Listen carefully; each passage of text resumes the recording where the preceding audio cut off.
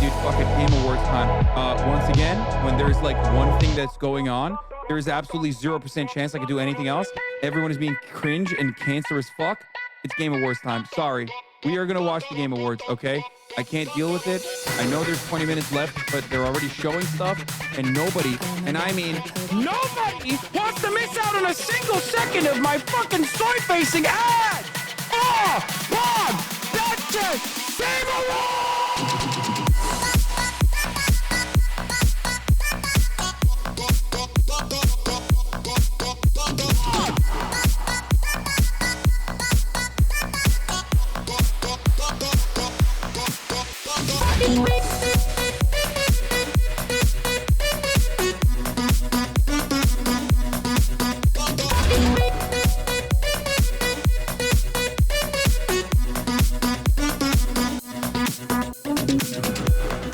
Focus on this anymore because all of you motherfuckers keep talking about the PlayStation event. Fuck you, dude. Fucking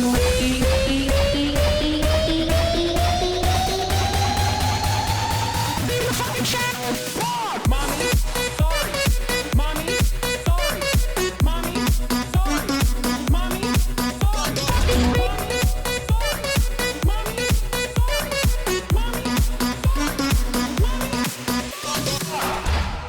What's going on, everybody? I hope everyone's having a fantastic evening, afternoon, pre-noon, no matter where you are in the world. I'm Hasan Piker, and this is HasanAbi Broadcast coming to you live from gloomy, California, Los Angeles, folks. We're live and alive, and I hope all the boys, girls, and MBs are having a fantastic one because today's a beautiful day. Today's a wonderful day, even though we are on stolen land here in California, Los Angeles, and it's 60 degrees and cloudy. It's still going to be a fantastic one. Ladies and gentlemen, it is Thursday, thirsty Thursday. January 22nd, 2026. We're live, we're alive, and I hope everyone's having a wonderful time regardless. And we certainly will be having a wonderful time no matter what you say or do. Yeah.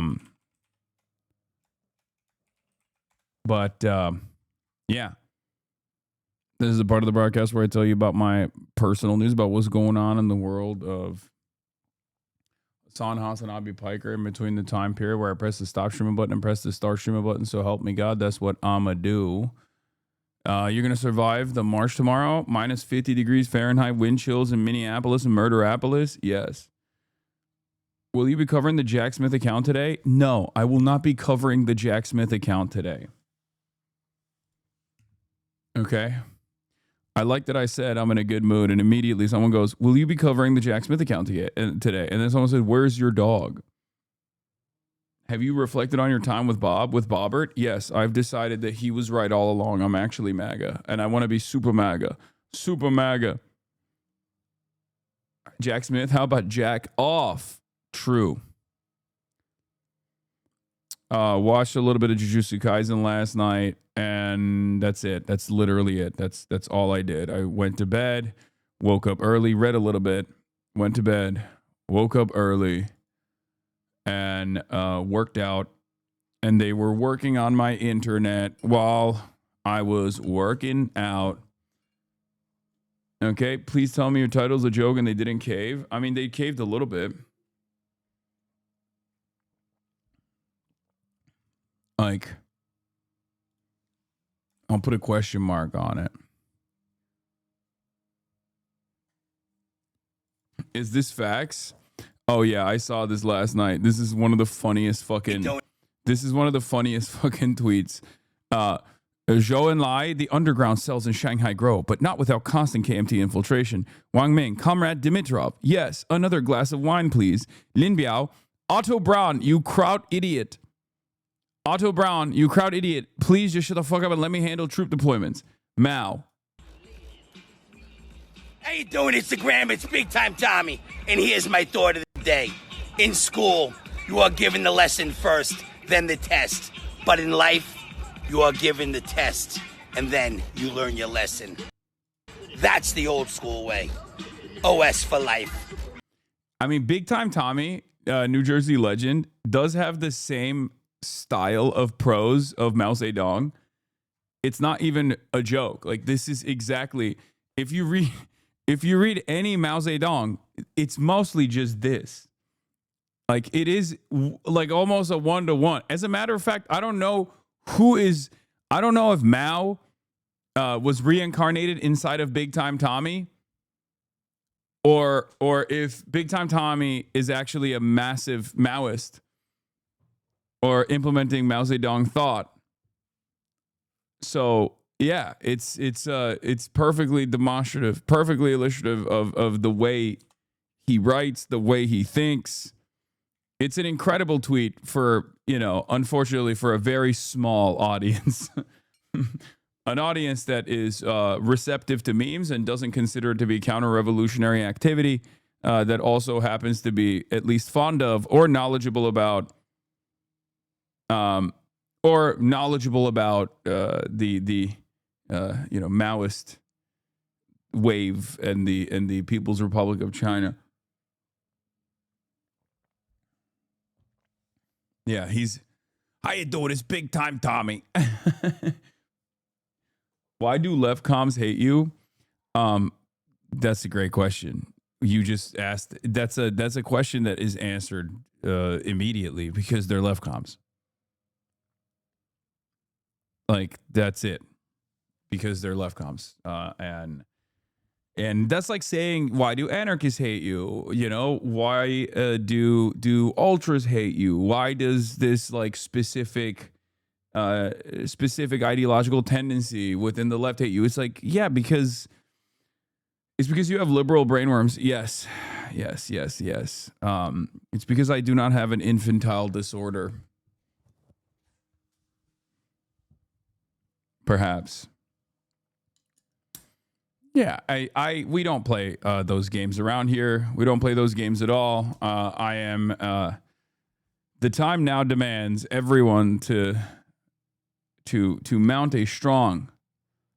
What is this? I have an old school HasanAbi react for you. This podcast is under TPUSA, by the way.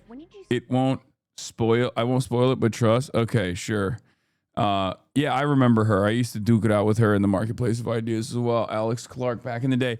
What I was going to say is the time now demands solidarity, okay? A popular front. The time now demands to launch a strong opposition against reactionary forces that are very clearly destroying the planet.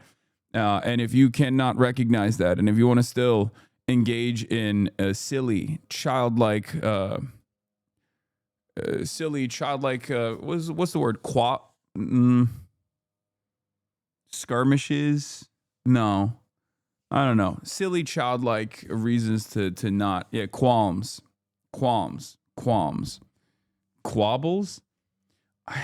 Let's see. Squabbles, not quabbles. Squabbles or qualms, either works. Squabbles or qualms. But I would say squabble is probably better. Anyway, just silly arguments. Then you're an unserious person. I don't care. This has always been a big tent left movement here at the HasanAbi Broadcast. That's why I say I'm a leftist, but I don't mind whatever people call me, except for obviously anarchist. I'm not an anarchist for sure, but I still have much love for the anarchists regardless. But yeah, if you are still oblivious to who the real enemies are at our doorstep, then you're not ready for the moment. You're not gonna make it.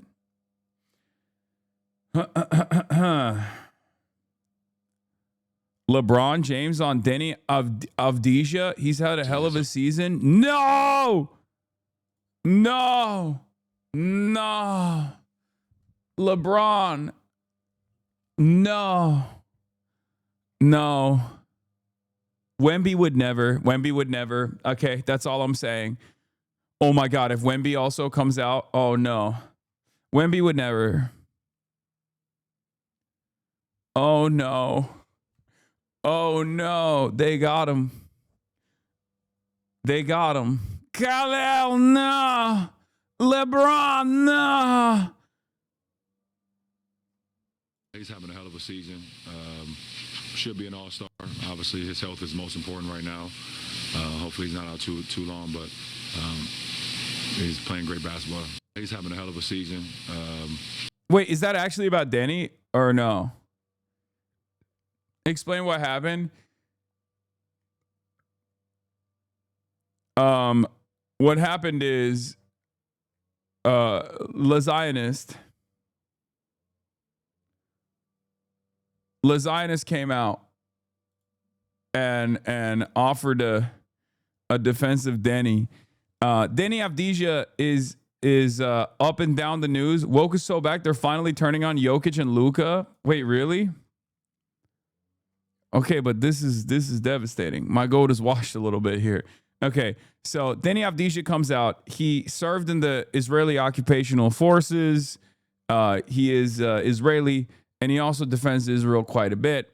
And he came out and had this to say in a New York Times article. Okay, Denny Avdija says he's fed up with the hate he receives from being from Israel, calls out the lack of education on the topic, and demands respect, saying those outside the Middle East shouldn't speak on it. You don't have to love what I stand for or how I look, but I'm a good player. Give props. All this hate for no reason, like I'm deciding things in the world. I'll be honest. What do people expect me to do? This is my country, where I was born, where I grew up. I love my country. There are a lot of great things about my country. But obviously, not everyone is educated and knows what's going on. And that's what pisses me off. Because if you're educated and know what's going on, it's fine to say what you think and say who you think is right or wrong. But if you're not educated and you're not part of the Middle East and you don't understand how long this goes back and understand the consequences and everything, just don't say anything. Avdija. Okay. So he came out and was chirping, to which I, of course, responded with, and there is like, because he's Israeli, people, of course, immediately go, oh, dude, he's being boosted. He's being boosted. Does he actually deserve getting this like all-star nod, right? Are there players that are more worthy? Now, of course, when it comes to NBA Twitter or when it comes to like NBA posture, there's always going to be people who have their own favorites, and they are not shy about using geopolitical matters in an effort to attack. Okay? But the reason why there is some suspicion that there is some fuckery afoot is because of the voting process, I think. We know that Israel loves doing like soft power plays like this, no matter how silly it is, like with Eurovision and shit like that. It's not surprising if there's any sort of voter process, Mossad will come in and just game it. Okay? They will game it. I'm sorry. That's precisely what they did. That's precisely what the fuck they did with the gaming of the process. NBA Netanyahu basketball. Yeah. Netanyahu Benjamin Association. That's what NBA stands for. NBA stands for Netanyahu Benjamin Association now. Okay? He's not only from Israel, but he's also like a supporter of Israel, right? Like that's the reason. That's the reason why people are like, come on, dude. Come on, dude. It's the same reason why I shit on Gal Gadot. Not only is she like a bad actress, but also she plays a role in like making Israel seem like a normal country, okay? Whitewashing Israel. Yeah, last year he got 20K votes. This year he got 2.2 million votes. So 3 voting groups determined the starters for the 2026 NBA All-Star Game. Fans, 50%. NBA players, 25%. Media panel, 25%. Right? And Denny got the fan rank at number 5 and the media rank at number 9, I guess. But the player rank was 10.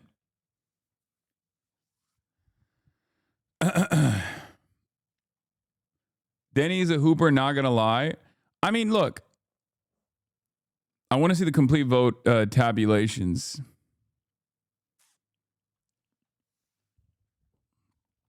But he's using mid-player with a superstar whistle. Oh, you mean like because he's a foul merchant. That's what you're talking about. Okay, in any case, so he's here. I mean, he's having, from what I understand, regardless of how he makes those buckets, he just ends up making those buckets, right? Like he's had a decent season. I'm not super tapped into the NBA. But the reason why people are fucking, the reason why I mean, he's 100% a whistle. Okay, so does SGA. I even know that. Like, you know what I mean? There are people who do that. There are foul merchants, flop merchants in the NBA. Okay? So, of course, SGA is actually good, so there's that, but 99.72% of his votes came from one office in Israel. Yeah. He got all the votes. Yeah, for Unit 8200, responsible for 99% of the votes. Anyway, so everyone's covering this like, oh, he's an unexpected rise of NBA's new breakout star and Israel's greatest player ever. Now, I just want to say something, okay? There's a lot of Turkish players. There's a lot of Turkish players in the NBA as well, and there have been. And I don't give a shit if someone is from Israel or from any other country, right? It's perfectly fine to be a human being from Israel.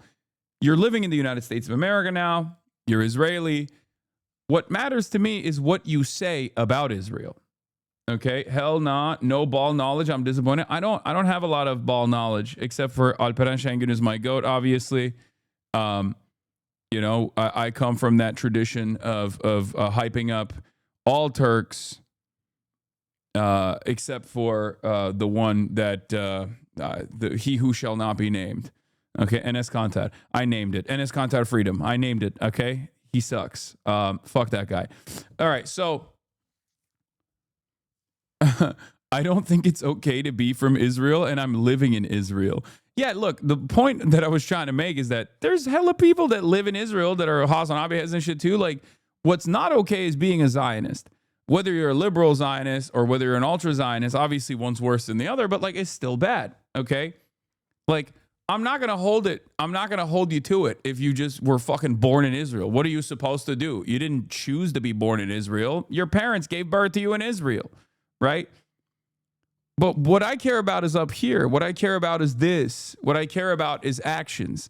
And if you're going to fucking run around and defend Israel when it's like doing a genocide, when it's been an apartheid state, and still continue to be an apartheid state, and you're still like, oh, the real victim here is me, guy from Israel, not the fucking murdered children.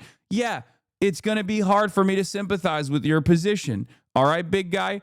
Yeah, so to which I responded with, Israel killed 3 journalists yesterday during its so-called ceasefire, and this Israeli occupational forces soldier wants you to feel bad for him. You just hate that people know what Israel's up to now. Especially because like, he's chirping like he's the victim, and it's something I cannot fucking stand, okay? I cannot fucking stand it when motherfuckers living in the lap of luxury in the imperial core, turn around and go, you know what's really fucked up? What's really bumming me out about Israel doing a live streamed Holocaust of children? The way people perceive me. Okay, bitch. Well, you could do more to make sure people don't perceive you that way. You could be like, hey guys, I'm from Israel, but like shit sucks. Fuck those guys. You could say that, and you would probably rise to prominence if you did that. There's nothing more annoying than multi-millionaire motherfuckers constantly complaining about how me, I'm the real victim here. I'm the real victim. Anyway, open presents, closed presents. Thank you.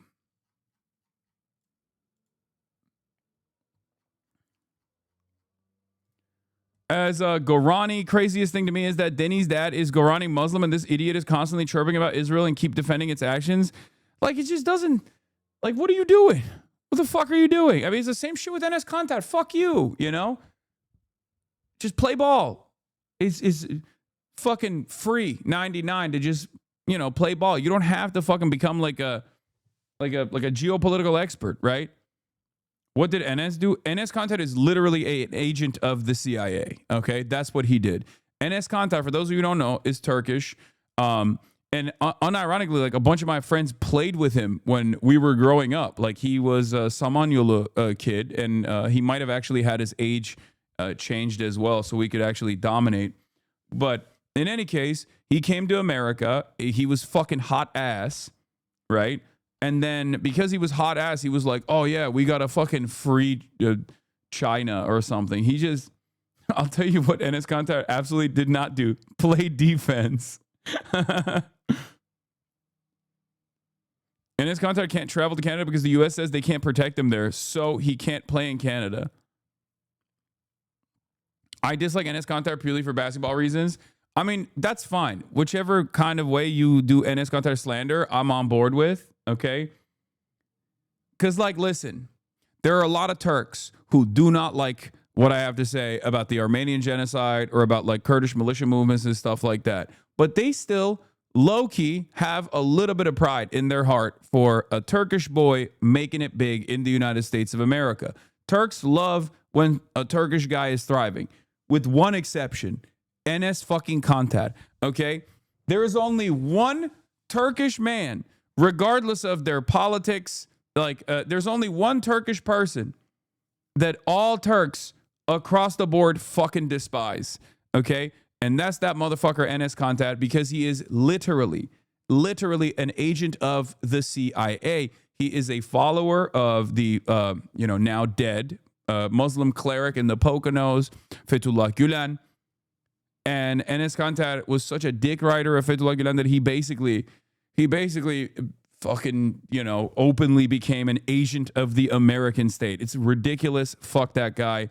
That's the one line that, like, most Turks will not fucking cross. I could be out here being like, yeah, the Armenian genocide happened. It was really fucked up, whatever. Like, whatever my perspective is, and some Turks will get really mad at that. But deep down inside, they will still say, it's cool that this guy, we disagree, but we disagree on a lot of stuff. And I think he, hates Turkey, whatever. I'm very patriotic. But, like, at the end of the day, he's still a Turkish man doing the damn thing. They do not say that about Enes Kanter because he is an agent of the American state. Okay? Why did I bring all this up? Okay? The reason why I brought it up is because for Denny, he would be fine if he was just like, if he never like spoke about it, and if people were like, unjustly getting mad at him over his opinions that they suspect he has or whatever. That's one thing, right? But it's clear that he's like also using this like angle to be like, I'm the real victim here, and it's like the most annoying fucking thing you can do. Isn't Turkey itself an agent of America, though? It is. Yes, Turkey is a NATO nation. That's one of my major fucking criticisms of Turkey, is that it operates at the behest of American empire. Fenerbahçe or Galatasaray? Fenerbahçe. Bizim ailemiz Fenerbahçe ailesidir. So yeah, based. I hate everything you stand for, but you are Turk, and you are another example of why Turks are the best. I mean, yeah, that's like, it's like a genuine feeling that a lot of Turkish people have. There's like, unless they're totally bricked, their brains are totally fucking bricked, and they're like ultra nationalists or something. Because like the Islamist Turks, they have a lot of pride and respect, regardless of my kafir ways of painting my nails and drinking alcohol, all this stuff. But they have a lot of respect for what I've done as far as being Turkish, and also being in support of Palestinian emancipation. The left Turks are on board. Okay, Turks love calling you the F slur. Yeah, left Turks are on board too. The only type of Turks that are not on board is the ultra nationalists, who fucking hate me. They hate me the most.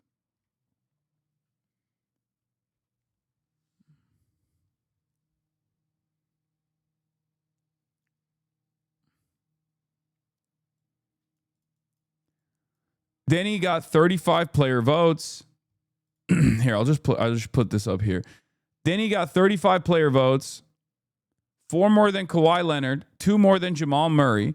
Devin Booker got 50 votes and didn't make it. Bro got 2.2 million fan votes, 100,000 less, only 100,000 less than SGA. Okay? While Wemby got 1.96 million. You want to tell me that Wemby is less popular than fucking this man right here? Or do you want to tell me that Wemby is less popular, or is it Israeli bots? It's Mossad, bro. It's Eurovision all over again. Get the fuck out of here.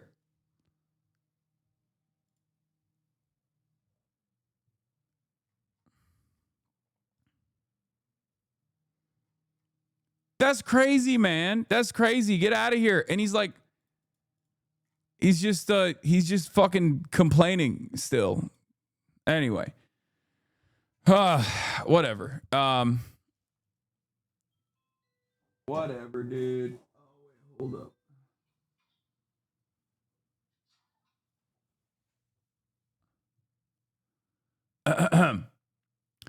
I didn't even blast off yet, by the way. I must do that now. I just kind of dove into this Danny Avdiha, however you fucking say his last name. I'm sorry. I'll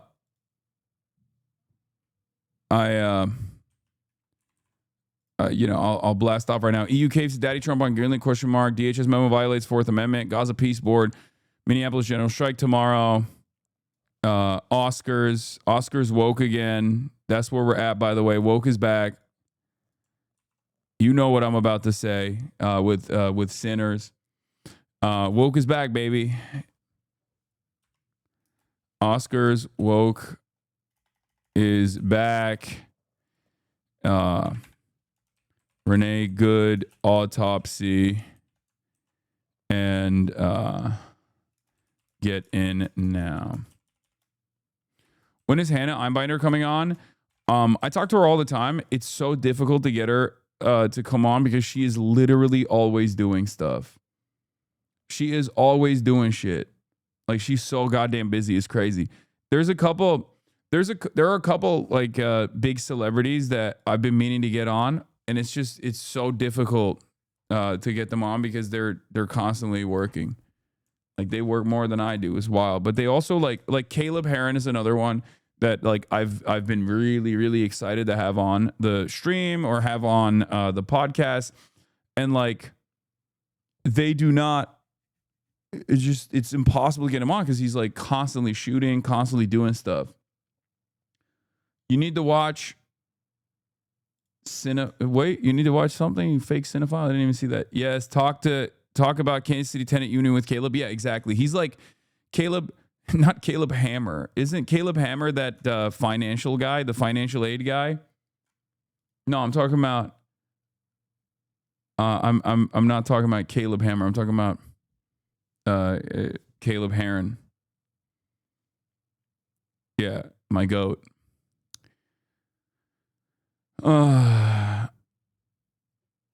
Please don't apologize for saying his name wrong. He mispronounces Palestine as Israel all the time. It's true. Can we get a Noel Miller collab? Yeah, of course. Always. Noel's my goat. I love Noel. And you know, I have collabed with him in the past. I will continue to do so.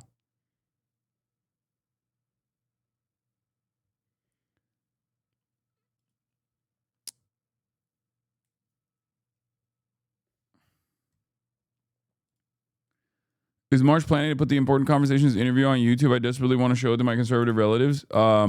March doesn't handle uploads on YouTube. It should have been up by now, but I think there's an issue with it. So if it's not up yet, I don't know. I don't know why. We need a Vic Mensa collab. That's another one that I can make happen, but haven't had the time to. It's already on fan channels. Oh, CNN is doing a Kelshi ad about the snowstorm. Ew, dude.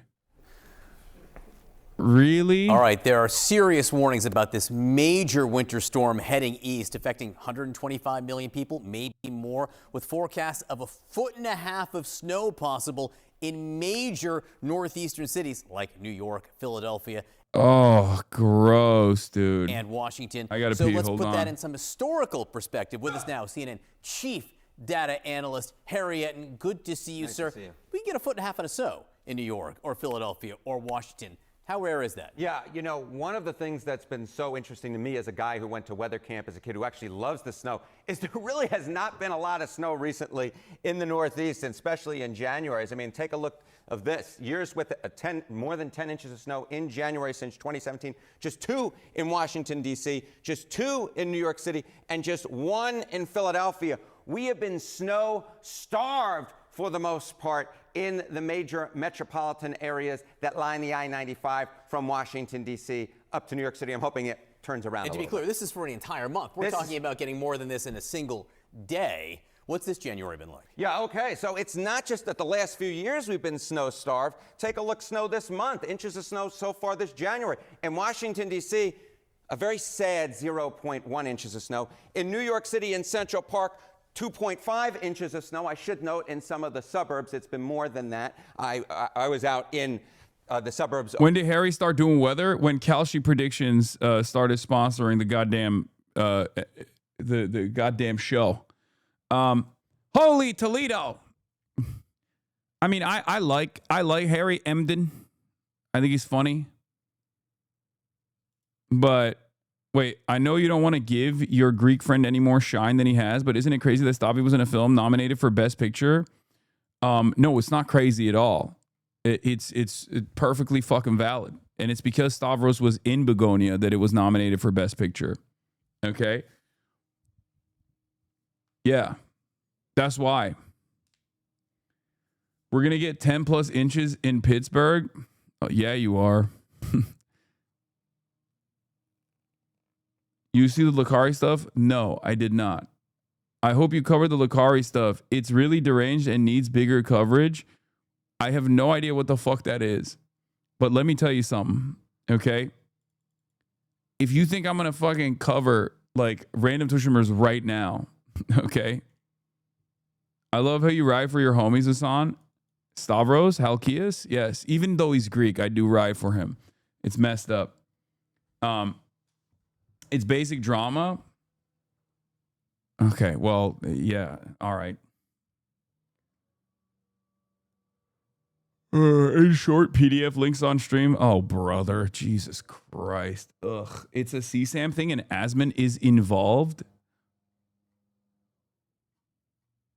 Okay, that's not drama. I don't think CSAM is drama. I'm gonna be honest with you. I don't think CSAM is drama. I think that's a crime. That's crazy. That's not drama. That's a crime. That's a crime. That's what you're describing as a crime. It feels like that's a crime. That's not a drama. That's a different category. Okay, maybe I will look into it later, but I mean, obviously there's a lot going on in the world. Maybe we'll get into that. Maybe we'll get into that later.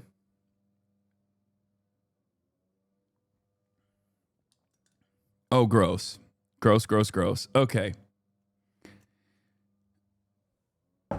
It's always your haters. I don't think Lakari's a hater of mine. I mean, maybe he is. I don't fucking know, but he is. He isn't. I don't know. Why are some people saying he is, and why are some people saying he isn't? I don't really know. I don't really care. I haven't really thought about that at all.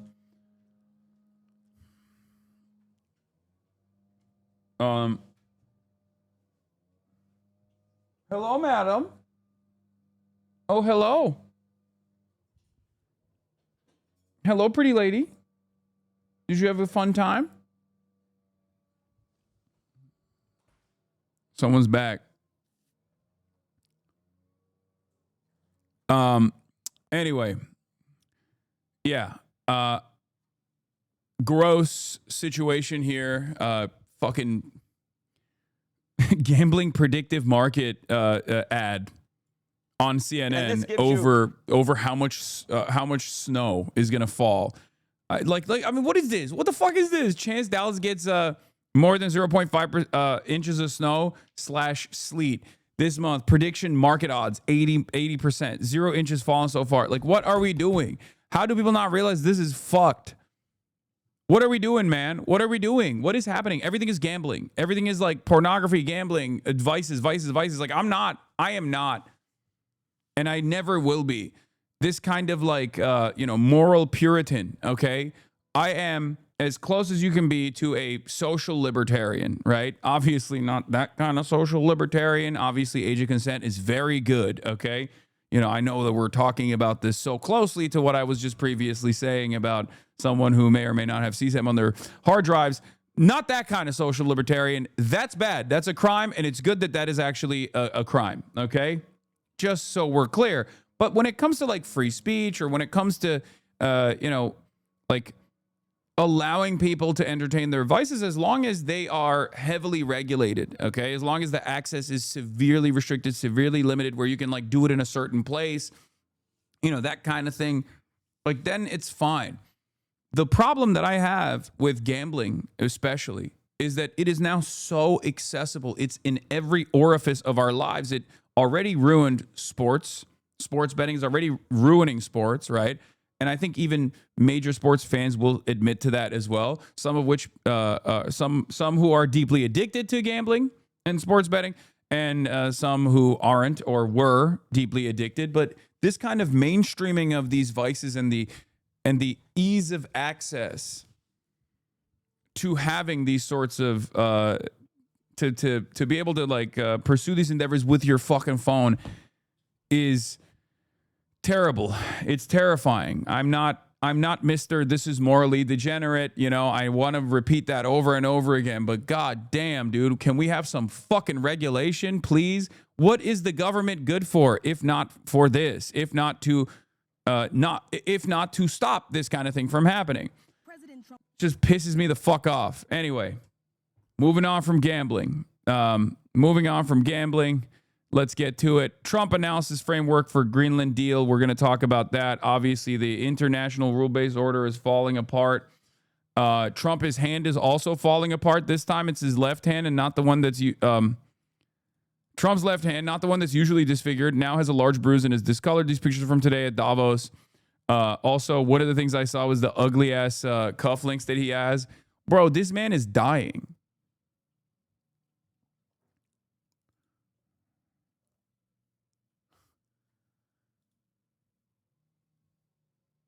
Trump is now 3 different colors. I mean, look at how orange his face is versus how pasty and pale his hand is versus how purple his hand is. Speak into existence, please. I can't.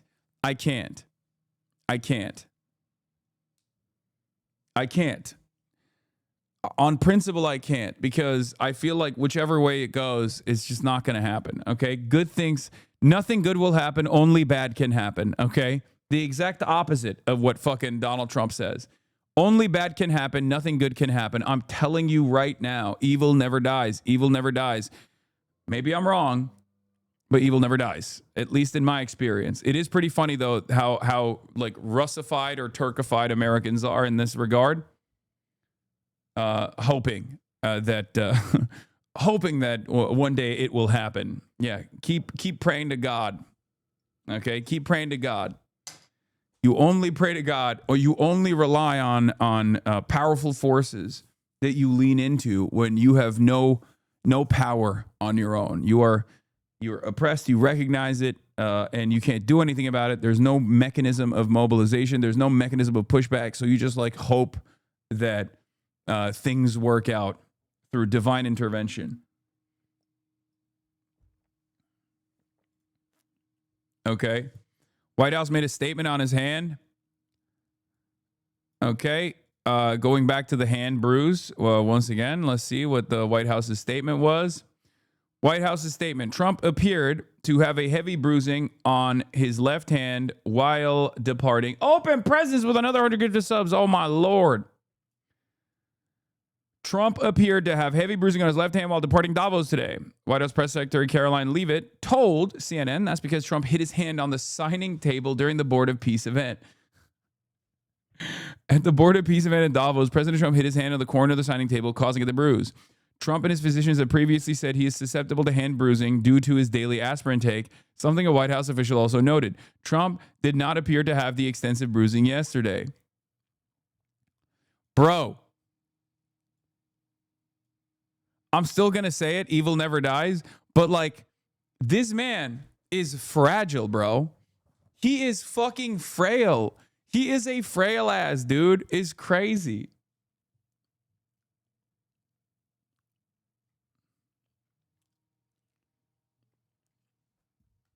I mean, he's old as hell, but like, what is happening? You just like fucking, you have like a major rupture. You have a major rupture. You got, bro, this is more internal bleeding than Jonathan Ross, okay?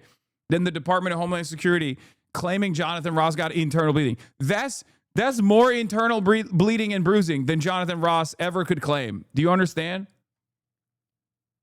You don't exercise, you don't eat well. I know, but it don't matter.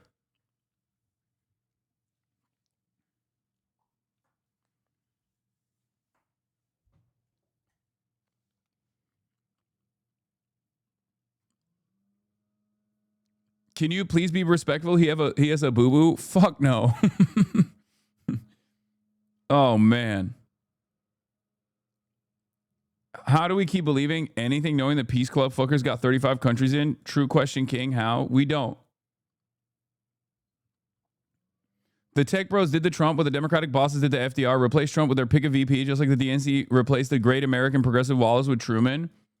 I mean, I do believe that could happen.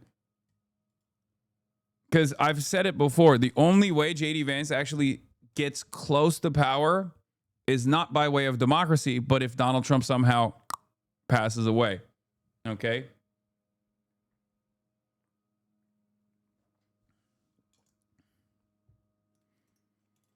I don't think there is a real way, there's a real path forward for JD Vance to win the presidency on his own. It's just not happening. And that is because he is not a Chad. He is not even a low-tier normie. He does not mog anyone. Everyone is capable of mogging him. He's fat, and he sucks. He's Rizless. He can't mog, and it's a mog eat. Can you get the door? It's a mog eat mog world out there, baby. That's how it is. Do you know what that is? Okay. Departing Davos just hours after backing off his threats to take Greenland by force and scrapping plans to impose tariffs on European allies who are not on board. The president sitting down with NATO Secretary General, emerging with a framework of a deal. The president claiming the U.S. will take full control of Greenland, but not telling us how. Will you have control of all of Greenland, Mr. President? How many countries? You will have control of all of Greenland? But the Danish foreign minister has made it clear Greenland is not for sale. The White House not providing any further details about a framework or deal. Does it still include the United States having ownership of Greenland like you said you wanted? It's a long-term deal. It's the ultimate long-term deal. And I think it puts everybody in a really good position, especially as it pertains to... JD Vance is live in Minnesota speaking. Do we have the link? Let's take a look. I'll dive into that. I'll fucking get into that. I'll cover it. Where's that at? JD Vance is in Murderapolis. Anyone got the link? Able to do their jobs without being harassed, without being doxxed, and sometimes without being assaulted. That's totally unacceptable. And that's one of the things that I want to send a message to is, yes, come out and protest me, protest our immigration policy, but do it peacefully. If you assault a law enforcement officer, the Trump administration and the Department of Justice is going to prosecute you to the fullest extent of the law. Shut up, up, I wanted bitch. to show some support for these guys who, frankly, are operating in a very, very tough environment. I heard a lot of stories today about that I think drives home just how chaotic the environment on the ground here has already gotten. For example, did you know that within the last, I think, week or so, maybe even more recently than that, you had a couple of ICE officers who were off duty, They got who had been boo-boos? doxxed online, who were sitting and having a meal at a restaurant in Minneapolis when a bunch of agitators showed up, locked the door, made them feel like they were in danger for their lives, and then, of course, it was federal law enforcement officers who had to come up, lower the temperature on the situation, and actually get those two off-duty officers to the a point of safety. Gestapo's fifis Now were imagine, hurt. if you would, The your Gestapo's life fifis were and your hurting. perspective on law enforcement if you can't even go to a restaurant without some How agitators dare you locking hurt the my door and making you feelings, feel my like your life is in feelings. danger? That I is got the a environment boo-boo. that has Get been the created, fuck I out of think, here, man. of very, frankly, That's far crazy. left people, That's crazy. but also by some of the state and local law enforcement officials who could do a much better job in cooperating and working. And by the way, I'm not talking about the cops who these guys told me on the ground the cops are very sympathetic to what they're dealing with. What the fuck's going on here with this goddamn video? Elected law enforcement. What is happening? Officials who could do a lot better job in making their lives a little bit easier, and in the process, they would make the lives of all Minneapolis residents easier, and that's what we want. We want to be able to enforce the immigration laws on the one hand, while on the other hand, we want to make sure that people in Minneapolis are able to go about their day. And I want to say just one last point on this. So I heard from a business leader today who told me a very tough story, and I think so much of what's gone wrong in Minneapolis is people not trying to understand the perspective of somebody else. Try to understand what somebody else is experiencing, whether they're a law enforcement officer or anybody in the community here in Minneapolis. So they told me a story about this manufacturing facility. Fake story alert. Where fake story alert from sympathetic business owner, small business owner. Went into the manufacturing facility. All of a sudden, an illegal immigrant shows up. They don't know it's an illegal immigrant, and then a bunch of ICE officers descend. Now, these people just want to go to work. They want to go to work safely, and now all of a sudden, there's a major law enforcement operation happening right outside their place of business. Now, from one perspective, I certainly understand why a business leader or why an employee would say, "Whoa, what's going on?" It's a little scary, no matter your position in life, if a bunch of cop cars show up and they're arresting somebody. Now, the additional context is that we know that people online have been encouraging illegal immigrants that one way they can evade arrest is by showing up at a legitimate place of business, making it impossible for these guys to actually enforce our immigration laws. So while I can understand the perspective of somebody who doesn't want to see an arrest happen at their place of work, I can also understand the perspective of our immigration enforcement officers who have to do their job and can't allow a heckler's veto over our immigration enforcement. And so much of what's gone wrong is the failure to do that. And here's the point. We can do a good job of enforcing our immigration laws without the chaos, but it actually requires the cooperation of state and local officials. If you look at blue cities and blue states, red cities and red states, you go to Austin, Texas, or Memphis, Tennessee. You go to the state of Texas, obviously a very red state, or the state of Tennessee, a very red state, but you've got blue cities within those states, you do not have this level of chaos. The reason why things have gotten so out of hand is because of failure of cooperation between the state and local authorities and what these guys are trying to do. We have a ton of resources, a ton of ICE agents in this city right now that I would rather us not have. I'd love to send those guys home. They're not even doing targeted immigration enforcement. They are trying to protect ICE officers who are doing immigration enforcement, because when a crowd surrounds them and these guys call 911, the local officials, the local cops have been told to stand down. Then leave. You're a bitch. By the way, this is literally reverse Tim Walz, okay? This is part of the reason why I think J.D. Vance sucks and will never make it, okay? Because he's far too liberal coded, okay? The way he tries to, like, justify this through legal language and tries to fucking reach out to the hearts and minds of, like, liberals, like, no, man, you can't do fucking fascist standpoint theory from the perspective of the Gestapo, okay? Excuse me, you're doing a bodies in spaces. Have you realized how toxic your behavior is when you got ICE agents that are trying to conduct door knocking operations in your neighborhood?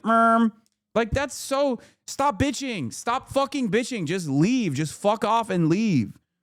Okay? The temperature and lower the chaos. That's a problem. Here's another example. Does J.D. Vance know Jester Maxing is the new meta? He should be having fun instead of trying to do the stiff arm move. He should be doing Jester Maxing, just clowning and having a good time. We have a criminal migrant who is a sex offender.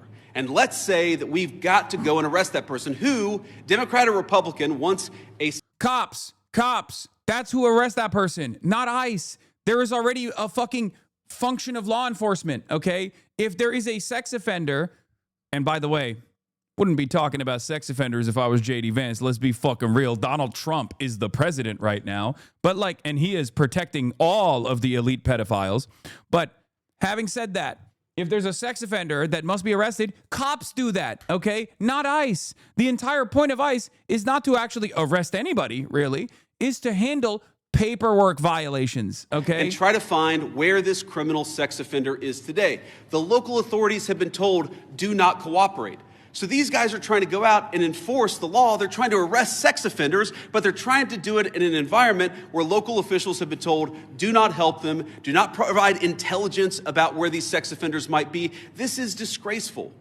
And there are a lot of things that all of us could do better to lower the temperature, but the number one thing that I learned today is that the best way to facilitate reasonable enforcement of the law, but also to lower the chaos in Minneapolis, would be for state and local officials to cooperate. Now, I will say, on one final positive note, I actually think that there's some hope, some reason to think that there's going to be better cooperation in the weeks and months to come. I think that because I've talked to some of the local officials here. I think there are reasons to believe that these people are going to step up and actually ask the cops to protect our ICE officers when they're being assaulted, who are going to ask the local courts to cooperate with getting criminal sex offenders out of our community. That's a good thing. That's the good news, and that's something I'm going to work on when I get back to Washington. But please, if you're a local official, if you're the mayor of this town, if you have any influence over those people, just tell them to cooperate. Because we could have immigration enforcement operate as smoothly and without the chaos that we see in Austin, Texas, or Memphis, Tennessee, or even rural parts of the state of Minnesota. All we need is a little cooperation. I guarantee we're going to do the best to be professional, to respect people's rights, to not do anything that we don't have to do in order to enforce immigration laws, but it would make our lives a lot easier. 37-year-old lady in the face. A lot safer, and it would make Minneapolis much less chaotic if we had a little bit of cooperation from the state and local officials. With that, I'll shut up and take some questions. Thank you, guys. Vice President Pence, a local school district here is alleging ICE agents. Bro, they're putting fucking him on Kamala alert, by the way. He's doing janitorial duties right now. This is Trump is literally making him oversee the least popular aspects of this admin. It's awesome. It's awesome. Well, I'm proud of the fact that we're standing behind just as Joe Biden gave the borders our duty to Kamala Harris, which was like the least popular position you could be in if you're, working in a Democratic administration. The vice presidential job here is very important. If you think JD Vance is going to be the leader of this movement when you're done, because you ate too many aspirins or because you got too tired to be president and you want to retire in I don't know, Saudi Arabia or whatever. Like, if you think JD Vance is going to be continuing the movement, you shouldn't be making him do this shit. This is shit cleanup job. Alien father, the father ran. So the story is that ICE detained a 5-year-old. Well, what are they supposed to do? Are they supposed to let a 5-year-old child freeze to death? Are they not supposed to arrest an illegal alien in the United States of America? If the argument is that you can't arrest people who have violated our laws because they have children, then every single parent is going to be completely given immunity from ever being the subject of law enforcement. He's literally saying the 5-year-old was detained as bait to draw out the father, and that's good. What are we supposed to do? Not do that? Yeah, the answer is yes, you fucking asshole. I've looked into personally where I say, wait a second. We don't want ICE arresting American citizens. They're supposed to be enforcing the immigration laws against illegal aliens. So then I look into it and I find out that the American citizen who was arrested took a swing at an ICE officer. You can't have that happen. And of course they have to defend themselves. And of course they have the right to detain somebody who assaults a law enforcement officer. Now, this is my point. Do we want these things to happen? Do we want these arrests to be so chaotic? No, we don't. These guys want it least of all. But if we had a little cooperation from local and from local and state officials, I think the chaos would go way down in this community. President! Go ahead. After the Renee Good shooting, sir, the administration seemed to suggest... Yeah, well, you can go next. Oh, no, I'm sorry. I thought you pointed it out. No, that's fine. I'll take both. After the Renee Good shooting, sir, the administration seemed to... After the Renee Good shooting, the administration seemed to suggest that ICE officers enjoyed near complete immunity. But today you told the Washington Examiner that when appropriate, the administration might take disciplinary actions against ICE agents. So is that a change of opinion? And if so, why the change in tone? No, I didn't say, and I don't think any other official within the Trump administration said that officers who engaged in wrongdoing would enjoy immunity. That's absurd. What I did say is that when federal law enforcement officers violate the law, that is typically something that federal officials would look into. We don't want these guys to have kangaroo courts. We want them to actually have real due process, real investigation, because again, sometimes they're accused of wrongdoing, and it turns out when you learn the context, they didn't actually do anything wrong. But of course we're going to investigate these things. Of course we're investigating the Renee Good shooting, but we're investigating them in a way that respects people's rights and that ensures that if somebody did something wrong, yes, they're going to face disciplinary action, but we're not going to judge them in the court of public opinion. I've spoken at length on this particular case. I think that Renee Good's death is a tragedy. I also think that she rammed an ICE officer with her car. So the tragedy here is multi-layered. The tragedy is there was a misunderstanding. The tragedy is that Renee Good lost her life. The tragedy is that you have ICE officers who are going into communities where they're worried that if they call 911, no one's going to come to help them. That is what produces. Yeah, those are varying degrees of different tragedies. It's like saying, well, you know, the Holocaust was a tragedy. Also, I stubbed my toe the other day while I was going to kill someone. Like, those are not comparable levels, okay? One is a fucking unlawful murder of an American citizen. The other is ICE getting scared when they're engaging in unlawful actions. I'm pro-life, and I'm very excited to speak there. I want to talk about local law enforcement, but, you know, I mean, look, I am... As a child, I saw people in my family get arrested. It's terrible. It's heartbreaking. It's chaotic. It's traumatic for the kids.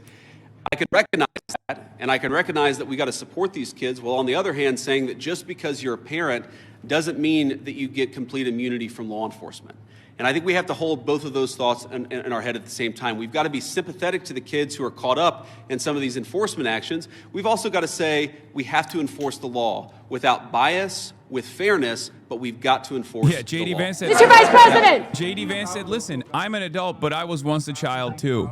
And as a former child, I think it's okay to detain children right now, to lure out their fathers and lure out whoever else you want to lure out in an effort to detain all of them and deport them. St. Cloud. Yeah. After the incident, the mayor said that ICE did not communicate with them that they were in the city for a major operation. The police Sorry, chief did not know about 5-year-old the baby, operation at you the broke time. the law. Could you talk a little bit about proactive communication with local law enforcement?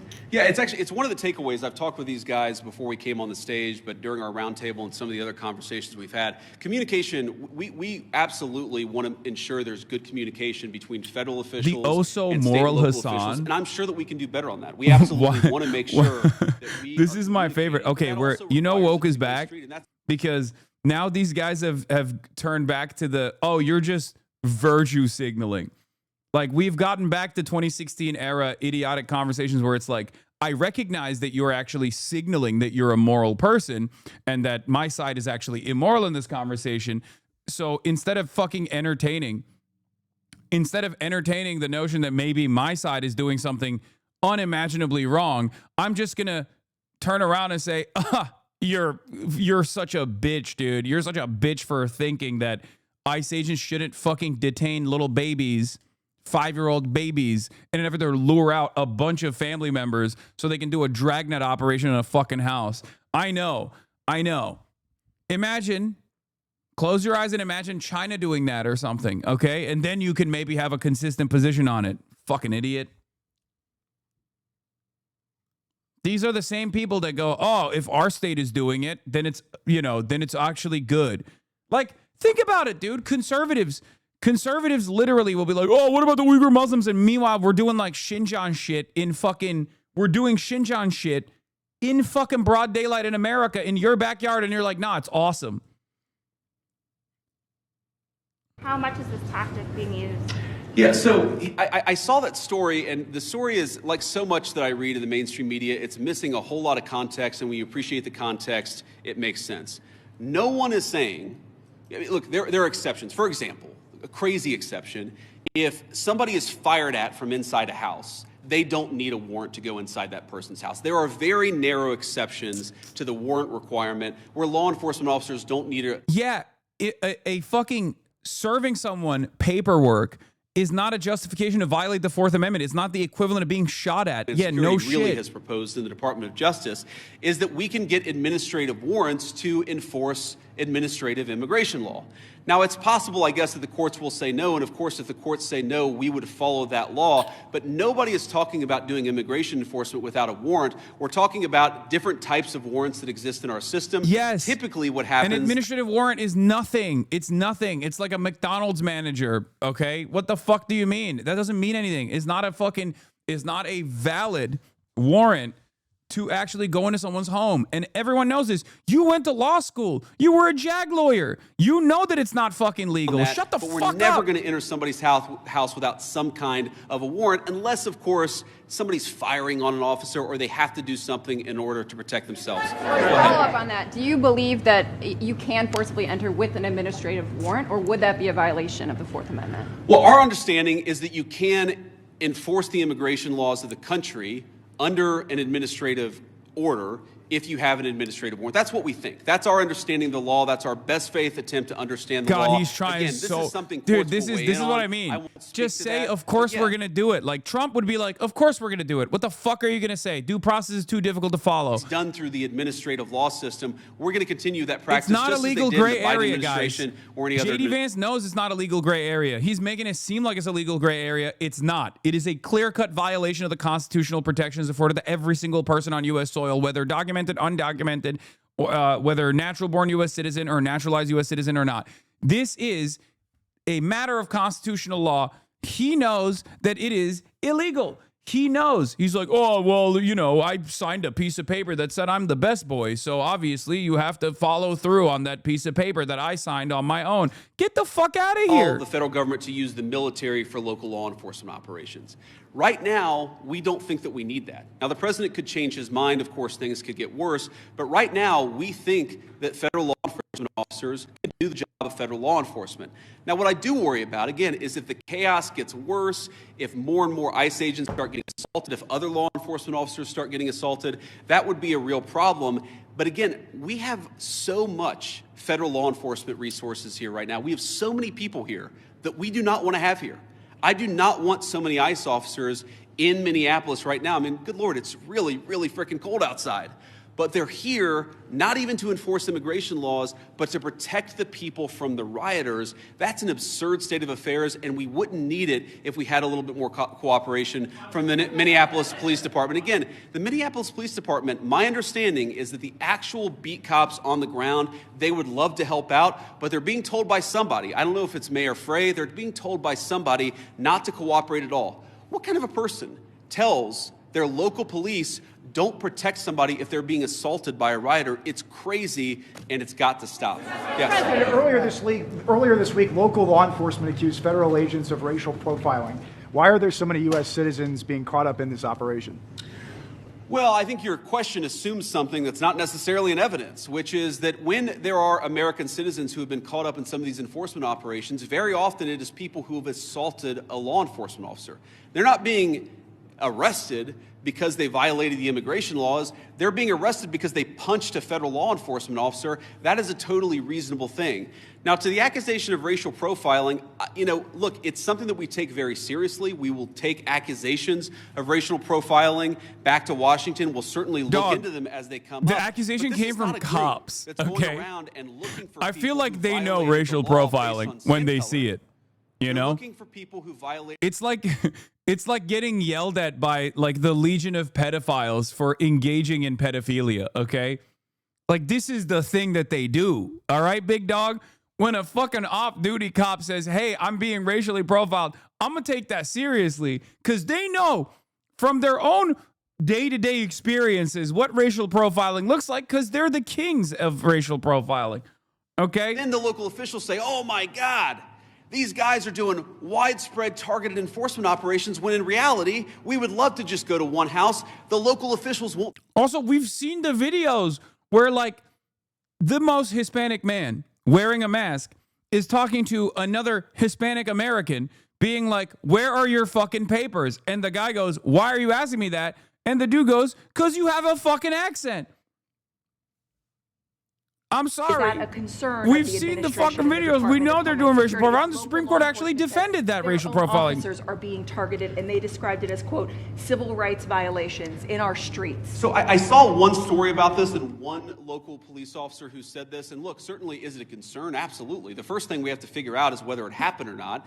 And then if it happened, whether there is a good explanation or a bad explanation. And of course, if somebody violated the law, if somebody racially profiled, if somebody violated the rights of one of our fellow citizens, that is something we will take very seriously. What I also would say is that many of the most viral stories of the past couple of weeks have turned out to be, at best, partially true. So we want to try people based on reality, based on the truth, based on context. We're not going to prejudge people just because of viral social media story that turned out to be half false. Mr. Vice President, a quick question about the roundtable you just had. I presume that happened.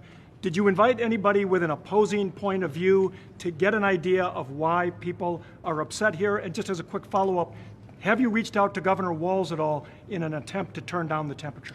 So I haven't talked to Governor Walz on this particular trip. A number of members of our administration, I believe our chief of staff, spoke to the governor and has been in constant contact with his staff over the past week. We've been in my office in constant contact with people here on the ground in Minneapolis. There were certainly people at our roundtable with opposing views, and look, I don't even know, whether it's public, but yes, we met with people with opposing views here at the roundtable. I wanted to get a perspective from everybody, but also, of course, offer my opinion that with a little bit more cooperation, we could lower the chaos. We're going to keep on doing that. If Governor Walz wants to call me, we'll absolutely continue talking. I will say that my sense of this situation, having talked to these guys for a long time, is this is primarily a law enforcement issue. This is the Attorney General. This is the local mayor. This is all of the organs of local. It's pretty crazy that he's saying this. Meanwhile, the Department of Justice has already launched false cases on every single local politician. And really helping out. Like they are doing lawfare on the one hand and doing like illegal domination, locally, and this like a domestic occupation with a federal agency that's completely out of control on the other hand. Cities from here. Well, right now we're focused on Minneapolis because that's where we have the highest concentration of people who have violated our immigration laws, and that's also, frankly, where we see the most assault of our law enforcement officers. I mean, our plan is very simple. If you assault a federal law enforcement officer, we're going to do everything that we can to put you in prison. It's very simple. And most of these protesters, as much as I may disagree with their politics, most of them have been you're right. peaceful. But this is literally the Reddit moderator, but with more hair. If you go and insult a federal law enforcement actually, officer, we're going to try very hard. If you hurt our ICE agents' feelings, we will kill you. Respect people's rights. Respect people's rights to worship. Respect people's rights to do their job without being assaulted. If you follow that basic principle, the Trump administration is doing everything that we can to protect your rights. But if you go after somebody, if you assault somebody, if you make a 9-year-old girl cry because you walked into her church and harassed her, we're going to go after you with every single tool that we have. You just defended the cop. You just defended the ICE agents detaining a 5-year-old to kidnap a bunch of other people. What are we talking about? Oh, a 9-year-old was crying in a church. Bro, shut the fuck up. Y'all literally do ICE raids on churches. You arrest pastors. What the fuck are you saying? America. Significant reductions in violent crime. The reason why we have less violent crime is really 2 reasons. Number one, because we're enforcing. Bro, they're doing ICE raids on schools. They're tear gassing children, and then they turn around and go, a 9-year-old's feelings were hurt. A 9-year-old's feelings were hurt when people were protesting a fucking ICE field office guy who also happens to be a fucking pastor. Suck my dick. You're out of your dang mind, brother. We can to lower the temperature, and we would like federal and local, state and local officials to meet us halfway. So. Are you saying that they're not perceiving it correctly? Are you saying that they're not seeing that it's the tactics or the presence of the officers that are? Look, I'm sure that people are seeing a lot of things that would make any member of our national community feel very upset. But I also think that if you understand this in context, this is the inevitable consequence of a state and local government that have decided that they're not going to cooperate with immigration enforcement at all. In fact, they're going to aggressively not cooperate. So here's a basic illustration of this. If you are an ICE officer and you have to arrest a person who's committed assault and is also an illegal alien, but the state and local officials won't help you identify that person, many of the things that people in Minneapolis are seeing that give them pause, that frustrate them, that worry them, that make them feel like things are too chaotic. Many of these things are coming from the fact that there's no cooperation. I think his style is so fucking insufferable. I can't get over it. It's always like he's trying to say Heil Hitler in the nerdiest, most like liberal coded way possible, and I can't stand it. Like, there are different types of villains in this administration. Like, Stephen Miller is just straight up trying to do like Adolf Hitler speeches, but he's such a fucking wormy little nerd that he's like, we must secure a meaningful existence for our white children.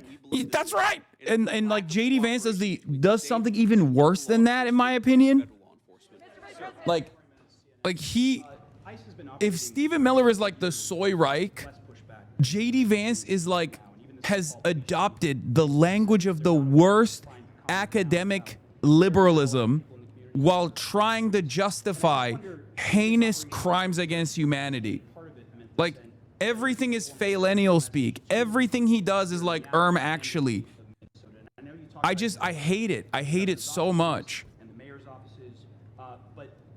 Why have you not been able to speak to them directly? Have they not been willing to do so?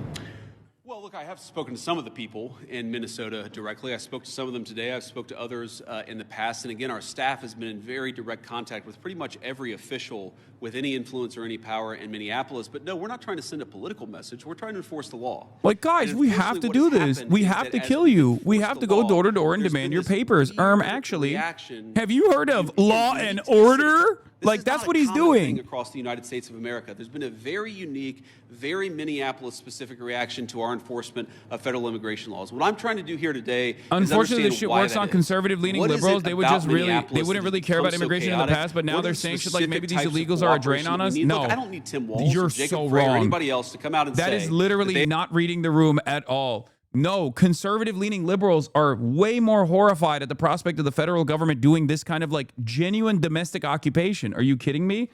No, the polls do not show that reality at all, with the exception of the most psychopathic coalition that you have ever seen in this goddamn country, Republicans, of course. With the exception of Republicans, ICE's approval ratings are underwater with everyone. Independents are saying fuck ICE.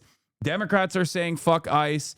The only people that are saying we love ICE is like 58% of Republicans, which is kind of low, honestly, even for Republicans in general. So like, no, most people are looking at the situation and seeing the horror that you're all seeing. Right, pepper balls. Beyond that, what is the federal government's role in turning down the temperature? You're losing even Department conservatives right now because says like that its own officers have been cooperating with ICE all along, handing over criminals once they serve their sentences to ICE officials. Can you concede that there is some cooperation with the state?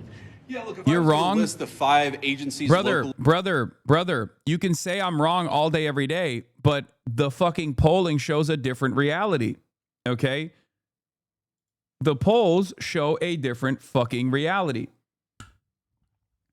Yeah, you got majority everywhere across the board saying that ICE's presence in communities is more harmful than helpful. Okay? You got the Emerson poll that just came out where 57%, the majority think ICE's presence in communities is more harmful than beneficial. Poll released 9 hours ago. But the poll I'm referencing is another recent poll that just came out where ICE's approval ratings are underwater as an agency with everyone, with the exception of Republicans. This is what I was actually trying to show you. ICE's net approval is minus 27 for all, with Democrats is minus 91%, which is why the Democratic Party not actually taking fucking a more stringent approach, more strict approach to ICE and punishing ICE is insane to me, but expected because they're fucking pussies. Independents at minus 41%. With black people, it's minus 71%. With Hispanic people, it's minus 41%, which, by the way, this will never not be funny. I'm sorry. Oh, my fucking God. Like, that's why I laugh whenever you see, like, another federal agent being like, I'm a Black Panther Party member, and actually, ICE is not our deal. We don't care about ICE. It's like, you're not. You're a federal law enforcement officer that is undercover, that is presenting himself as a fucking Black Panther person. You're not Black Panther Party material. Let's be fucking real, okay? You can't even abide by the anger that black people feel towards this kind of federal incursion in every community in black and brown neighborhoods. You're just trying to do fucking propaganda. Anyway, white people is at minus 15%, which is expected. But even then, look at that. White people at minus 15%. That's crazy. This is the most reactionary subgroup in the fucking country, and it's at minus 15% approval. Okay? Net disapproval overall, except for, ding, ding, ding, Republicans at plus 58%. This is what I was talking about. Okay? There is a very real fissure in this country where the overwhelming majority of this nation state is frustrated with Trump, is frustrated with their economic conditions not improving, is frustrated with what Trump is doing, all this like fuck shit overseas where they're like, why do I care about fucking taking Greenland? Suck my dick. I don't care. Fix the prices, right? And then on top of that, when they see this kind of domestic maneuvering, when they see the federal law enforcement agencies like heavily militarized, federal law enforcement agents coming in and going door to door, demanding to see people's papers, they go, what the fuck is happening? This sucks. This sucks so much dick. With the exception of Republicans. And the fact that only Republicans are at plus 58 approval for ICE means that even Republicans are actually now saying enough is enough about ICE. Do you understand? You spoke with one of the 58% of Republicans just yesterday, the Bobs of the world? Yes.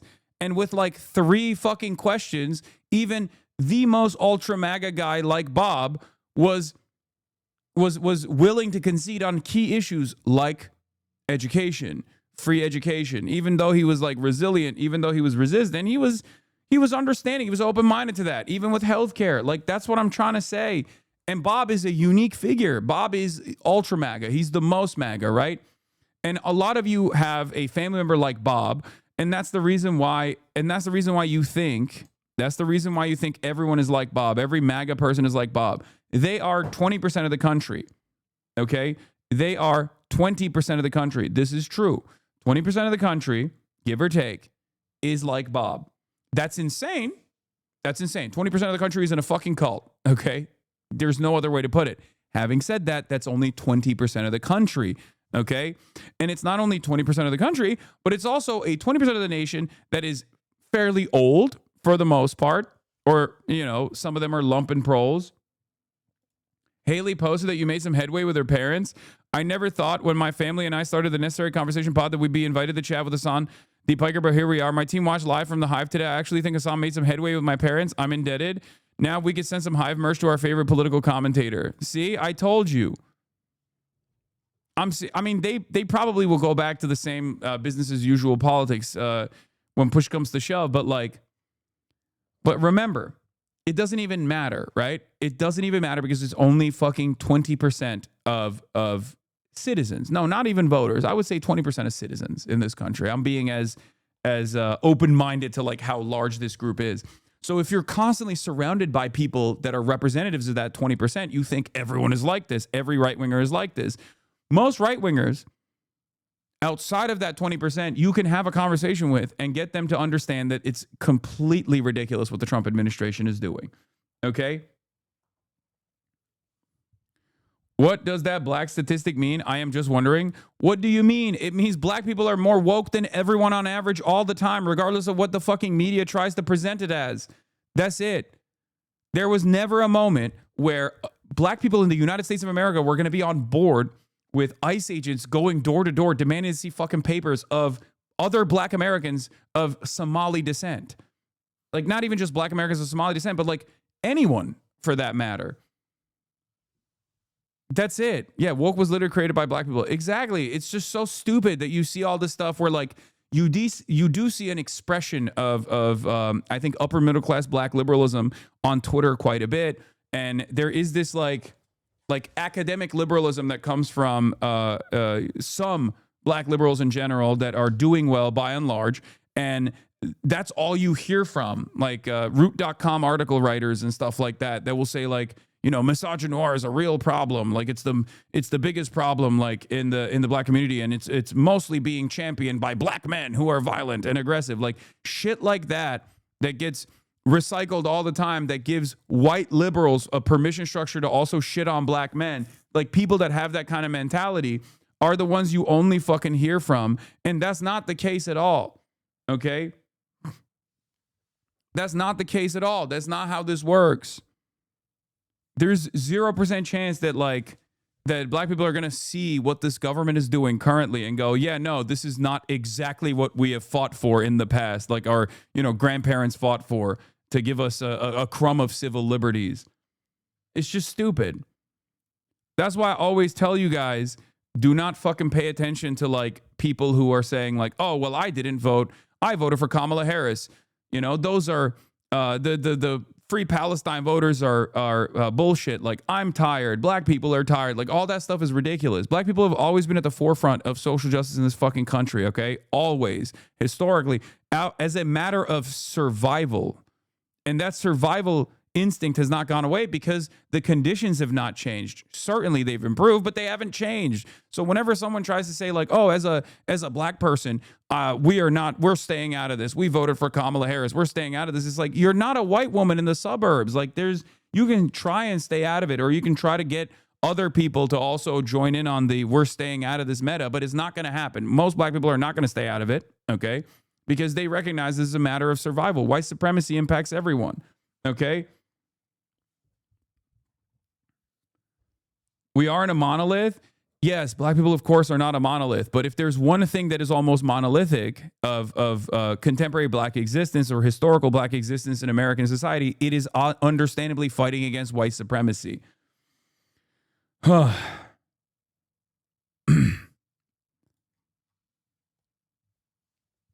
it's a mechanism of survival.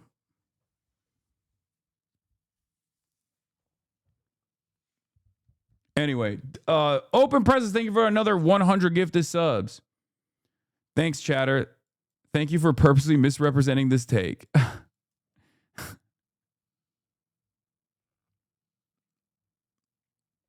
No one is a monolith, and black people aren't a monolith either, but they are all black.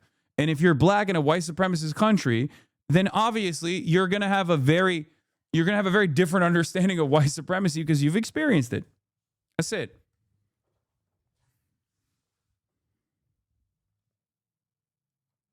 Anyway, you're doing the whole butt thing? No, I'm not. It's not. No, it's common fucking sense, chatter. What are you talking about? Every black person is black. And therefore, every black person will be at some point, whether inadvertently, whether they recognize it or not, and most people do recognize it, victims to white supremacist systems, white supremacist constructs. That's just how it works. Okay? I'll give you a great example of this. Candace Owens. Candace Owens is a white supremacist through and through, right? Like, she does white supremacist commentary. She is a white supremacist.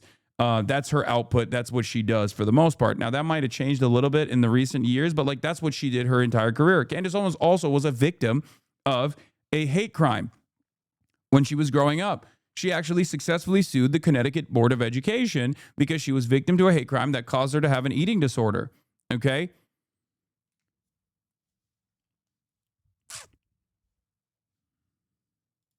I don't see color unlike Hasan. I have no clue if I'm black or not.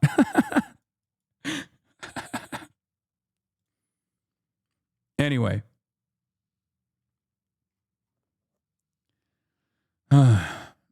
LARPers are about to jump in this, pretending that they're black and have a counterpoint. Please ignore them. Yeah, I will. I will continue to ignore them, just as I've always ignored when people were like, well, you don't understand. Black people are tired. They're done. They're done with this conversation. They're seeing themselves out of this conversation. Okay, well, the conversation is not seeing them as people outside of the conversation.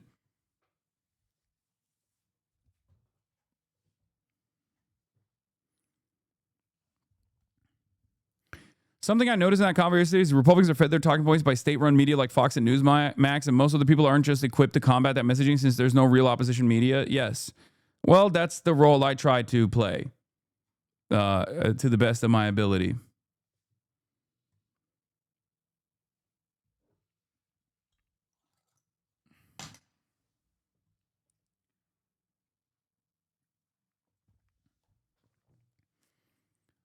All right.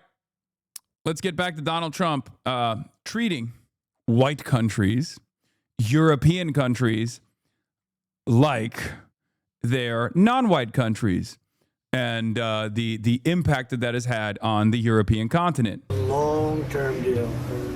It's the ultimate long-term deal. And I think it puts everybody in a really good position, especially as it pertains to security and minerals and everything else. This morning, NATO Secretary General telling Reuters the deal calls for allies to step up their Arctic security measures and believes it can be done early this year.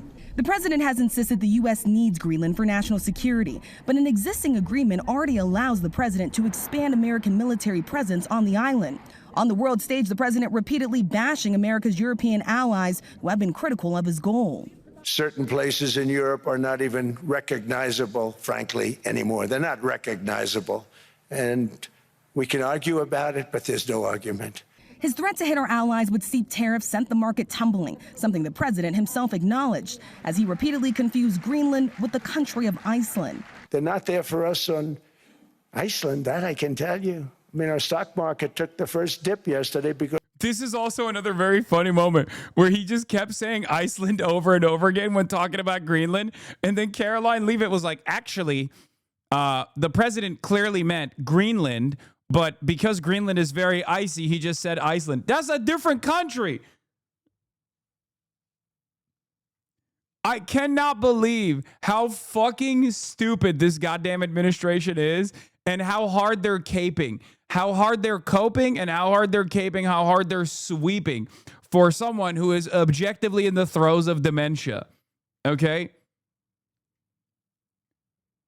It's fine, man. He's Brandoning, okay? It's Brandonian. It's Brandanistan. We are in Brandon. We are deep in the throes of Brandon. Because of Iceland. So Iceland's already cost us a lot of money. The president now says he will not use military force to seize Greenland, but he knocked the critical NATO alliance that came to America's defense after the 9/11 attacks, the first and only time Article 5 was ever invoked. They have a choice. You can say yes, and we will be... Can't believe it. We saw the Dems do it to Biden for 4 years. I know. I hate it. There is no reward for being intellectually honest or morally consistent, for the record. And you shouldn't expect the reward regardless. You should just do it for the sake of doing the right thing. But as someone who was very aggressively in pursuit of calling into question the media's servile nature, getting mad at the media for making it seem like Brandon wasn't, clearly demented for like the last 5 years or so, it is very frustrating to see. It is very frustrating to see Donald Trump go through similar things, and then right-wing media will so aggressively defend it. Okay? Right-wing media will just be like, oh, that's not what, shut up. Iceland is next, actually. We're going to take Iceland. He was right when he said Iceland.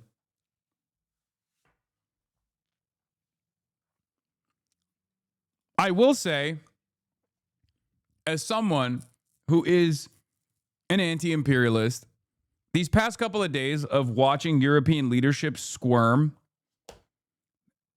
I would be lying to you if I didn't find a little bit of pleasure in that, just like a crumb, especially after these fucking animals turned a blind eye to the atrocities that they were committing in Gaza, especially because it happened literally like a week after.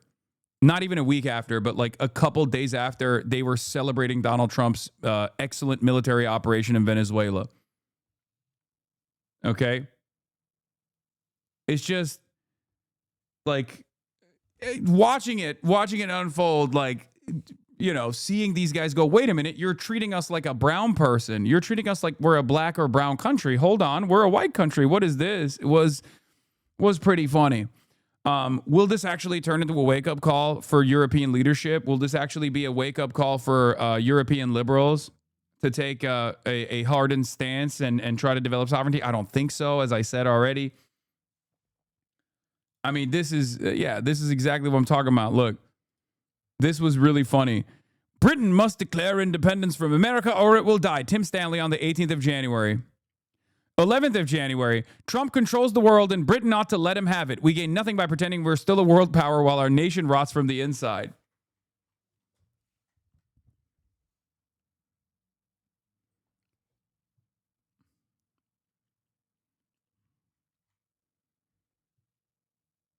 Hasan, the Euro cucks every time. Sticker. Punish me, Daddy. and we seem a part of an elite group who takes matters into his own hands. Oh, punish me. Oh, punish me.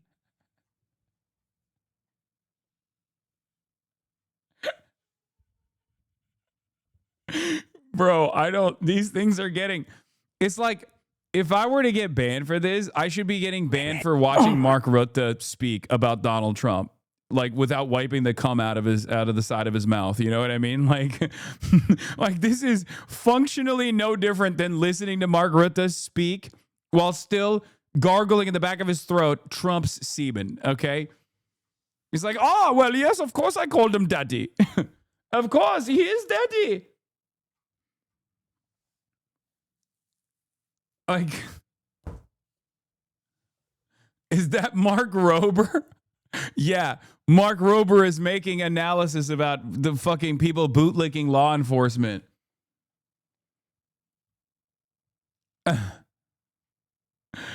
You wouldn't talk this way to Bob? Yeah, because we're amongst ourselves, okay?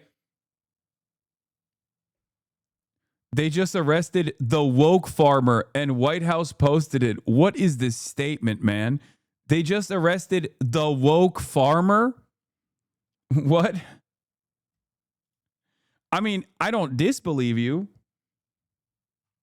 I feel like that's a thing that could happen. I don't know who the woke farmer is, but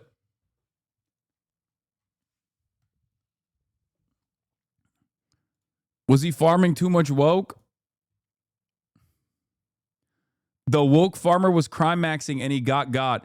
Okay, you joke, but we are literally a week out from the Department of Homeland Security posting exactly that. Okay?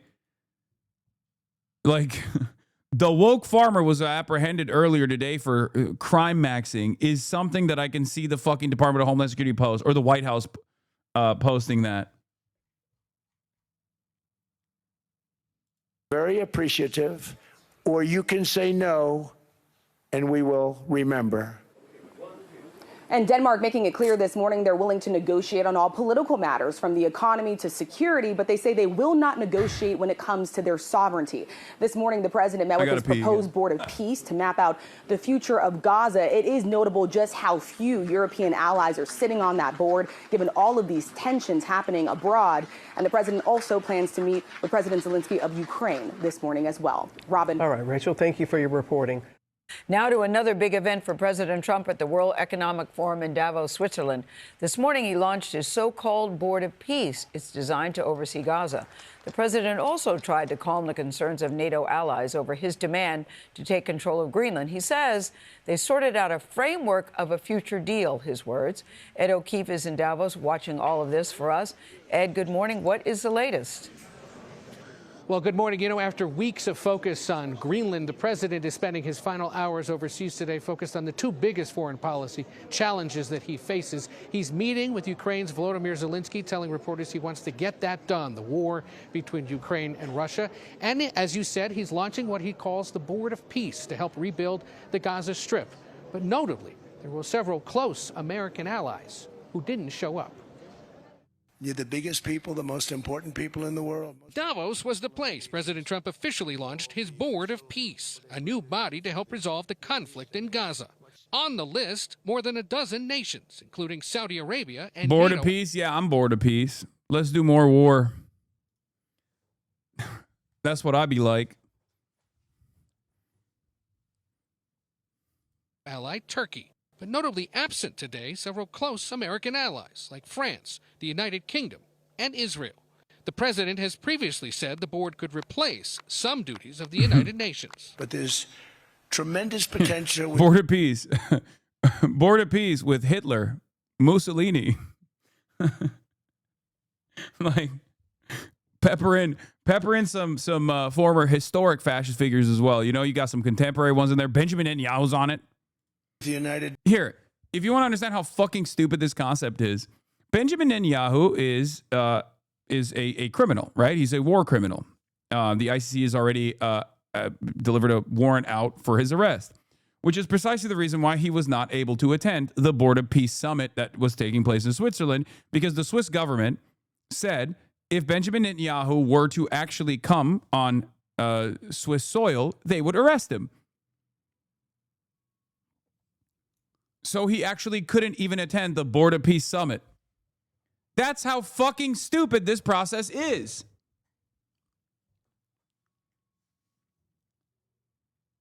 Nations, and I think the combination of the Board of Peace with the kind of people we have here, coupled with the United Nations, can be something very, very unique for the world. But it was Trump's threats to take over Greenland that dominated discussions at Davos. You coming to Murderapolis tomorrow, right? Yes. Murderapolis. I will be inside of you tomorrow. I'm coming to Somaliapolis tomorrow. I'm going to Murderapolis tomorrow. It's going to be fucking minus 50 degrees or some shit. I don't even know how I'm going to deal with that. I got like, we had to order like a bunch of like thermal gear. It's going to be crazy. It's going to be icy, dude.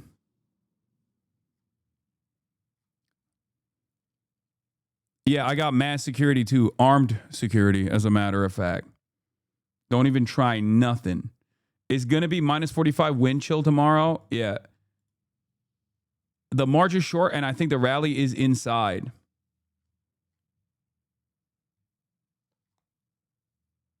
We're getting 1.5 feet snow in OKC, Lamau.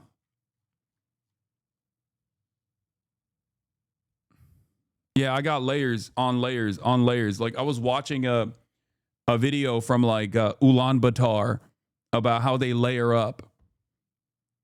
I was watching a video from like the coldest point in Russia. You know how like when there's like a place in Russia where you go outside and your eyebrows freeze off, and like what kind of layering they do in order to make it, to make it out there alive in the Siberian tundra. Bro, it's so fucking cold. They're warning that the trees might explode. What does that even mean? That your batteries are going to last a lot less too? Yeah, I'm actually a little worried about that. Do you have battery warmers for the IRL kit? The batteries are going to be reduced capacity in extreme cold. I just assume that the machine itself it runs hot, so like the cooling will actually help it, like it's like a data center built in Greenland. You know what I mean?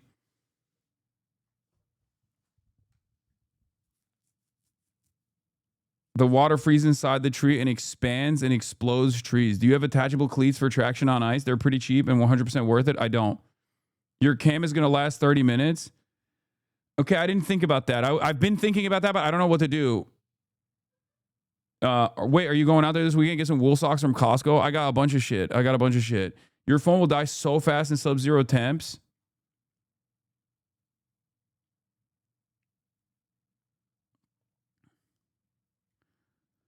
You actually might die for real just from the cold. Minnesota cold is different, bro. I know.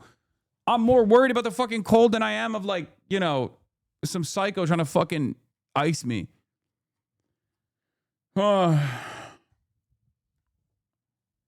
Use Vaseline on any exposed skin. Remember to do short steps on icy ground. One bad fall can fuck you up. You're going to need 10-toe warmers in your shoe. Just buy some hand warmers and you'll be good with the batteries. Ulaanbaatar is in Mongolia, though, motherfucker. I know. I was saying I looked at Ulaanbaatar in Mongolia to see how they fucking layer up. I looked at that, like, the coldest place in Siberia, because this lady, remember we watched a fucking video from a lady who lives in, like, the coldest point in Russia, and how, like, when she tries to do vlogs, when she goes outside, her camera dies immediately. It's, like, hard to fucking even have the camera running for an extended period of time. I don't know how we're going to do that.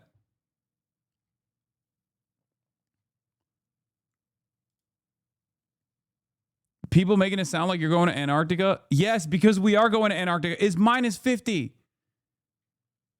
With wind chills, they are doing an exploding... Dude, exploding trees are possible in the Midwest and northern plains on Friday and Saturday as temperatures are forecast to fall 20 degrees below zero.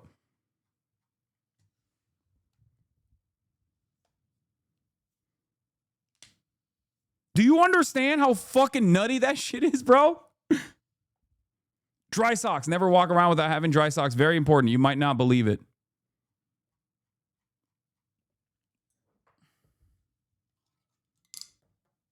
Make Kaya the camera woman, strap it to her. Kaya's not coming with me to fucking Minneapolis.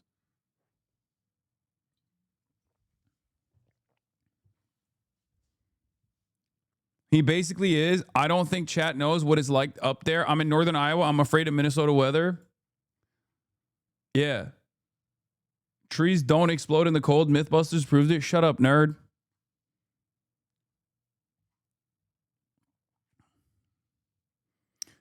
In Canada, you're not allowed to work for more than a couple hours in that weather. Be careful. I wonder how Kaya, I actually do wonder how Kaya would react in weather like that. Like, is she acclimated? Is she a California girly like her dad? You know what I mean? Would she love it?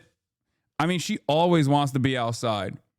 Like, I'll be watching anime after the stream and she will paw at the door to try to open it to go outside.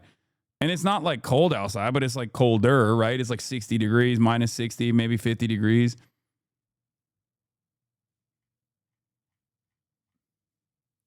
Look at this thing.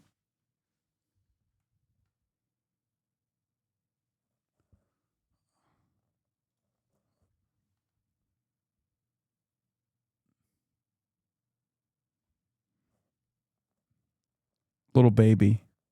Little baba. I bet she's dreaming about the tundra. She doesn't even know what it is. She's never seen snow, but she's dreaming about it. She's dreaming about something that she has never seen before. Hasan, Google betraying you? What? Why are Turks afraid of the cold? That's what you Googled? Turkish people do not afraid of cold any more than other nations, especially fishers. The weather is but cold enough, which is bad for fishing. Haha, this is a good, hilarious observation as a Turkish person.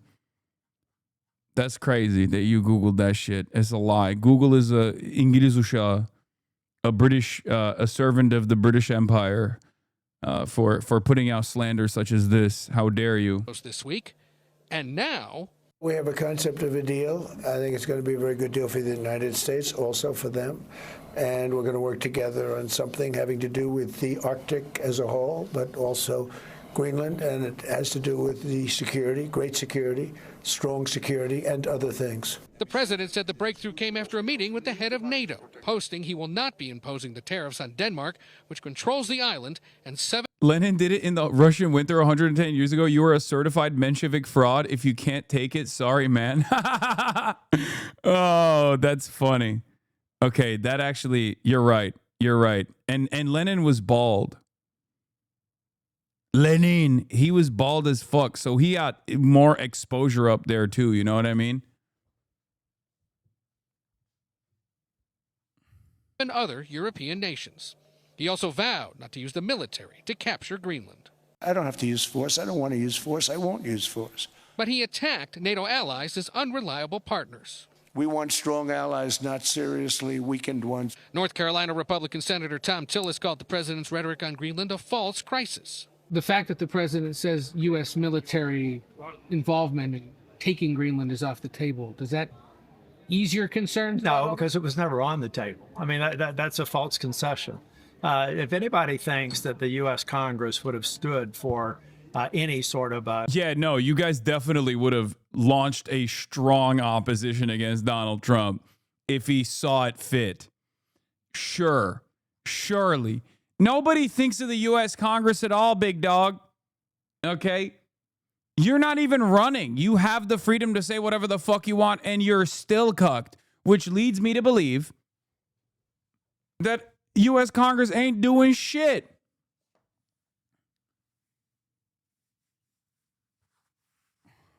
U.S. Congress would never stand for this, I say. Yeah, okay, sure. Troops moved to Greenland. I believe we'd have veto-proof majorities. Within Congress has been very vocal against this, to be fair. It don't matter. They were vocal against U.S. aid as well, and the only way that they fucking clawed it back was through the Supreme Court.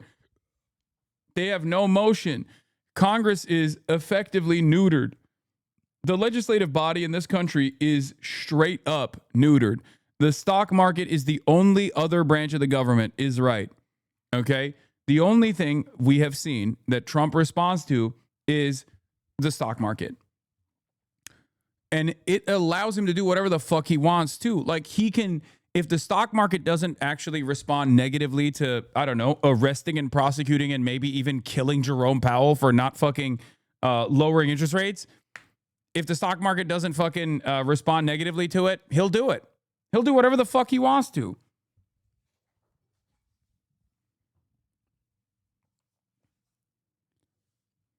And considering that we are in unprecedented times with money being more fake than it ever has been, the only option you have is to try to punish the bond market or try to punish the stock market.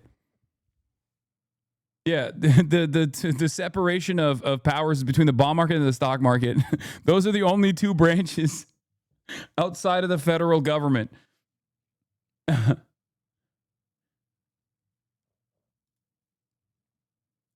He tacoed. I also don't like the taco Trump thing about Greenland. It's objectively a good thing that he's not leaning further into military incursion into Greenland.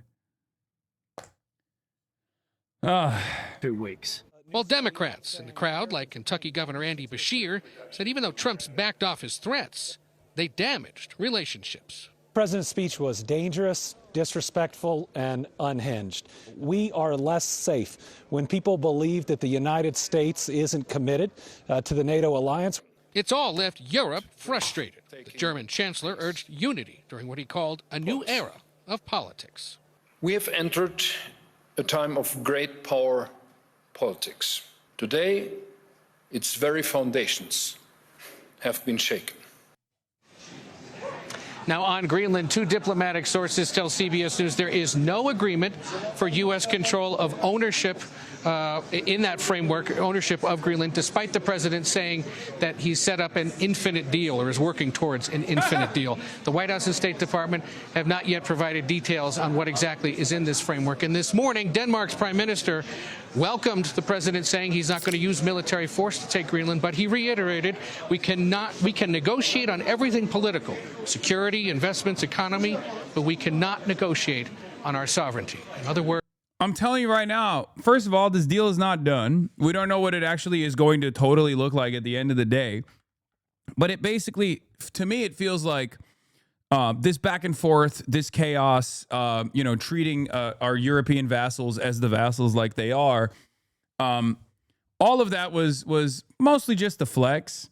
Because, ultimately what they're giving him is a little bit more sovereignty over the military bases that he has already. And there are versions of this in play already, like with the British bases in Cyprus that are technically considered British soil, right?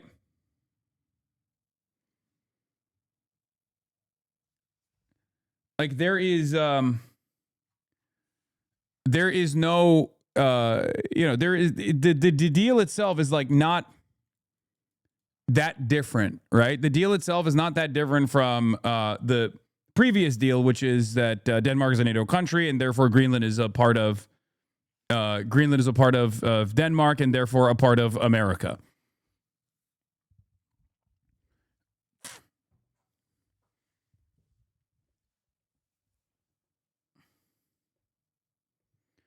As excited as I am to have you come up to Minneapolis tomorrow, it probably doesn't bode well for the likelihood of you moving here, lol. Yeah, that's probably not happening anytime soon, let's be real.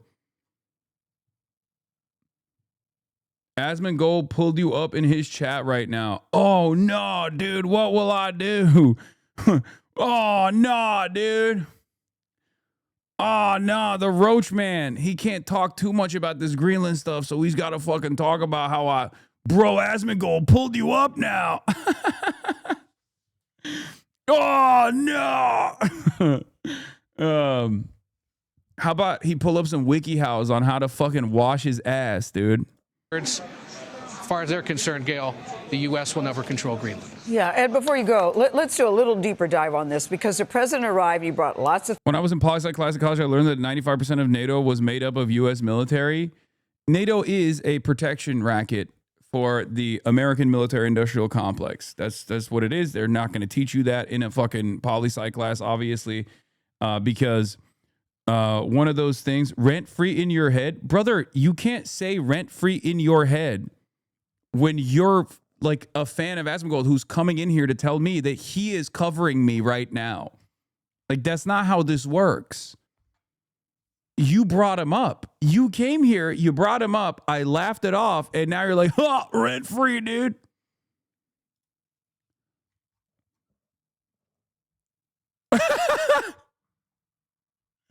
Why do you live rent free in Hasan's head in Asmongold's chat? And then he comes in here and he goes, oh, rent free, dude.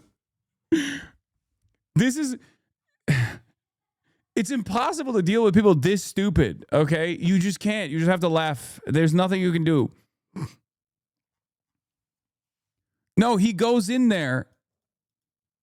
He goes in there to say, oh, Hasan is always thinking about you. He's always talking about you. Why do you live rent-free? And Hasan says, and then he comes here and he goes, oh, dude, Asmongold lives rent-free in your head. Brother, the only person whose head I'm living in rent-free is your head.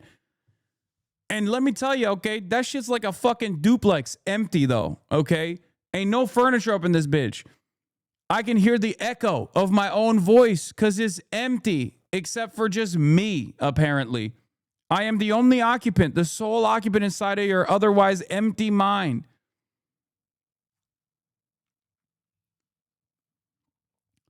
I think these guys are harder to deal with than Bob is. You know what I mean? Hasan loves dogs. He talks about me every day in his chat, it seems. You're falling off and crashing out, and you're crashing out because you're falling off every Asmon chatter. I know.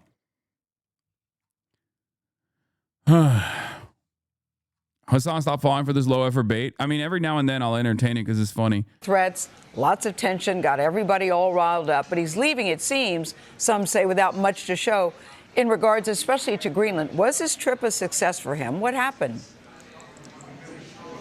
If the ultimate long-term goal is to ensure that NATO and the United States are guarding the Arctic Circle, that region, more closely, more carefully, putting more resources there, then the White House is going to argue they are on the verge of achieving that goal, because you've already seen NATO members send more troops just in recent days, and now there's going to be this talk about coming up with some new framework that expands that partnership. But he didn't leave with an agreement to take over the island entirely. There will be no U.S. military force, and Europe is quite upset with him. So, in essence, he didn't get necessarily what he wants, and he upset a lot of American allies. All right. Good afternoon. This is a perfect Trump move, okay? A perfect Trump move. He fucks things up irreparably, causes instability, and at the end of that process, he gets nothing out of it that he wouldn't have gotten if he went through the normal process and did not offend every fucking European leader. Art of the deal, another Trump classic. It's like the same as the tariffs. I'm doing tariffs. Everyone's like, oh, this is going to be American Prosperity Liberation Day. He's like, I'm taking the tariffs off. He's like, oh, art of the deal. You didn't win anything in the process. You did not win anything in the process. You lost in the process. It doesn't make any sense. It doesn't make any sense at all. The initial construct that European vassal states exist under is already American domination. These guys basically spent the last couple of days begging to not be embarrassed, right? Saying like, listen, Mr. President, we have to go back to our own territory. We have to go back to our own countries, and we have to deal with our own people. Like, you're making us look like fucking fools. That was the real problem here for them. We would have given you any amount of Greenland sovereignty, any amount of Greenland space that you need, because you already own Greenland. You own Denmark, you own Greenland. These are NATO allies. You can just put a military base there. You can do whatever the fuck you want. Why do you have to embarrass us in the process? No, it definitely was not what they said. No, dude, I'm saying read between the fucking lines. That's what they are actually saying. They did say that. They kept repeating over and over again. What are you talking about? Denmark is a NATO ally. What do you think that means? What are you talking about? You had military bases on Greenland. You could have more military bases on Greenland. Why are you doing this? I did. Trump was shitting himself. Is this the cope from The Europeans.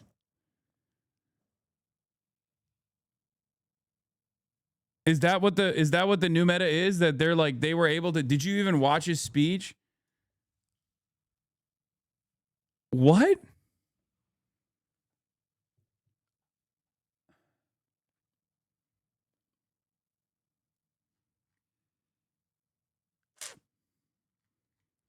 He was vacant, dude. Yeah, that's insult to injury. People are saying Rutte, the man who called Trump daddy, who defended him at every single public moment he possibly could, with Trump's semen gargling in the back of his fucking throat, he actually tamed Trump? That's what people are saying?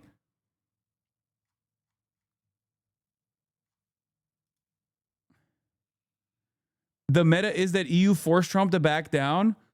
Oh my God. I mean, sure, whatever floats your boat, man.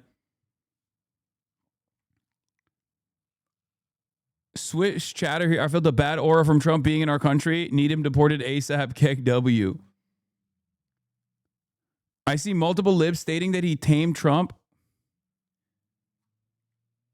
Like, do they think because Rutte gave him the best blowjob of his life, like better than Laura Loomer ever could, and then he got like kind of tired after that, you know, because he nutted? Is that what people are? Is that the assessment here? Or that he nutted and Rutte kept sucking, and that's how he was able to manipulate Trump's body? He was like, oh, Rutte, please stop. No more. I came already, Rutte. And Rutte was like, no, daddy. No. I will keep going. Is that what happened? Rutte, you have so much stamina. You are a free spirit. I have to stand up for 3 hours later. Rutte, please stop.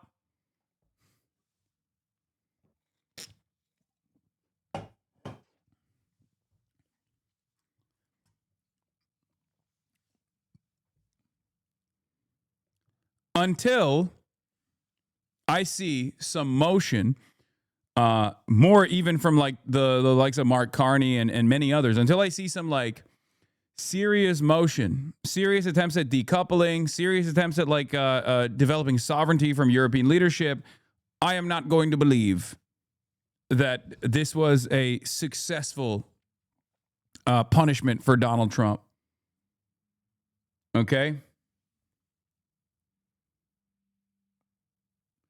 It's because the deal he discussed with Rutte is effectively what the U.S. already has. The mining thing is a myth, per Greenland's prime minister.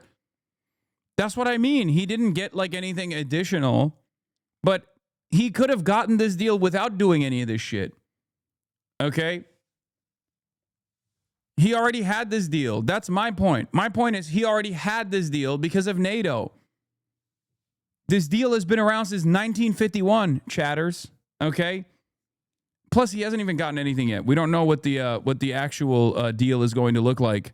But exclusive on Bloomberg from Alex Wickham, UK political editor for Bloomberg, says changes to the 1951 treaty to guarantee U.S.-based requirements, strengthen NATO role in the Arctic high north security, will include a multinational NATO command in Greenland under U.S. command, an economic component to be negotiated, including mining rights, measures to stop Russian and Chinese economic and military presence on Greenland.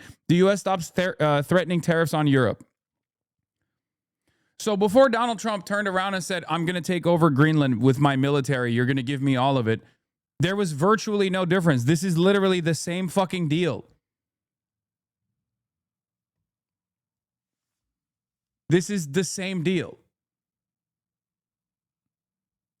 My point, I think it's difficult for people to comprehend what I'm trying to say here. What I'm trying to say is these are already vassal states, okay?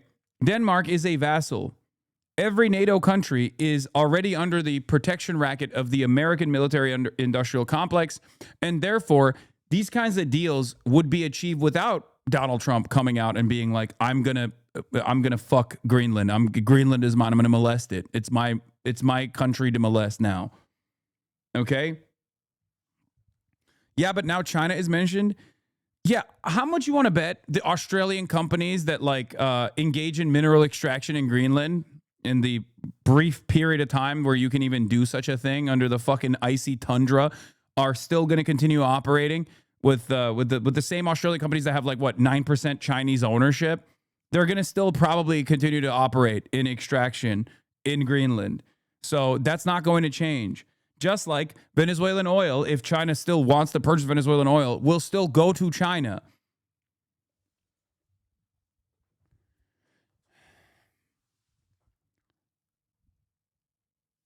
You don't get it. Trump didn't make that deal, so it was bad. So he made a new one that looks exactly the same one that is good. I know, but this is when liberals basically behave in the same exact way that like Republicans behave. Like, remember when I was talking to Bob yesterday and I detailed out the JCPOA, but this time when Trump is doing it, it was good. Bob was like, oh, I love that deal. Oh, sanctions. We are down to remove sanctions on Iran as long as we get assurances that they will not have nuclear arms. It's literally the same fucking deal that Obama put together. And liberals should be above this. Liberals should be above posturing with like pure anti-Trump sentiment. But in some ways, they do the exact same thing on the other side, right? And because Trump is wrong 99% of the time, you will usually be on the right side of an argument. But the reality of the matter is, this deal is the same as the deal that already existed, which is a deal where America already has dominance over Greenland. That's why people are saying Rutte was successful. They were supposedly able to get Trump to basically accept the status quo by sucking him off enough that he thought it was his own idea. A lot of diplomatic approaches that Trump is just flatter him, and it seems to work to an extent. Yeah, but my problem with this is Trump's instability here should cause European leadership to recognize that the previous mechanisms of control, the liberal world order, post-World War II world order, has basically created the system where European countries are vassals, okay? And therefore, they have no control over this process. So, like, sucking off Donald Trump is only, like, sucking off Donald Trump hard enough that you go back to, like, the previous formation where you're a happy vassal rather than an angry slave is not actually going to change the dynamic at all. You're still fucked. You're still getting fucked. Okay? Earlier, when you had 31K live viewers, Asman had 41K. Now you're sitting at 36,000 and he's sitting at 46,000. I know. It's because he's 10,000 viewer better than me in his commentary.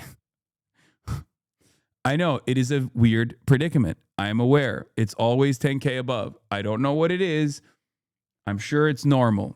Okay? They're noticing? Yeah, I know. They keep saying it over and over again. I wonder what it is.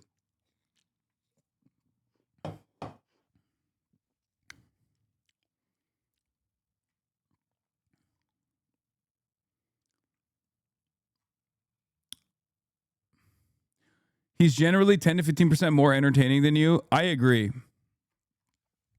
That's what I think too. And entertainment value, like saying, yeah, based over and over again, whenever Trump says something or does something, is actually 10% more entertaining than actually trying to address what Trump is trying to do, what the next steps might look like, why this is bad for other countries, where we're headed. I agree. In any case, let's continue. Mass panic yesterday when your banger MAGA segment brought the difference down to 3K. Was it? Were the roaches crawling around? You need to move your eyebrows more when you lie. Yeah, this is the classic Trump too. He did the same exact thing with NAFTA and the USMCA. It's virtually the same, but it has a new name, so now it's patriotic and based, while before it was lib and cringe. Yeah. Trump does this shit all the time. New shine, same old bullshit. Okay?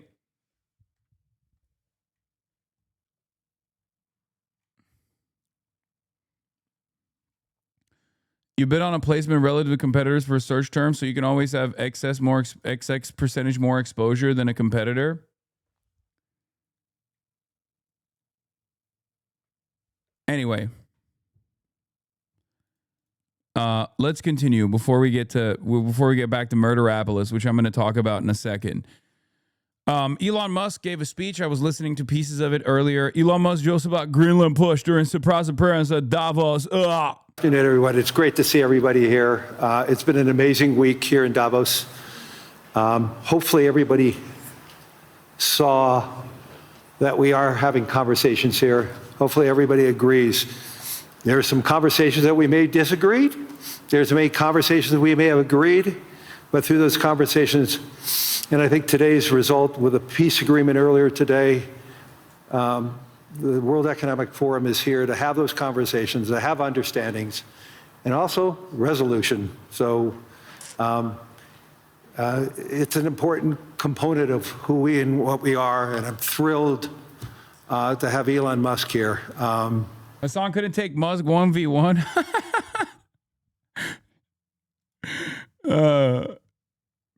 You know, it's another thing that like liberals do that Trump. Another thing that liberals do that's like kind of similar to the pro-Trump side of things, where like MAGA will say, "Oh, Trump is actually doing a great job because he's demanding 5% of like European countries' GDP to be put back into arms sales." All right, and like liberals would get mad at that because Trump is doing it. Meanwhile, Barack Obama also had a similar policy, and Joe Biden actually carried over Trump's previous policies of holding European countries to account on the NATO side of things. So like, you either have a pro-NATO position and you like it when Trump is doing it and you like it when Obama's doing it, or you have an anti-NATO position like I do, and you don't like it when either party is doing it. This is the fucking issue. Hasan, you got to start charging TikTokers for your jokes. Ice, you messed with the wrong guy. Step up, Ice. Step up. It's gonna get really bad. It's gonna get really bad for you. I would not want to be you right now. You're in some deep shit, buddy. You're gonna get some trouble. I'm gonna count to 5. 1, 2. Get out of here. Get out of here. 2.5, 3. Time out. Time out, Ice. I'm a pushover. I don't have a spine. Well, no one likes you. It's true. No. Wow, blistering. He came all the way from California to be here to see all of you. So thank you, Elon. You're most welcome. God, I hate him. I mean, I heard about the formation of the Peace Summit, and I was like, is that PIEC? You know, a little piece of Greenland, a little piece of Venezuela. we got one.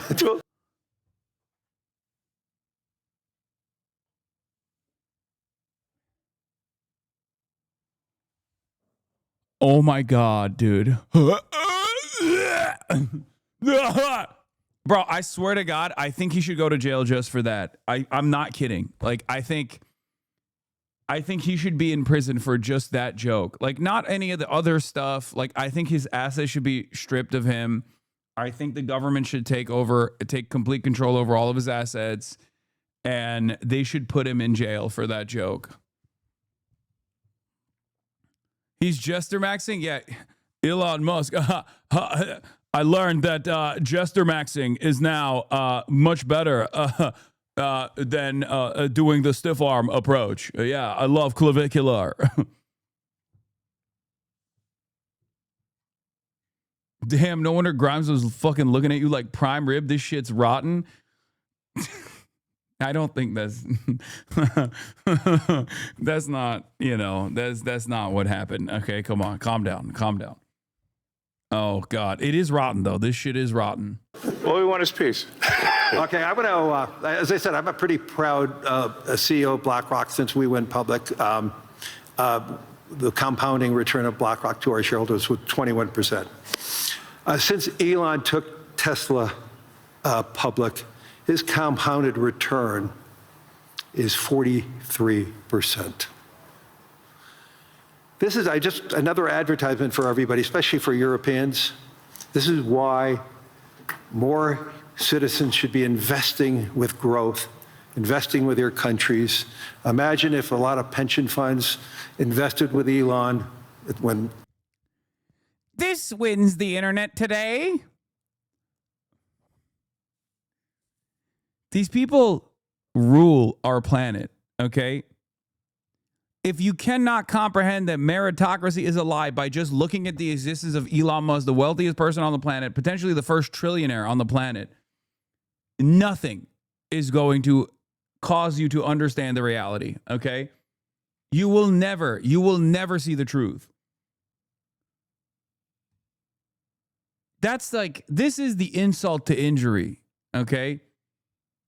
The injury is the existence of billionaires, but the insult is that they get to live amongst us and also behave like this and win favor with the fucking crowd, okay? There are people out there who have reduced themselves, who have debased themselves so thoroughly that they do not see themselves as human beings, but just mere barely sentient organisms that play a role in defending and propping up this fucking system and the billionaires that represent all of the excesses, the gross excesses of this unjust system that we exist under. It is crazy. It is crazy how much these motherfuckers cheerlead people like Elon Musk. I cannot deal with it, man. How do you have no self-respect? Oh. Now that gold is over 4K, I'm gonna have this. I'm gonna have this sigh. It's Mansa Musa of Timbuktu. If we take into account inflation, lol.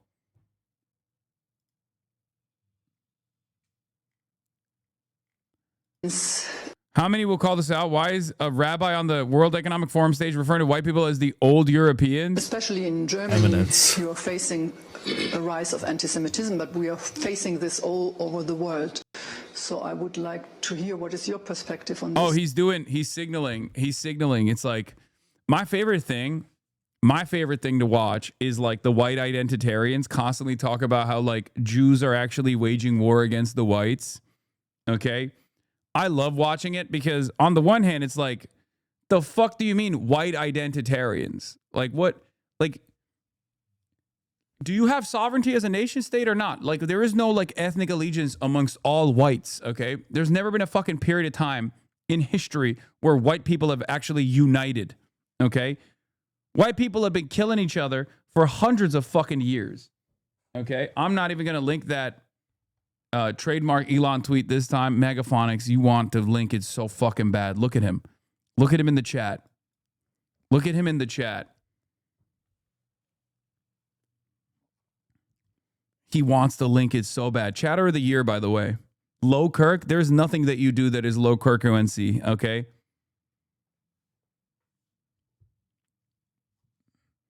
They united to enslave and exploit Africa. Yeah, even then they were fighting amongst one another, though. That's what I'm saying.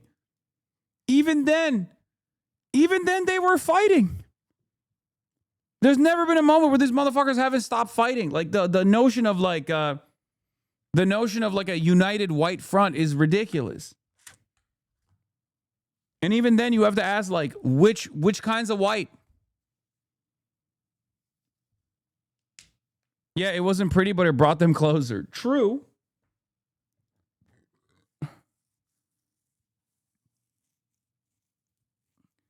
Yeah, there is no common white identity. There's never been a common white identity historically. It doesn't exist. It's so fucking stupid. The only place where you can arrive at something close to that is the United States of America. And even then, like, our races don't even know how to do racism right. It's on autopilot. White supremacy is on autopilot here. There is no disciplined white supremacist movement or organizing in this country beyond like some of these different fucking formations. But most racist whites in the United States of America will just be like, yeah, I mean, it's fine. I like the racism component. I think it's all right, you know, but I like my treats a lot more than I care about fucking defending white supremacy. Don't encourage them. I'm not even encouraging them. It's just like not true. They're in ICE. Brother, most of ICE is black and brown. Okay. They are militants for a white nativist anti-immigrant agenda. But like that in and of itself is ironically the point I'm making. Like it's the most, fascism requires organizational discipline. Fascism requires ideological discipline. Fascism requires reading. Most Americans are too stupid to engage in it, okay? That's it. Not to say that fascists in Europe aren't stupid. They are. Just our version of that is never as disciplined as it could be, okay? It's on autopilot. The expressions of fascism in America is on autopilot, okay? It's just happening in the background at all, at different points throughout time. On any given day, there is an expression of fascism in the form of white supremacy that exists, that is baked into all of our institutions, right? But it's not something that is like rigorously trained. It's not something that people are constantly fucking thinking about or reinforcing. It's a very different version of racism and fascism, and even then, it's the closest that you can get to like a black-white identitarian movement. Okay, and even then, it's kind of fucking dumb to be like, oh yeah, we're all a part of the united white race. The 7th of October has created turbulence in the whole world, a tremendous rise of anti-Semitism, organized, state-sponsored, in many instances, in universities, on the streets, and a rise of 500%, maybe some instances to 1,000% of anti-Semitic acts. And there has also been a reaction of Europe. I think the rise of the extreme right in many European countries is a response to the insecurity felt by the old Europeans, so-called old Europeans, regarding the new immigrants who came from the Middle East. So I think that fighting Islamophobia and anti-Semitism is an interest of both religions and both communities, and when we do it together, it's going to be much more useful. We have created, under also the Saudi umbrella, more than 10 years ago, the Muslim Jewish Leadership Council, and which was successful. And we believe that we have to go this way if we want to make sure that every European can live in peace and walk in peace in the streets. This is the president of the Conference of European Rabbis talking about the old Europeans. What is happening? What's the fucking issue here? I don't even understand. Like, what is this Nazi chirping about? And why is Elon Musk responding to this fucking guy? Guys, I hate Israel. Everybody knows I hate Israel. It's the reason why I'm considered the #1 op. These guys yell more about me being anti-Semitic than actual anti-Semites with regular frequency. But I just don't even understand what the fuck these Nazis are complaining about. Like, all the goddamn time. It's like, oh, they said it's the old Europeans. They're calling the whites old. Oh, they are replacing. It's a white replacement. They are doing a white replacement. It's like, shut the fuck up, bro. Shut up. Shut up. Nothing that dude said was actually offensive beyond the fact that he basically said October 7 is the reason why there is a systemic Jew hatred that is happening everywhere. And it's not because of Israel's doing, constantly fucking doing unlimited violence to others while also masquerading as the fucking single-handed North Star of an entire people and their religion, okay? Doing everything, doing the very same thing as the fucking Nazis did to the Jews and others as well, but masquerading it as like a religious conflict or masquerading it as like doing it at the behest of religion. Yeah, that is the reason why there's a fuck ton of backlash.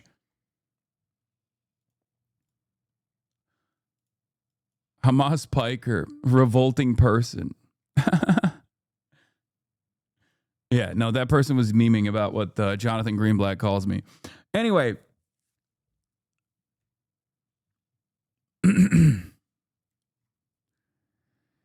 it's just, I can't believe that fucking Elon Musk would like reply to, I mean, I can believe it. What am I talking about? Of course, unacceptable thing for him to say. Unacceptable. Even his like Nazi shit is kind of fake too. On the one, it's like, it reminds me of JD Vance. You know what I mean? JD Vance's wife is Indian. His kids are Indian. New one on the way, by the way. Congratulations. And he always has to be like, yeah, I hate my Indian wife who's going to go to hell because she's not Christian, right? Am I cool, guys? Am I base? It's like, bro, what are you talking about? And even with the same thing with Elon Musk, he's like, on the one hand, he's like, I love the Nazis. I love the white identitarian movement. Yeah, based. Oh, it's so good. It's so cool. Oh, it's so based. Oh, I hate when Jews are saying things about white people. I hate it. But it's like at the same time, he's like the number one dick rider of Israel. So I feel like all of this stuff is just fake, you know? They're all fucking fake demons. All of them. And as long as you're pro-Israel, it don't matter. You can say whatever the fuck you want. You can Sig Heil twice on the podium on the day of the inauguration, and, you know, no one is going to get mad at you, really, because at least you're performatively protecting the whites. Yeah.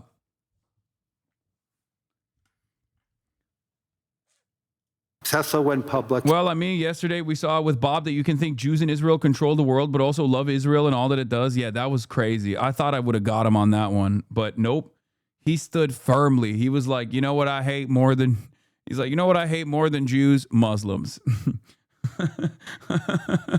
Like, that was truly the like, I thought I hit the wall on that one. You know what I mean? Like the logical limit. I thought we were limit breaking. I thought that was going to be a moment where he was like, you know what? I'll give that to you. Nope. You reminded him of his days in the Crusades. That was pretty fucking wild. And how much we return with all the pension funds that invested side by side. I don't know what's going to happen in 10 years, but the rate at which AI is progressing. I truly don't understand how you could be the wealthiest person on the planet, clearly care about the way you look, and still fail so spectacularly. Like, you're still fat as fuck. You still have this like crazy barrel chest. I don't even know how you fix that, to be honest. And your hairline is receding once again. How is this possible? You're the wealthiest person on the fucking planet. How is this possible? Not to get all clavicular up in your ass, but I don't understand it.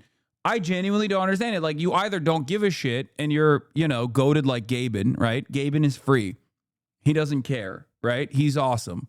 He looks cool. And you just like kind of lean into it. Or you give a shit and you do what you need to do to Mog. Like fucking, what's his face? Like Mark Zuckerberg. You get hit with the Dominican Ray like Mark Zuckerberg or Jeff Bezos. Elon Musk gives a shit, gives far too much of a shit, as a matter of fact, while simultaneously looking like shit. How is that possible? I think we might have AI that is smarter than any human by the end of this year, and I would say no later than next year. Wow.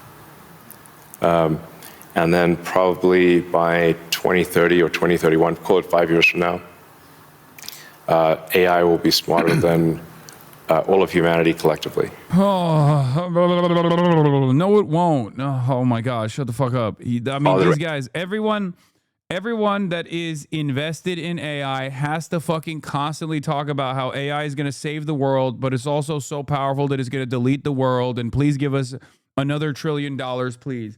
That's all these motherfuckers are doing. Meanwhile, you can't have RAM, you can't have GPUs. Sucks to suck. Your electricity bill is going to fucking triple. And that's it.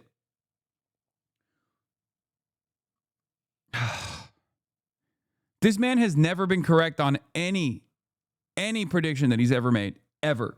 Okay? He is a known fabulist. He is a known charlatan. And it doesn't even fucking matter because the stock market is fake. It's the most fake it's ever been. And it will continue to be fake. It will get even faker. AI is not smart. It's not intelligent. It's the accumulation of human content. It has biased shit and it's corruptive data. Lots of issues. Really, Elon's a dumbass.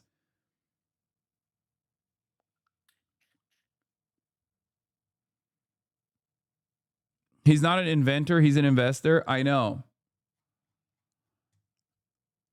I just don't. You should say you're all in on Doge so that he'll have to self-destruct.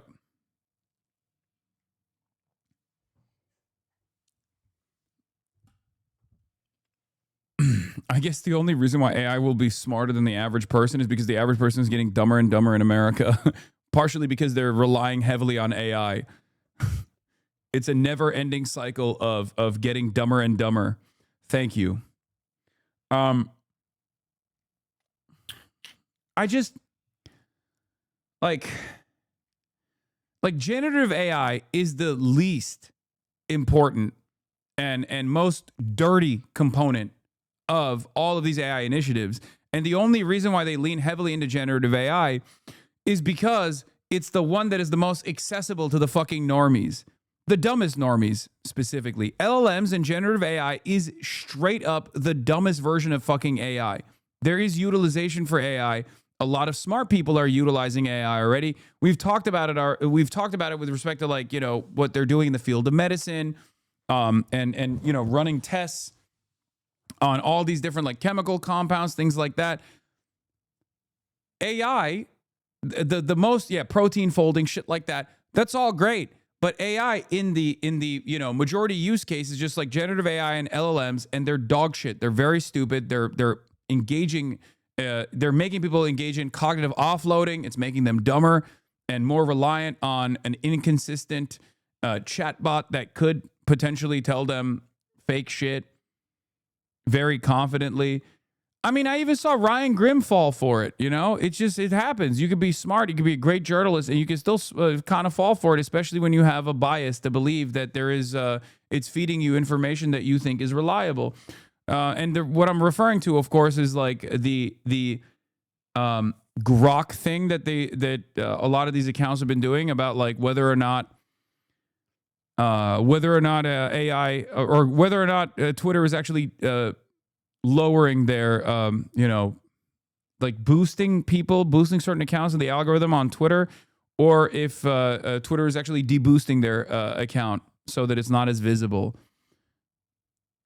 Grok does not have access to this kind of information. Like, it can't give you lines of code that shows you how Twitter is deboosting you in the algorithm. Like, that kind of stuff is dumb. It's just like, and people still believe it, no matter how smart they are, especially if they're biased in a particular direction.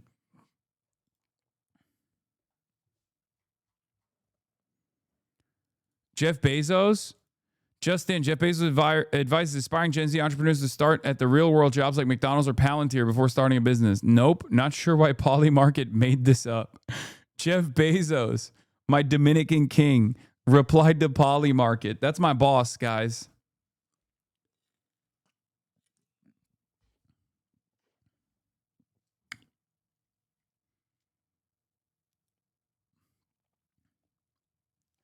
I'm a company man through and through. Lauren Sanchez even said your name one time. That was before your ban. Wait, what? No, that's not real.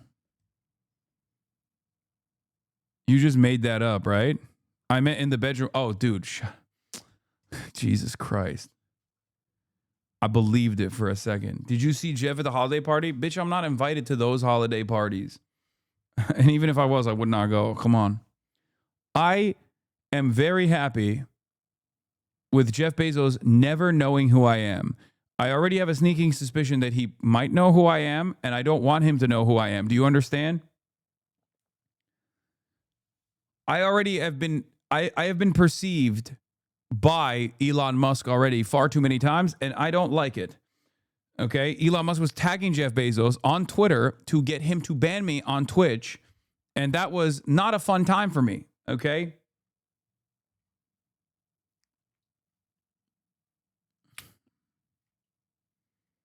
If anything, I hope he never finds out who I am, or if he does, I hope he at least appreciates my existence due to our mutual distaste of Elon Musk. That's what I will lean into if push comes to shove. You know what I mean? I'd be like, Daddy Jeff Bezos, please do not laser me. Please do not chop my body up into fucking different bits and pieces with your private military contractors and then send me into space, because Elon Musk, a man that you hate, hates me just as much as he hates you.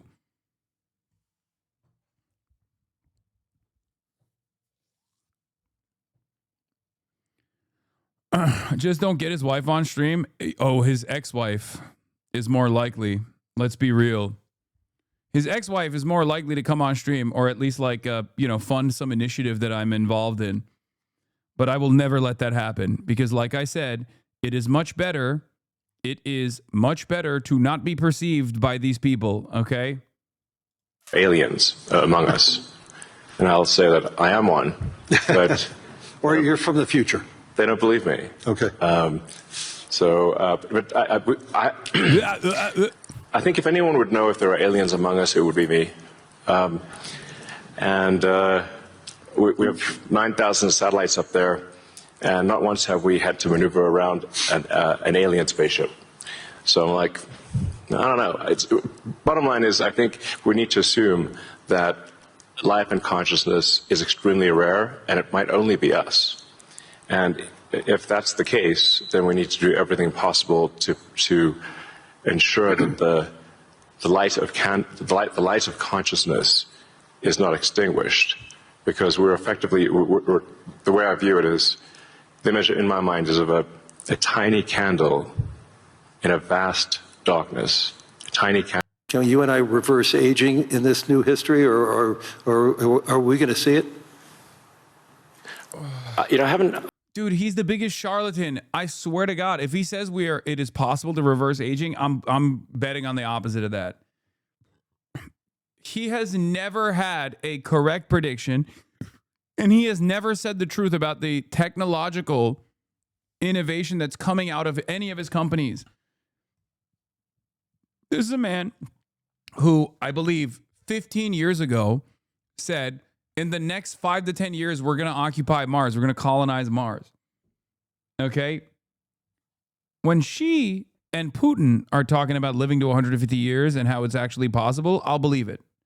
If Elon Musk says it, well, kind of makes me reverse my position on the whole thing. Okay? I haven't put much time into the aging stuff. I do think it is a very solvable problem. Like you can... I think when we find... Yeah, the very solvable problem. It's like the number one thing that every wealthy and powerful person has tried to fucking combat since the beginning of time. Anyone with a modicum of power has tried to literally combat this. He's like, oh, it's just very solvable. Yeah. Figure out what causes aging. I think we'll find it's incredibly obvious. It's not a subtle thing. The reason I say it's not a subtle thing is because all the cells in your body, with some... pretty much age at the same rate. I've never seen someone with an old left arm and a young right arm ever in my life.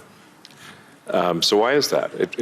That means that there must be a clock, a synchronizing clock, that is synchronizing across 35 trillion cells in your body.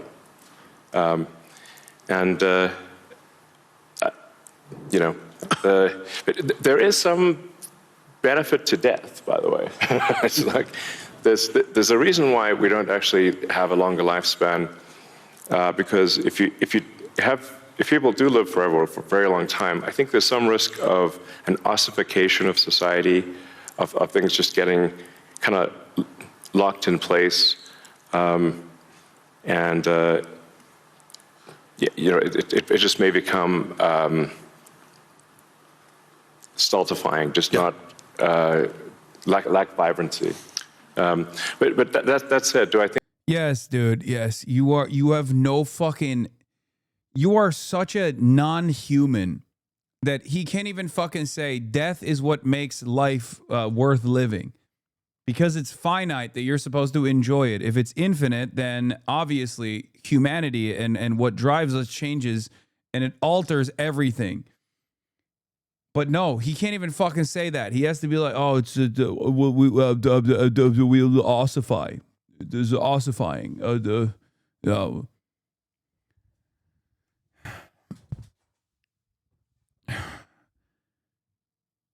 He's a ketamine abuser? I don't know. I think we'll figure out ways to extend life and maybe even reverse aging. I think that's highly likely. This is what happens when you don't ever read a book or never ponder the meaning of existence, okay? You don't ever read a book. You don't have a moment to yourself where you're just like trapped in your own mind thinking about why things happen. This is what happens. Open Presents with another 100 gifted subs. I don't know what the hell's going on. Open Presents is showering me together today. HasanAbi speaks better, bruh. Yeah, because HasanAbi actually is reading books now, unlike Elon Musk, who has never read. Mr. President, thank you so much for talking with us today. Thank you. You have talked about this framework, the beginning of a framework that you've spoken with the NATO secretary about. Can you tell us anything about that? Does this ultimately mean that the U.S. will ultimately acquire Greenland? Well, I don't know if I can say that, but it could be. I mean, it's possible. Anything's possible. But in the meantime, we're getting everything we wanted, total security, total access to everything, have as many bases, have all the equipment that we want. And very importantly, he read Mein Kampf at least 3 times. Stop fucking lying so much. No, not even. No. He doesn't even read shit that would like at least give him some intellectual basis on all the wrong stuff that he believes and spreads. Okay. He's not reading shit. I'm gooning to you and Trump. Okay, Mark Rutte, chill. I'm gooning, yeah. Zaddy is on screen, yeah, I'm gooning. Oh, I'm gooning so hard. You know, we're building the Golden Dome, we call it. It was called the Iron Dome. Somehow the Golden Dome sounded a little bit better. Yes, that's what I call myself, the Golden Dome. I'm Mark Rutte, and this is Daddy. We have a technology that's second to none. You saw what we did with Israel, and that's our genius that did that, and it's amazing. It's just, you know, it's foolproof, and we're going to be building it, and it works much better when we have access to Greenland. Just covers more territory, covers it more accurately. Missiles will be more accurate by having it. It's very important strategically as a piece, and we will have everything we want. We're getting everything we want at no cost. So the Golden Dome will be on Greenland? A piece of it, yes, and it's a very important part because it's everything comes over Greenland. If the bad guys start shooting, it comes over Greenland.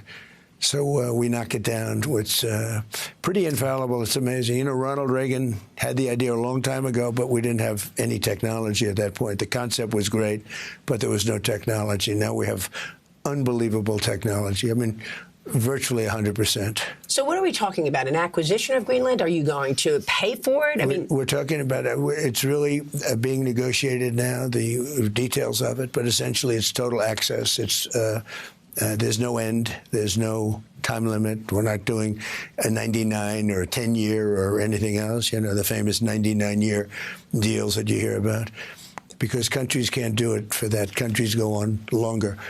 And so I think it's going to be something that's very well, already it's being reviewed very well. Well, I noticed the stock market went up very substantially after we announced it. But the details are being negotiated now. It'll be very good. So because the GDP of Greenland is like $3.3 billion, but people are valuing Greenland of between $50 billion and almost $1 trillion. So what are you willing to pay for Greenland? Well, I'm not going to have to pay anything. We're going to have total access to Greenland. We're going to have all military access that we want. We're going to be able to put what we need on Greenland because we want it. We're talking about national security and international security. So we're going to not have to pay anything other than the fact that we are building the goal. Hasan, what books do you read, and why is it feminist literature? I don't read any feminist literature. Let's be real. That's like my biggest area of weakness. That and like, I don't know, stock market shit, maybe. Like, this is the #1 gripe that people have with me.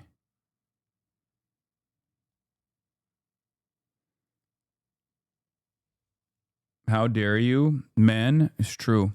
Golden Dome, and the Golden Dome is going to be something that's going to be very amazing. It'll be Israel times probably 100. And we need it. I think we need it. And it's all going to be made in the United States. We have the best weapons in the world. We have the best companies in the world.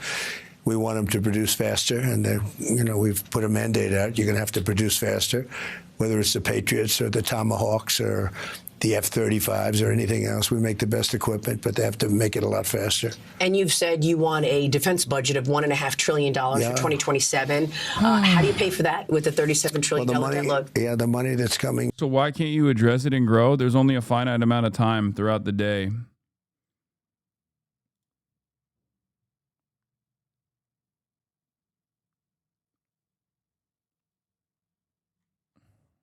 That's it.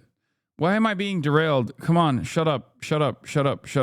Enough. Astronomical. We'll be taking in over $600 billion this year alone in tariffs, and that's because we're doing it nice and easy. We're not even doing it strongly. We hope we have a good decision from the Supreme Court. If we don't, we figure something else. But it certainly makes life a lot easier if we have that decision that we're waiting for. If we don't, we'll do something else. But we have a lot of money coming in. We have a tremendous success. We have over $18 trillion.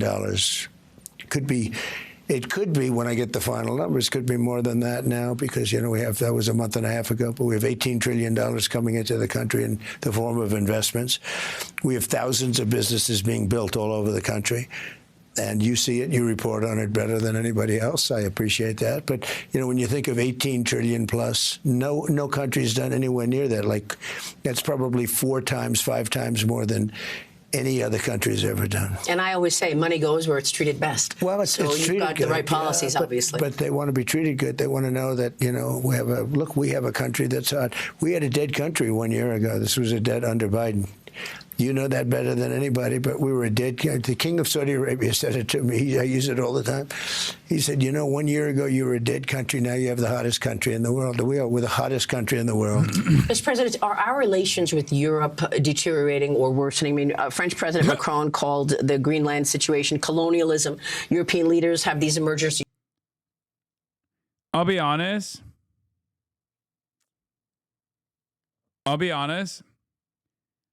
I think they're still cucked. I don't think it's changing.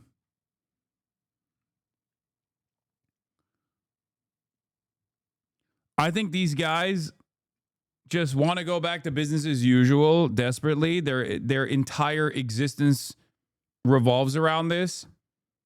Or if there's a transition going from liberalism to fascism, they want to be the ones who make that transition happen. And they want to land as gently as possible in that direction. If you step foot in Tallahassee, you will be reduced to atoms. I'm almost done. Hold still and maintain eye contact. Would you say you're a hood vegan or a light-skinned cheerleader? If you step foot in Tallahassee, you will be reduced to atoms. Yeah, I think I'm going to be all right on that one.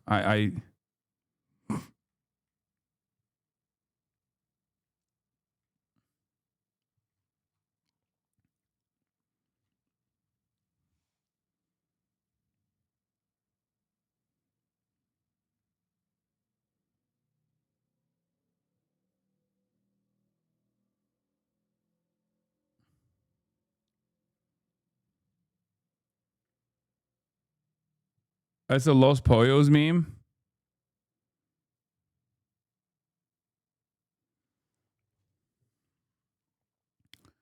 Bro, don't you ever think about stepping foot in Little Rock, Arkansas.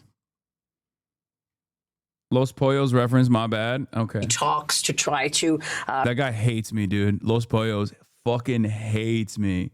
Retaliate or stop your plans. I got ops that I don't even know about. You know what I mean? I got ops that I thought all he did was just Drake and drive and talk about how Drake is so awesome. I didn't even realize he had political opinions. You know what I mean? It's so funny. Montana has your number, bro. Oh, hell no. Yeah.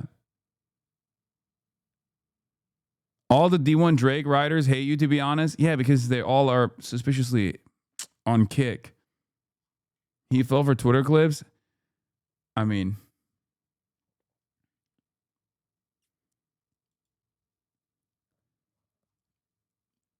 the Europeans have come up with an ingenious compromise. If they give Trump the Sudetenland, surely he won't go for the rest of Czechoslovakia. Yep. Member states discuss a compromise in which Denmark would give the United States sovereignty over small pockets of Greenlandic land. Degenerate vassals serving a degenerate empire is true. Okay? The principle here is that Trump rules over you. Okay? He rules over you. He rules over the continent. He rules over all. And the reality of the matter is, today, it's pieces of Greenland. Tomorrow, it could be Norway.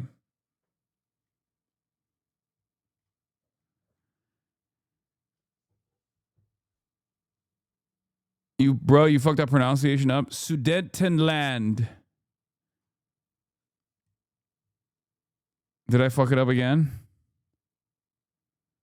I don't fucking know how to say it. Sudetenland.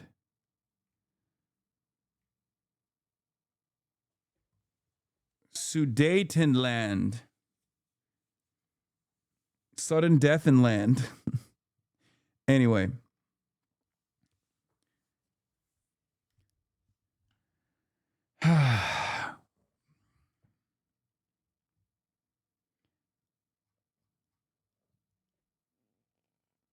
They think, I think the liberals think that, you know, they can just be happy vassals rather than angry slaves. They can continue being happy vassals. They want to continue being happy vassals. And they're fine with what comes next. That's what I think. Maybe I'm wrong, but we'll see. You're threatening France with 200% tariffs on wine and champagne. There's been a real reaction from the European group. So, well, they put a service charge on us, you know, which is something that they're going to have to remove. I think we get along good, but, you know, I've always debated, we are always going to be there for them, but will they be there for us? I've always said that, you know, if we ever needed them, because NATO has very much been a one-way street. We actually paid, until I came along, we were paying for, I think we paid 100% the cost of NATO.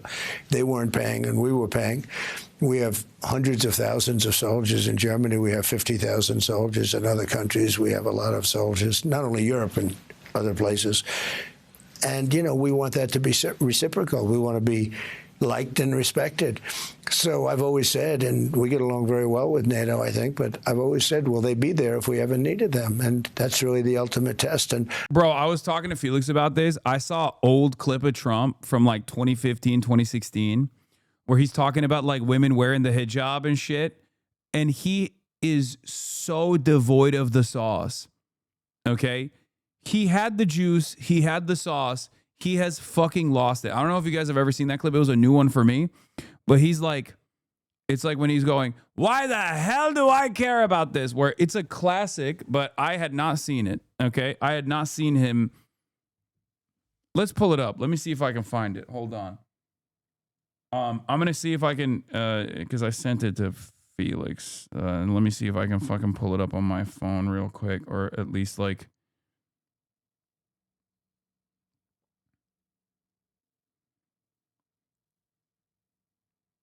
Maybe someone can actually show me.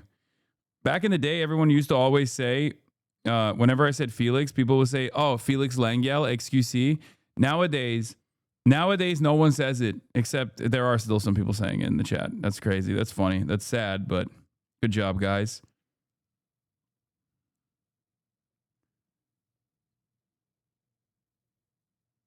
Oh, here, this is it. This is it. Would we be better off, as an example, in Iraq? What are we doing? What are we doing? The migration was caused by Iraq, by Libya, by this. We want to give people freedom? We're not going to have our own freedom pretty soon if we keep doing this. We're not going to have our own freedom. They don't want freedom. It's like I saw somebody, I won't even say because it's embarrassing. We want it where the women over there don't have to wear the you-know-what. And then I said, oh, well, that makes sense. That's nice. Then I saw women interviewed. They said, we want to wear them. We've worn them for 1,000 years. Why would anybody tell us not to? They want to. What the hell are we getting involved for?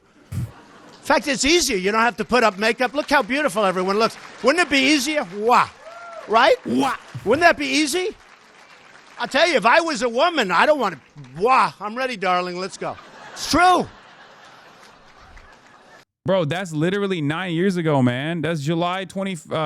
That's 10 years ago almost. Like, look at that. He basically takes a position, a non-interventionist position, by still hitting on a very right-wing thing, and then justifies it. Brother, he has not changed one bit. Are you you just watched this? Now listen to him now. I'm not sure of that. Look at his face and look at his statements. I know that we would have been there, or we would be there. But will they be there? And let's hope that never happens. We've never needed them. We have never really asked anything of them. They'll say they. Israeli media reports Trump preparing a strike on Iran. Yeah, I told you guys that once the fucking cruisers were lined up in and around Israel so they can defend, the only important nation on the planet, Israel, M Israel Chai, of course. I hope everyone said their 10 M Israel Chais. Only after that will they actually even entertain striking Iran. Send some troops to Afghanistan or this or that. And they did. They stayed a little off the front lines. But we've been very good to Europe and to many other countries. And, now under my administration, that began because we had a very successful first term. That began then, but it has to be a two-way street. And it's been a two-way street, much more so. And now it's really been a two-way street. So what should we expect from the European countries? I mean, they've got this EU... 2016, 2 was. 2026, 0 was. No wa. Wa. Anti-coercion instrument that would be, services, impacting our services, as you said. And then the Danish pension fund said that they're going to exit U.S. treasuries, $100 million treasuries at the end of December. European countries hold trillions of stocks and bonds from the U.S. Do you worry that they would start selling those in retaliation? If they do, they do. But, if that would happen, there would be a big retaliation on our part. And we have all the cards. Mm-hmm. And how much of all of this, you've been so tough on so much. I mean, Venezuela, Iran, et cetera, a long list. How much of this is messages to China and Russia as well? I think they see what happens. Look, we attacked Iran. We wiped out their nuclear capacity one night. This was supposed to have been done for the last 25 years, and it wasn't by American presidents. And we did it, and it was a tremendous success. We wiped out, as you know, al-Baghdadi, that's ISIS, the founder of ISIS, and he was rebuilding ISIS. I knocked him out first term. Soleimani, that was a big one. He's the father of the roadside bomb. All the young people that you see without arms and legs, and their face was blown to pieces, and that was 95% sure it was al-Baghdadi. He was the father of the roadside bomb. He's gone. Now he's white. He has such a beautiful way with words, man. Al-Baghdadi died like a dog, father of the roadside bomb. Out. And recently Venezuela. But a big one was, you take a look at what we did. We would not have peace in the Middle East if we didn't take out the nuclear capacity from Iran. We wiped it out. Operation Midnight Hammer, it's called. And that was an incredible feat. Every single bomb went right down those chutes and exploded. 100,000-pound bombs, massive. I think he thinks his first name was Al. Yeah. Al. Like Allen Iverson. Al-Baghdadi. Lots of Al's. Everyone always says Muhammad is the most popular name in the region, but I think it's Al. Al this, Al that, and then followed by Bean. Al and Bean. Everyone's got a name where they say, oh, this guy is Al. Weird Al Yankovic. Bombs, they went right through. In the dark of night, no moon, no anything. Every single bomb hit its target perfectly. And then recently Venezuela, that was, some people think that was sort of the most amazing because this was in a major military fort. One of the biggest military forts went in, did the job, came out. Nobody can believe it happened. Nobody killed, no equipment lost. Pretty amazing. It could be that what you did in Venezuela galvanized the people of Iran, and I want to get your take on next steps because you told the people of Iran you're with them. Help is on the way.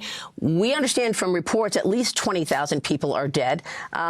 How do you know they're no longer killing citizens, and will you finish the job? Well, I hear two different reports. I mean, I hear different numbers, much different than those numbers. But I will say that they were going to hang 837 people that you know about, and that was sort of a done deal. And I said, if you do that, you're going to pay a big price. You're going to get hit harder than anybody's ever been hit before.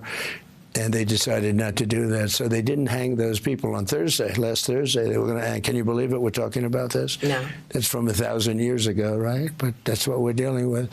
And yet smart, cunning people. But it's an ancient way of life. They were going to hang 837 people. And I said, in the very strongest of language, don't do it. And they didn't do it, so that was a big thing. And from there, we'll see what happens. I mean, that's the last we had to do with them for a little while.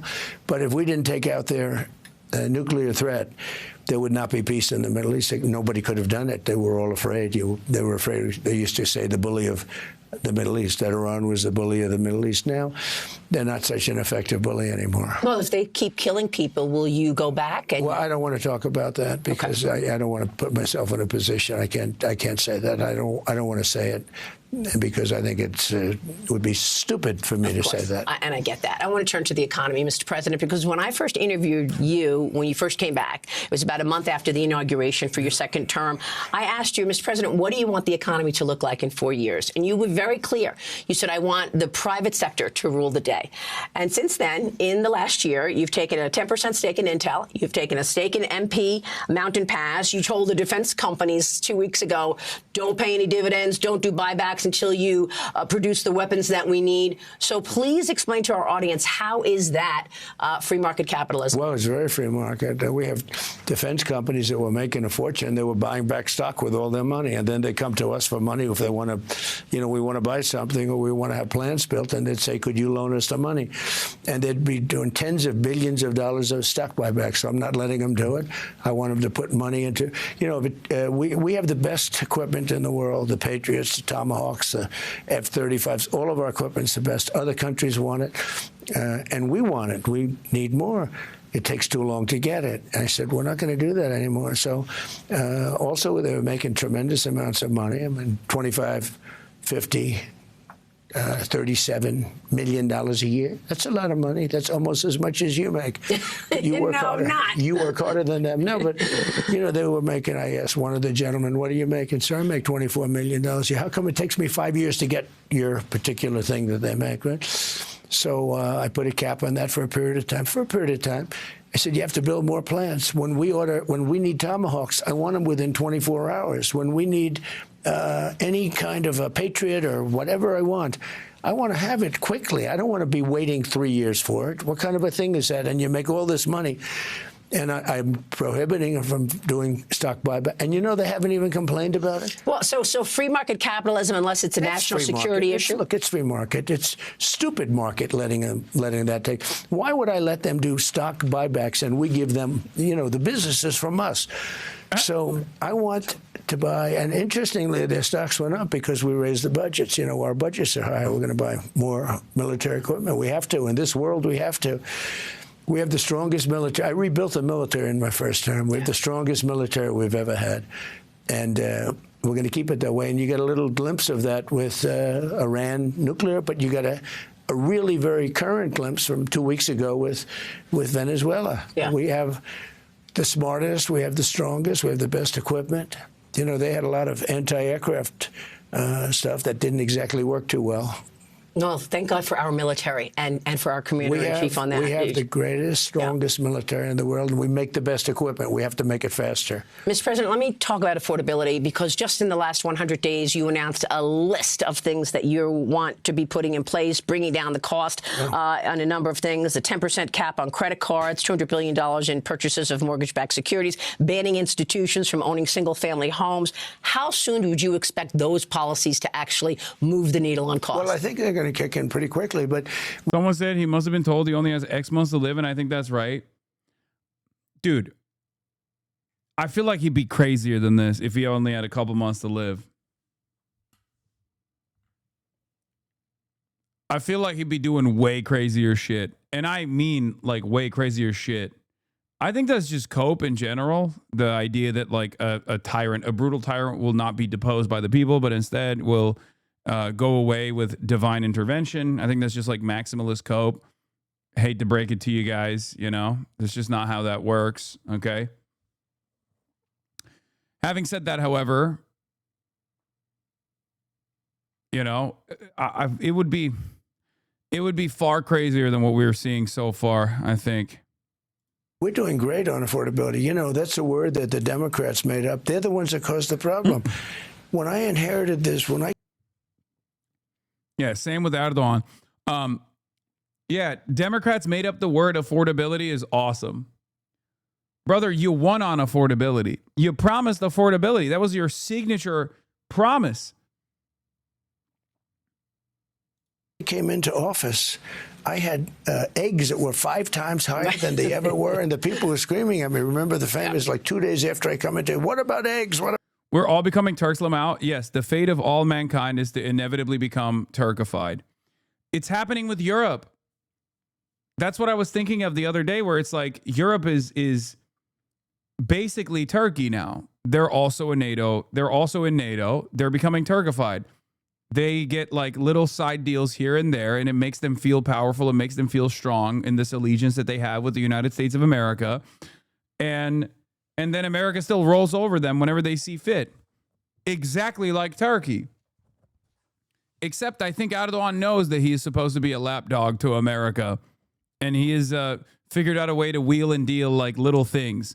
And by that, I mean, by little things, I mean usually always, killing Kurds. That's the little thing that he can extract out of both the European leadership and also the Western leadership. Or outside of that, that's foreign policy.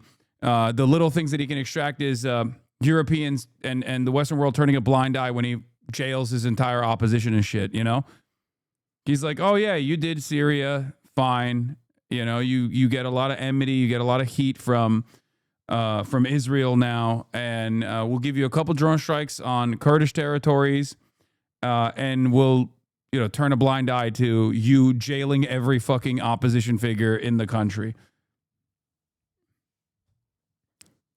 About eggs. Yeah. I just got to office. I said, do we have a problem with eggs? I just got here, right? And we have that down now lower. But food prices are coming down. Look at gasoline, $1.99 in a lot of places. We're down to $1.99 in a lot of places. We're $2.30 overall, but we're down to $1. It was $4.50, $500. I mean, think of it. It was $4. You were spending in a lot of places over $5. We have it at $1.99. That's better than any tax cut. In addition, the great big beautiful bill just kicked in. And now you have no tax on tips, no tax on Social Security for our seniors, no tax on overtime. So good. That bill is going to have a huge, and you have, of course, the 1-year deduction from, build a plant and you can deduct it. I was just going to say the depreciation seems like it's really having an impact on small we have thousands of businesses being built all over the country. There's never been a time like this in our country. Where? What are you saying? Where is there growth? The only growth is in the stock market.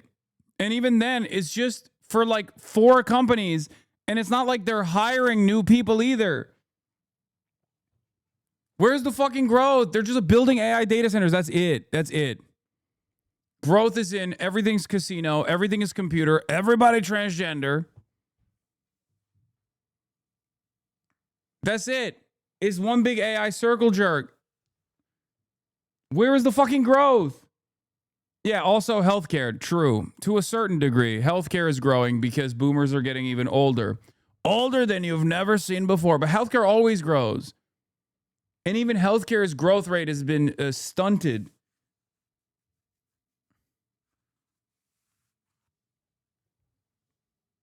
It's fucking dog shit. People can't find jobs. They're like, if you're under the age of 40, you've just given up. If you're under the age of 40 and you don't currently have a job, you're fucked. And on top of that, he's cutting so many things that are supposed to make things more affordable, like subsidies, right? Like the current system that we have for healthcare is already busted, and they're making it worse. And he's over here being like, everything's great. Everyone's growing. Country. And, a lot of that's the $18 trillion that's pouring in. I spoke with Eli Lilly the other day. He's a great guy, a great leader. And I said, what are you doing? He's building 5 plants. They're spending billions and billions of dollars bringing back the drug industry into this country. Many of them, I think all of them, they all want to come. And it's because of tariffs, because they don't want to pay the tariffs. Very simple. And I think they were very happy with November 5th, the election.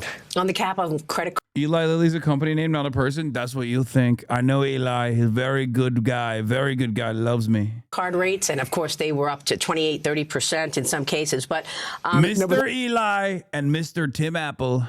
How can you do that? Look, I'm all for free enterprise and everything else, but you have a guy goes out and he's a little bit late on his payment, and he ends up filing for bankruptcy, right? 28%. Whatever happened to usury? Whatever happened? They used to have laws that you can't charge too much. but 28%, 30%. Yeah, Eli Lilly died in 1898, but he loves him. He would have loved me if he was alive. Trust me. 32%.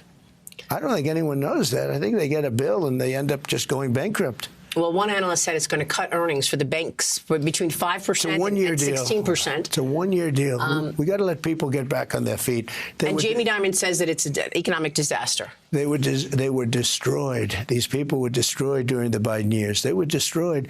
We had the highest inflation in history. Look at inflation for the last 3 months. It's 1.2%. Last 3 months, it takes a little time to get there. And I'll tell you, the oil price is coming down so much. Gasoline, when you get gasoline down to, less than $2, and we've largely done that. It's coming down, and it's coming down. We're drilling more than we've ever drilled. We have more coming in. And all right, we found it. We found a guy. We found a guy. I work for a company that's having growth from the tariffs. It's a cabinet company that's fighting bigger corporate business or other business importing cabinets from China. All right, hell yeah. We found a guy. Okay. Fair.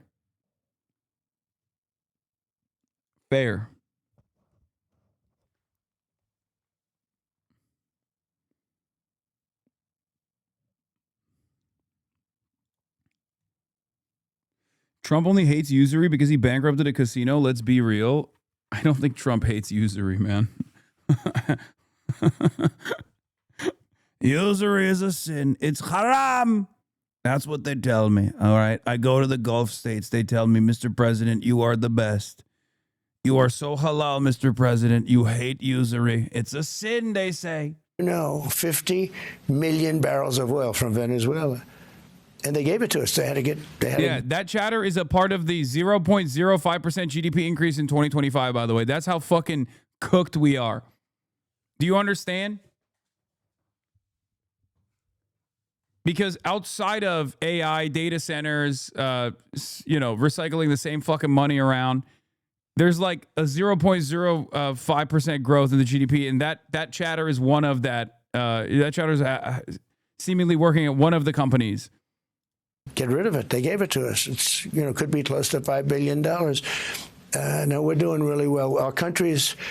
I mean, you report on it better than anyone else. Our country is doing as well as I think it's done better than it's ever done. Are you going to release a budget next month? And do you want to see another reconciliation package? Well, I think we have a problem because I think we're going to probably end up in another Democrat shutdown because that's the only way. When we came out with the numbers over 5, everyone was shocked.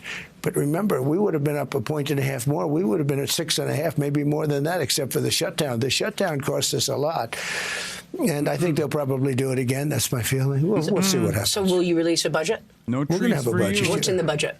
What's too early? I mean, we have a long way. That's an eternity. When you talk about a couple of weeks in this world, that's an eternity. But we're negotiating the budget right now. We're negotiating health care. I don't want the insurance companies to get the money. I want the money to be paid directly back to the people. And when it comes back to the people, by the way, everyone is in love with it. Mm-hmm. You know what happened? I'm looking on your show, but I'm looking and I'm reading the papers and I'm seeing that these insurance companies are up 1,000%. They're up 1,700%, 1,400%. And I say, what the hell? This is money being given by the government. And it has to do with largely, a lot of it, Obamacare. The money's going, that was designed.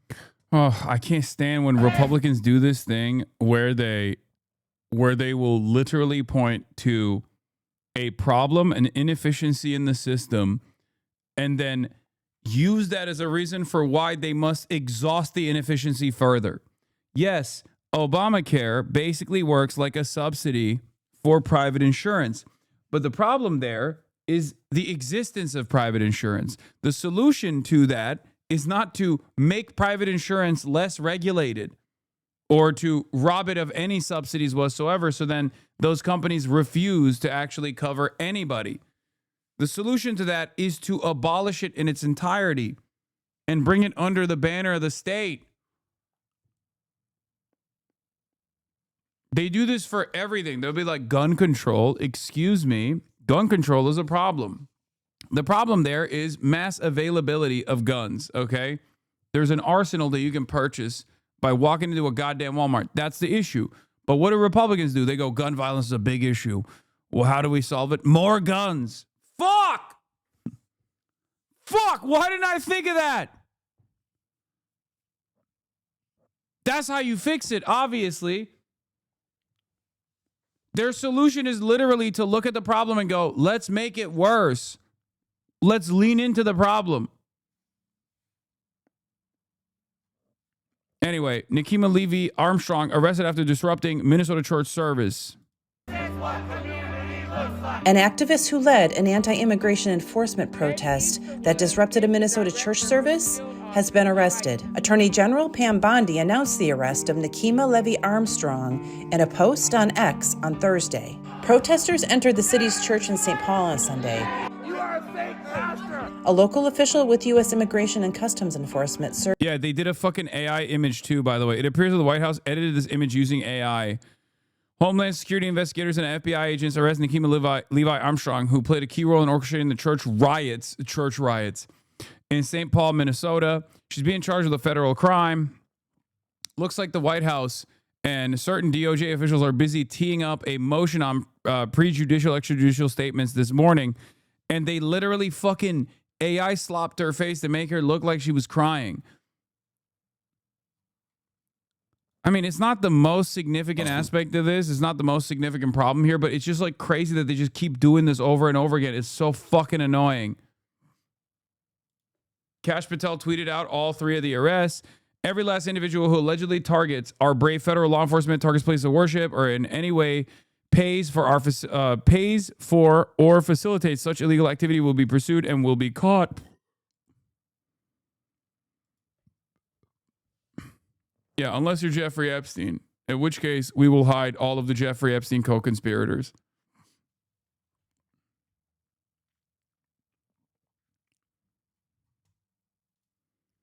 What is this? This is what Zach does to you all the time. It's so odd. Yeah, I think if you have the brain of a 4-year-old, this is the type of shit that you enjoy, like the AI. Like AI face swap or whatever. I guess like maybe it's just a way to have power over someone, right?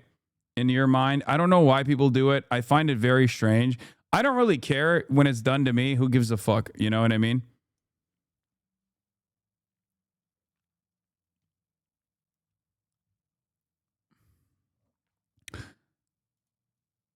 It is strange though. Also, they wanted to go after.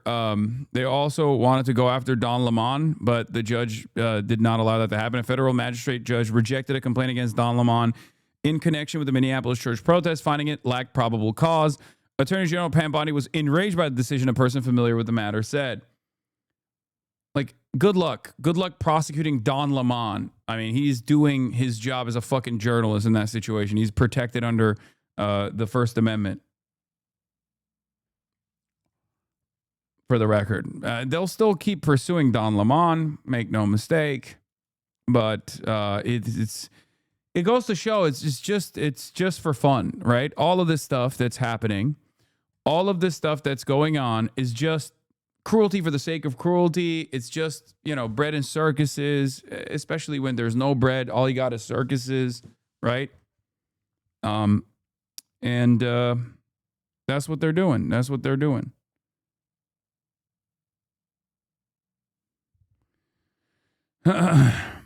It's a performance. For those white supremacist morons who don't even have a clue how business works, your company, such like Walmart, Target, they place order in China's factory. Then the factory will produce the products, what they ordered, what kind of material they want, how much the price they're gonna pay. Then the Chinese factory will produce for them. Then they will buy it to sell in Target or Walmart. So the quality you are talking about is exactly what they ordered. Okay, you want high quality, you need to pay more money. But your importers, they buy cheapest shit from China and sell you with high price.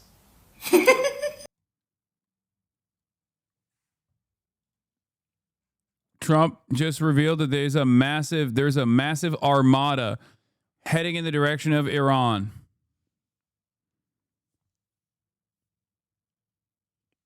And then, of course, it's fucking Newswire, so they hit the Poly Market ad. Oh, my Lord. What a fucked up world we live in. Oh, my God. Everything sucks so bad, dude. So, I was right. The only reason why he didn't strike Iran was because of Israel. He did not strike Iran because all of the flotillas, all of the Navy assets were too busy surrounding Venezuela. There weren't enough naval assets in the region to protect Big Daddy Israel.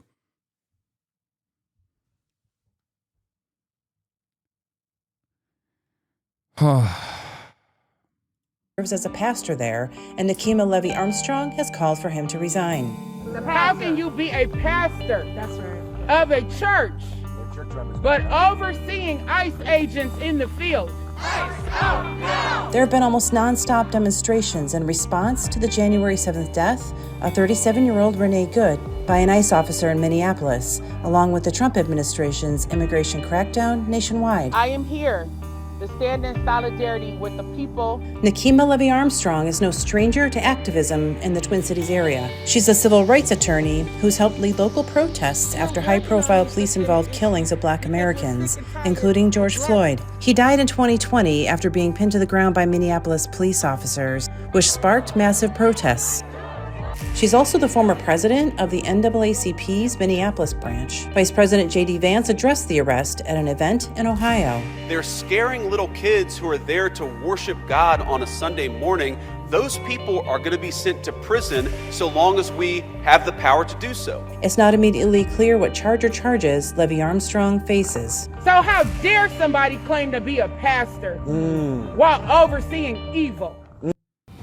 Now, this is breaking news from the WCCO Live Desk on CBS News Minute. Josh, you're going to be doing over-unders on American casualties in Iran. Soldiers will be sliming out their commanding officers to secure their beds. Oh, dystopian future is here. It is here and it is now. Oh, my Lord. Yeah, as far as this church protest goes, I can't even begin to give a single shred of a fuck. This is very clearly Republicans looking for a place of victimhood once again. I don't even think many Americans care about this either. I think this is just something that Republicans are talking about, but even most Republicans don't even care about it. It's not, I don't know. I don't think this is a real, I think this is what the Republicans are trying to turn into a big deal that everyone should be mad about or offended. But I think if you have two functioning brain cells, you look at the situation and you're like, okay, the fucking pastor is a ICE pastor. Yeah, I think that's way worse, especially at a time when ICE is already doing targeted raids outside of fucking churches, outside of schools, and gassing American citizens that are protesting. Yeah, I'm gonna keep it a $1.50. Don't give a fuck about this. Free this lady. Free all these people. You're out of your fucking mind. My dad has messaged me about it a few times. I think it's taking up the airwaves a decent amount. If you're actually a Christian, then you understand. So what does it mean? They are moving ships in that direction now. Is a strike impending? Yes, they might strike Iran. The reason why they're moving the ships there is so that they can defend Israel, though.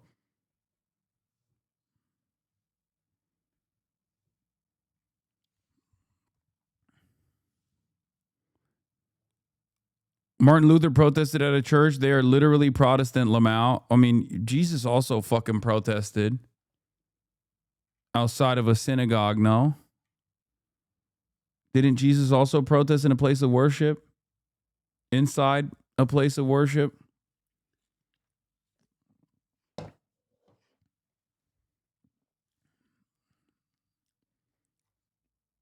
He beat people. He stormed it and fucked it up.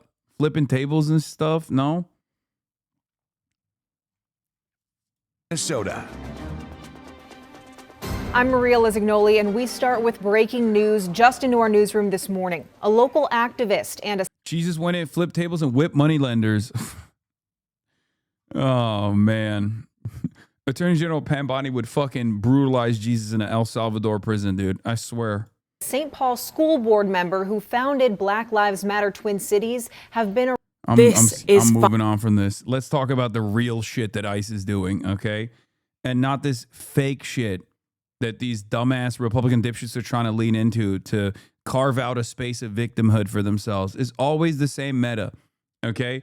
ICE goes in, brutalizes the local population, terrifies people into submission, okay? People can't even leave their fucking homes. People can't send their children to school. People can't send patients to hospitals because they're fucking terrified that ICE might just kidnap them, okay, in broad daylight. Then they kill someone that's protesting. Then people get even more mad. And when the protest continues and there's an ICE pastor out there that is being protested as well inside of a fucking church, all of a sudden they're like, whoa, that's so much worse than anything we've done. No, dude, if you have fucking eyes, if you have a conscience, if you have a heart, if you have ears to hear, if you have eyes to see, you recognize what the true evil is here, okay? The true evil is the federal government doing the things that I just described, not people protesting against the federal government doing the things that I just described. Unlimited cruelty for the sake of cruelty, okay? Hasan is on the right, Asman is on the left. Yes, Asman Gold is the number one socialist in the country. Yeah, here is the bovine bovino. Do you have any moral or ethical...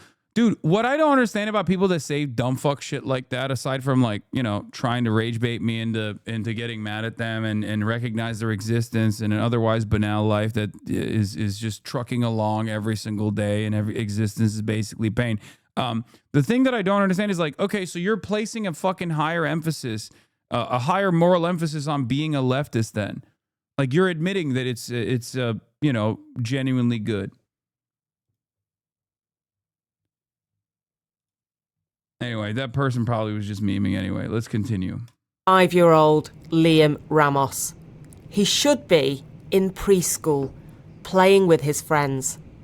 But Liam was seized by ICE officers in Minneapolis on Tuesday and is now believed to be more than 1,000 miles away in detention in Texas with his father. He's a bright young student and he's so kind. All I want is for him to be safe and back here. The school district superintendent said officers had used a 5-year-old as bait after making Liam knock on the family door to see who else was home. She said he was one of... Straight up Nazi shit, bro. Straight up. This is literally Nazi shit. This is exactly what the Nazis did. Oh my fucking Lord. Animals, all of them. Animals. This is like Israel does this. That's why we call them a Nazi country. America does this. It's a Nazi country all the same. Okay? The very fact that it's not the very fact that this is still a point of contention, whether or not this agency should exist, is insane to me. I hate the Republicans, obviously, for standing by and defending this kind of stuff. But I also despise the Democrats, too, for not doing anything about it. Mind-boggling levels of cruelty. Cruelty for the sake of cruelty. 4 children taken in their area alone. ICE agents have been roaming our neighborhoods, circling our schools, following... Yeah, 7 House Dems voted to continue to fund this. And not only that, but also Hakeem Jeffries also engaged in like this hollow engineering to make sure that this bill was passable regardless, so that they could do a protest vote without actually having to really stop the funding mechanism being threatened. It's awesome. It's fucking great. Love that. our buses, coming into our parking lots and taking our children, and our hearts are shattered. Another adult begged agents not to take Liam, but by the time his older brother returned from middle school, he and his dad were gone. This is Greg Bovino on the same streets, the architect of the policy that has seen... The parallels are pretty indisputable. Oh, yeah. On the left, American imperialist politicians celebrating a future invasion of Greenland by making a cake with its territory 2026. On the right, Nazis presenting a cake to Hitler to celebrate the future invasion of the Caucasus, Baku, and its oil refineries, 1942.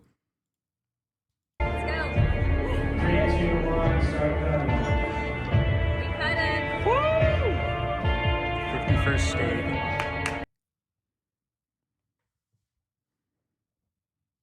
Azerbaijan will stop you, Adolf. But yeah, I mean, it's the same. It's 1-to-1. Like, what do you say? What do you do? I mean, bovine bovino is a straight up fucking little neo-Nazi manlet. Look at him. Look at this little guy. ICE agents pour into cities like Minneapolis. Captured here lobbing a smoke canister at protesters. That's a terrible throw, by the way. Like, not the main point, but it is another testament to how fucking weak and frail these guys are. Yeah, he threw that like a pussy and fucking gassed himself.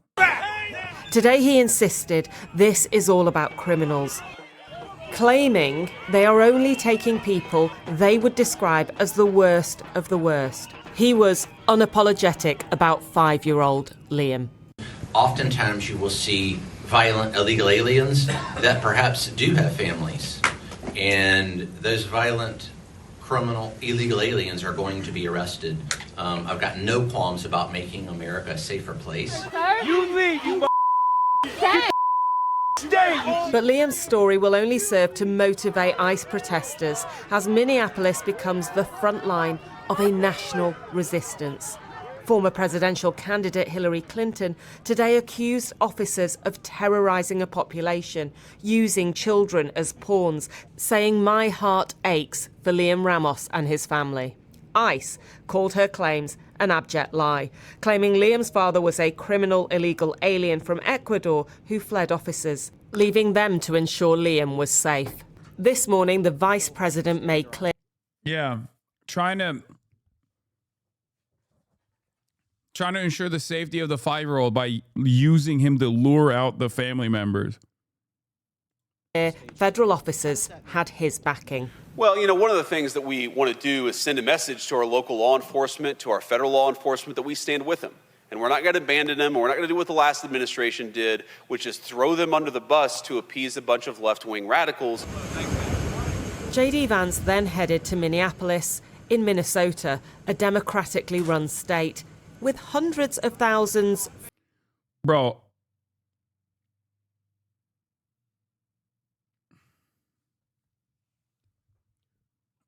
There has to be punishments. There has to be punishments. I don't think a lot of Democrats realize how fucking angry the base is, how angry regular people are at this stuff. They are not meeting the moment, which is unsurprising. But someone who comes out and says, I'm for Medicare for all, I'm for fucking, a government jobs program, I am for cutting ties to Israel, and I am for punishing every single person in the former administration and every single person in ICE that played a role in these Nazi activities on U.S. soil, will win by fucking insane margins. They'll have a reverse Reagan sweep. They'll do FDR numbers.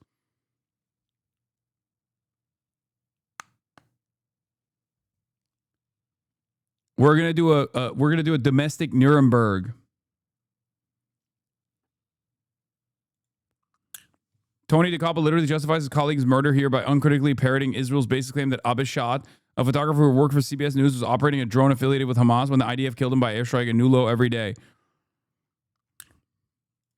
Unfucking bearable. I mean, I'm going to get to that in a second. The three journalists that were killed. Fewer undocumented that were fucking CBS workers too. Migrants than Republican-controlled Texas, where Liam and his father are being held right now.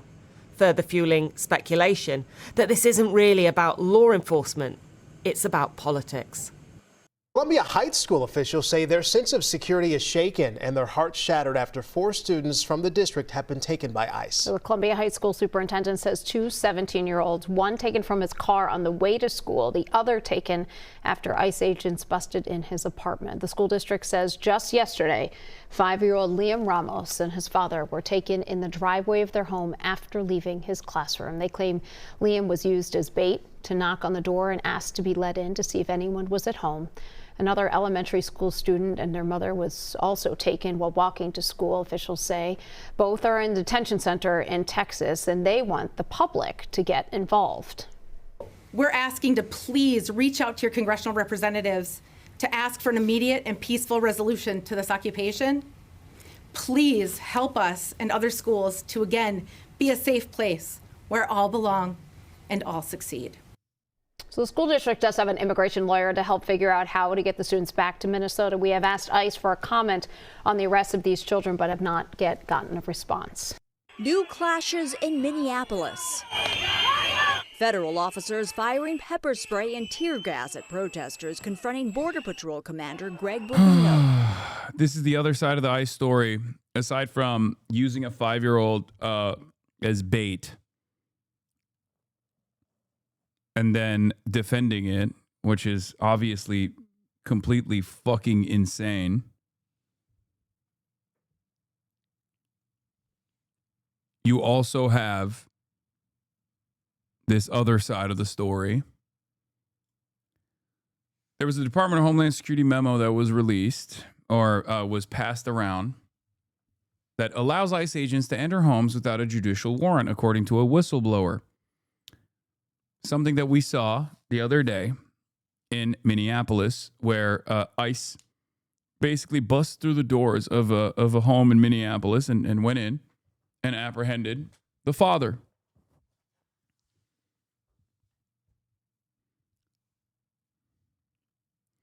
This is why they're doing it. Preventing agents from entering convenience stores during their ongoing immigration crackdown. Bovino himself seen tossing a smoke canister into a crowd. This as a new whistleblower complaint comes to light. It reveals a memo released internally by Immigration and Customs Enforcement suggesting that federal agents can rely on administrative warrants to make arrests instead of judicial warrants, meaning a judge does not have to sign off for agents to enter a suspect's home. The Department of Homeland Security insists there is legal precedent, but immigration advocates claim it's a violation of the Fourth Amendment. ICE is saying we're going to It is a violation. It is a violation of the Fourth Amendment. It is. There's no excuse for it. If you do not have a signed judicial warrant that will tell you exactly what you can even search, because like even a signed judicial warrant is not going to allow you search and entry into every part of the fucking home. Like you have to get all of that signed off by a judge. Okay? Warrants are very specific. There needs to be a signed judicial warrant signed by a judge that hasn't expired that will allow you entry into someone's home. The Constitution is very clear about this. Okay? Wait, what is this? DHS lied? This guy was not on the loose in Minnesota when they raided a U.S. citizen's home without a warrant. He was in prison. DHS would know this information. Man, ICE sought and humiliating arrest of U.S. citizen has been in prison since 2024. Oh, this is the other guy. This was the other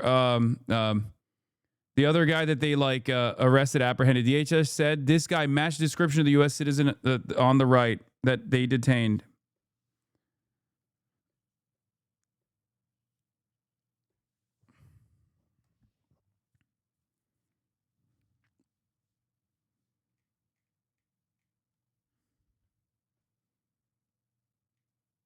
You recognize that the international world order is fake, but not that the Constitution is fake?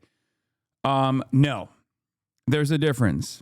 The reason why there's a difference is because you should be able to uphold the Constitution. It's like much more personal. And there are instances where it's not. And there is a court system that still exists internally that will hold it up until it doesn't. But until that falls apart in its entirety, until the Supreme Court is like straight up going, yeah, no, and they have done this already, right? For other things like abortion and whatnot. But, using every tool at your disposal is an absolute must. Okay? Using every tool at your disposal is an absolute necessity. This is a matter of survival. So I'm not just going to go, oh yeah, the fucking Constitution is fake, it's phony, whatever. No, there are still plenty of people who believe in the Constitution, whether that's silly or not doesn't matter. And there is still a shred of like a modicum of defense in the courts as well. I 100% agree, but you need to recognize that it's not enough and people need to organize. When have I said that it's not? This kind of shit makes me so furious, brother. You're just repeating my talking points back to me in a contentious manner, okay? That's why I said it's not the end all be all. Yeah, did I say stand back and just tell the government I have a copy of the Constitution. I have a pocket Constitution, sir. That's not what I said. God damn, dude. Fuck, this shit is so goddamn annoying. Everybody stand back. The Constitution will protect you. That's what I was implying, obviously. Why? Why is it the least charitable interpretation every single time? How is that possible? Blatantly ignore case law from the U.S. Supreme Court that says an independent party must make a decision at the judiciary to issue a warrant. And we're just going to rely on our own warrants signed off by our own people to bust down a door and go into a home. The executive branch trying to act like the legislative branch and making up laws and policies as they go along. In response, Homeland Security saying every illegal alien who DHS serves administrative warrants had full due process and a final order of removal from an immigration judge. The officers... They don't. It's bullshit, okay? They can have a final order of removal. That does not mean you have a judicial warrant to enter someone's home. In order to get a judicial warrant to enter someone's home, to process a final order of removal, you have to go to a judge. Okay? You can't just go, I have a fucking pink slip that my mommy signed for me. You know? You can't just like walk around and be like, well, my dad signed this slip that says I can go into your house, so I can go into your house. Because it's as worthless. The administrative warrant is just as worthless as saying my daddy Trump signed this piece of paper that allows me to go into your house. Okay? What good is the Constitution if the federal government is not going to follow it? The whole purpose of the Constitution is to limit the powers of the government over the people, okay? That's what it is. The Constitution is not just like, put together rules that restrict people. It's actually supposed to restrict the government from encroaching on the people's liberties.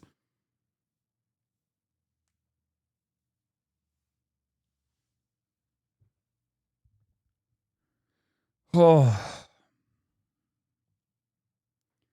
We need to stop pretending that the Constitution means anything in the face of capitalism. I think it's childish personally. No, dude, it still fucking matters. It matters up until the point it doesn't, okay? And as long as the courts still exist, as long as there is any sort of limitation, it matters. That's the reason why Donald Trump, outside of like all the pushback that he received in Chicago or Los Angeles, had to pull out of those places because courts told him you can't do that. It's at least one weapon in the arsenal that you can use to resist. That's what you're supposed to do. You're supposed to exhaust all options. I don't trust the Democrats at all. I don't believe the Democrats will ever do the fucking right thing, but I still demand them to at least hold up some kind of legislative hurdle in front of this goddamn administration, as it's obviously engaging in tyrannical abuse of power.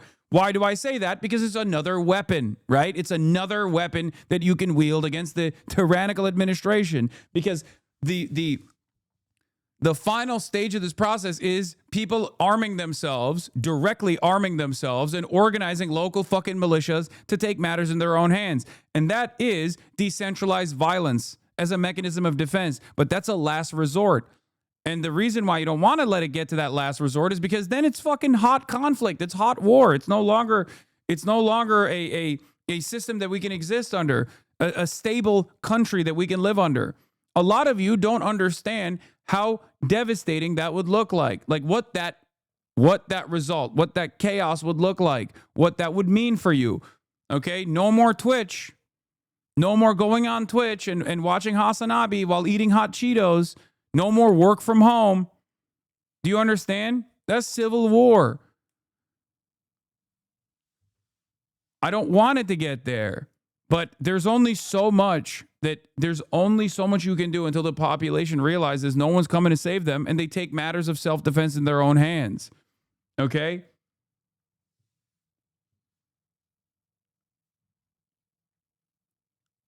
What good is it to live in a civilized society if the safeguards are not going to work and the government is going to behave in an uncivil manner?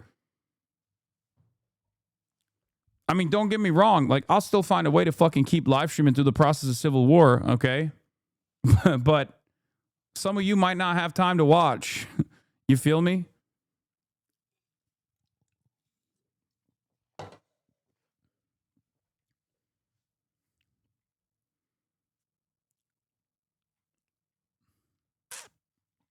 Issuing these administrative warrants also have found probable cause. But at least one U.S. senator is now calling for an investigation. Meanwhile, the immigration crackdown now spreading to the state of Maine. Agents saying they're searching for Dude, you move all off so hard. If there's a civil war, Roach Man would dominate discourse. I would literally fucking hire a brigade. I would have my own private military contractors defending me every step of the fucking way. Well-armed PMCs. Fleet of Tacoma trucks with fucking machine guns on top of it, and I would roam the goddamn lands like a fucking warlord, live streaming the process. Yes, Blackwater, okay? I would hire the most rugged war criminals. Just not IDF, because then they'd kill me probably.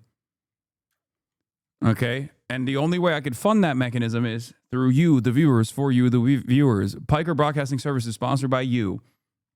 No ads, no nothing. No fucking frills, all thrills, baby. Your subscriptions in the form of a Twitch Prime, which is free by connecting your Amazon Prime account to your Twitch account, or a $6 a month subscription is what allows me to hire private military contractors to defend myself in the upcoming civil war as I continue to fucking live stream throughout the entire process. I will get Graham Plattner on with a fucking M60 strapped up to a Tacoma.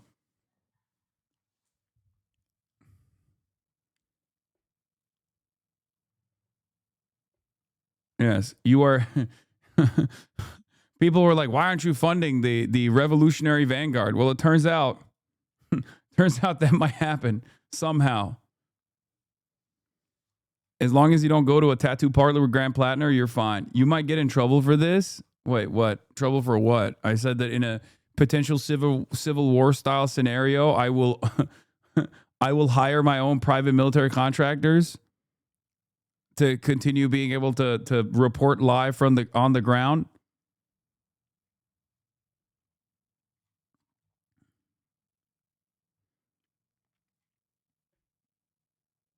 M60 is outdated. You want an M249 or M240B? Okay, whatever.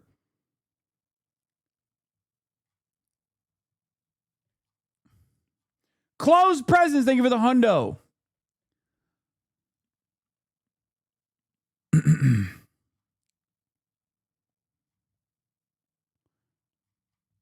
$1,400 targets accused of multiple crimes. Your hypothetical made me scared, and now I want you banned. Sorry, not sorry. As for the use of tear gas against protesters, an appeals court is allowing officers to use the tactic for crowd control. Vice President J.D. Vance visits Minneapolis today to speak with local leaders. Open presents, thank you. Sprayed a protester in the face with a yeah, this was one of the most insane. Another fucking chaotic sight from the dystopian now that we exist in, the dystopian present that we exist in here in Israel. Okay. Another Hamas militant getting put down and sprayed in the fucking face. Like, what the fuck are you doing, man? What is this? Pinned to the ground.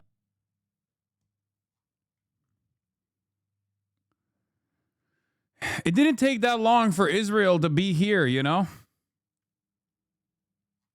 What the hell? The image was captured by a Minnesota Star Tribune photographer who said witnesses told him federal agents had taken away at least 2 teens, sparking tension at the protest. According to the photographer, the scene grew even more heated when a Border Patrol agent shoved a woman with a bicycle to the ground. Video of the incident shows agents atop a person on the ground But when agents stood him up, the man attempted to break free. Agents pinned him down again, and another agent walked over and sprayed him in the face while he was restrained. It is not clear why the protester was initially detained. The Star Tribune photographer said he did not see the man on the ground put his hands on the agents. Agents didn't employ tear gas and other chemical irritants to disperse the crowd, he said. The Department of Homeland Security. Yeah, thank God the courts allowed this to happen, by the way. That's great.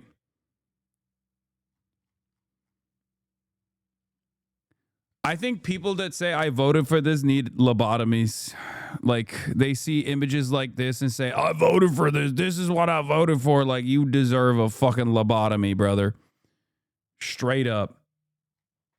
That's crazy.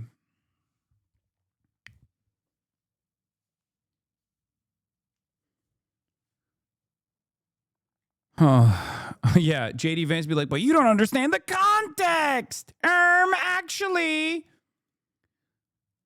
Or, actually, we need to allow law enforcement to engage in these kinds of endeavors. Have you even considered their feelings? No, you didn't. I need one of these. The fucking the shit that the Ice Ages are wearing now, like the chains under your shoes. God, I fucking hate JD Vance so much. I think the level of personal vitriol and anger that law enforcement agents have against their subjects need to be outlawed. I don't know if that's even possible, but there are way too many cases of brutality where the agents are clearly personally pissed off, like Jonathan Ross. Completely unacceptable. Yeah, I mean, there's a reason for it. Because you have to have animals do this job, because no human being would do this. Every human being, if they were forced into this position, would go, I don't want to fucking do this. What are you, out of your mind? This is ridiculous. This is the prerequisite. You have to be a fucking animal, a feral animal, to behave like this. So they hire only feral animals to do this. Security says agents were harassed and blocked by crowds. No, the chain is not a kink. It's for snow and ice. Like the ice on the ground. While trying to take bathroom breaks, saying in a statement, at each gas station where the agents stopped to use the restroom, groups of agitators appeared, yelled at them, stalked them. I don't think these guys realize, like, this is far, far less than what they actually deserve, okay? Oh no, my feelings are hurt for behaving like a fucking feral animal in the wild. Like, shut the fuck up.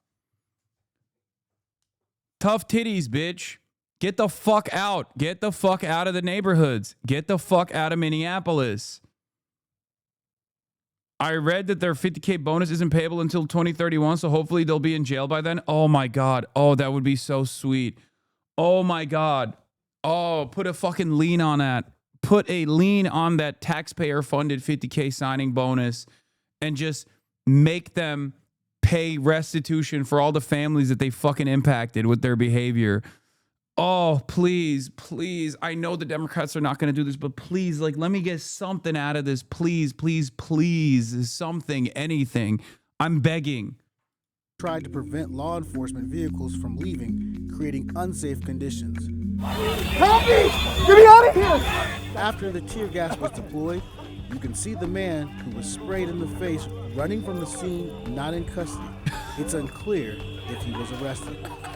CNN has reached out to DHS. They're such fucking incompetent morons, too. Like, oh, if you organize, you would not need to beg. Brother, what are you saying? What are you saying? What more can I do? Okay? What do you mean? Do you want me to take the platform that I currently have and throw it directly in the fucking dumpster? By saying, hey, everyone, rise up in arms. It's time. Is that what you want? So I can fucking, I don't know, lean into your power fantasy? I already do organize, and I already do try to aid in organizing to the best of my fucking ability. There's also an important part of the awareness initiatives here, okay? Jesus fucking Christ. I'm going to fucking Minneapolis tomorrow for the general strike. What do you want? What are you talking about?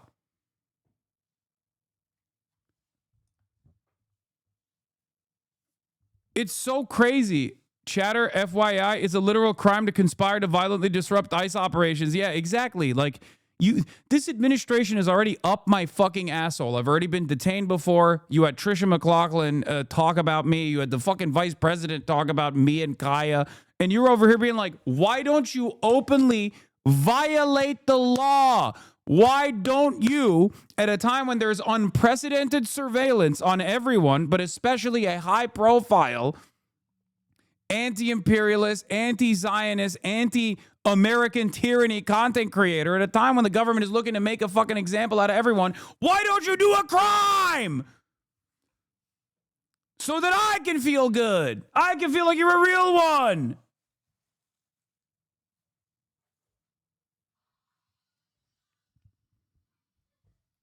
It's so fucking stupid. You know, you're throwing race into it, right? Let's throw race out of this. That's the whole thing. It's divided. We have yet to say anything about race. Neither. Then why are ICE apprehending people, brown people? He's trying to debate lord it, dude. What the fuck? That's so funny.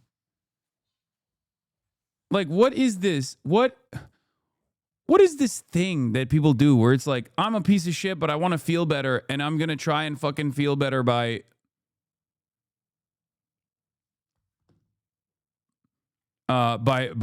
trying to rationalize my behavior in the marketplace of ideas. Yeah, why don't you commit crimes? Very uncool of you. I know. That shit is so fucking annoying to me. Like, doors open. Yeah. Everyone's a liberal.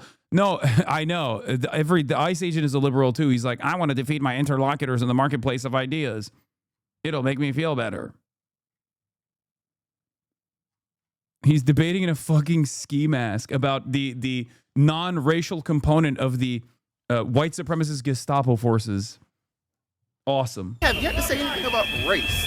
Neither. Then why are ICE apprehending people, brown people, asking them to show papers if they encounter them out in the public? I could be straight up. That is straight out of Nazi Germany. Look, listen, if there's a lady from if there's somebody or gentleman or whoever from UK and they look like her, they will get arrested as well, and they'll get deported. On the sidewalk being peaceful.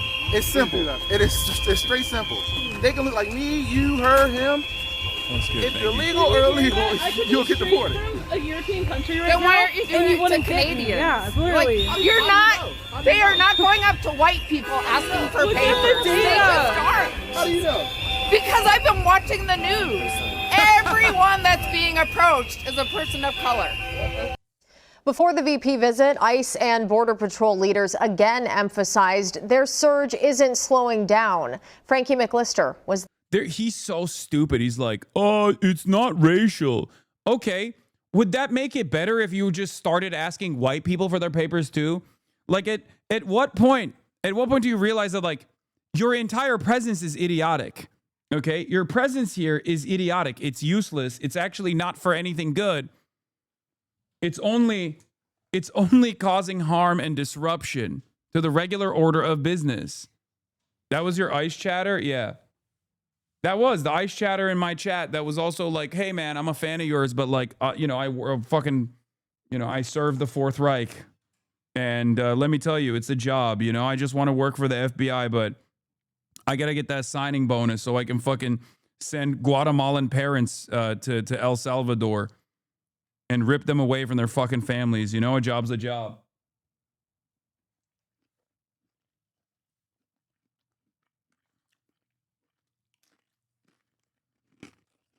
there. Just a day after Border Patrol Commander-at-Large Greg Bavino was seen in the streets. Bavino, joined by ICE Executive Assistant Director of Enforcement and Removal Operations Marcos Charles, speaking out. Where was Mayor Fry? Where was, Governor Waltz? I didn't see him around anywhere. The people we've arrested are here are not people you want living next door to your families, your children, your parents, or your best friends. The two speaking at a podium inside the Bishop Henry Whipple Federal Building alongside MSP Airport, which holds the region's federal immigration court. Showing those on a screen, they've detained who they say are, quote, the worst of the worst, and asking for Governor Walz, Mayor Fry, and everyone in between to help them. We're all on the same team, and our cooperation will save lives. The U.S. Department of Homeland Security says as of Thursday, they've now arrested over 3,300 since Operation Metro Surge began, numbers we haven't been able to verify. Frankie with WCCO here in CBS. Do you have any updated numbers of how many agents are here? It's been a few since we've received that. Sure, I won't give you an exact number. Those numbers are going to remain law enforcement sensitive, but several thousand. Charles adds that protesters across the state are trying to defend those who've committed crimes. Bovino also criticized Minneapolis police for not helping during Wednesday's protest. Good. When asked if they called for help, he only mentioned they did at some point. Minneapolis Police Department's been called on several situations that they have not responded. When asked about the end in sight, this mission's ongoing until there are no more of those. Dog, your fucking goons arrested black and brown off-duty cops. What are you saying?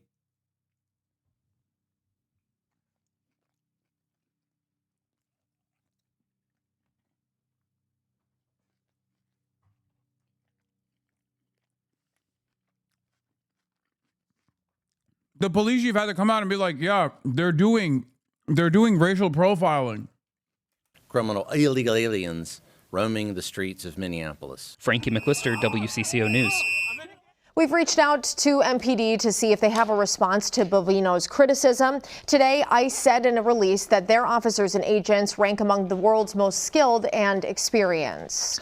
There's no question the federal immigration crackdown has turned chaotic. So to keep the peace, the vice president claims cooperation is the key.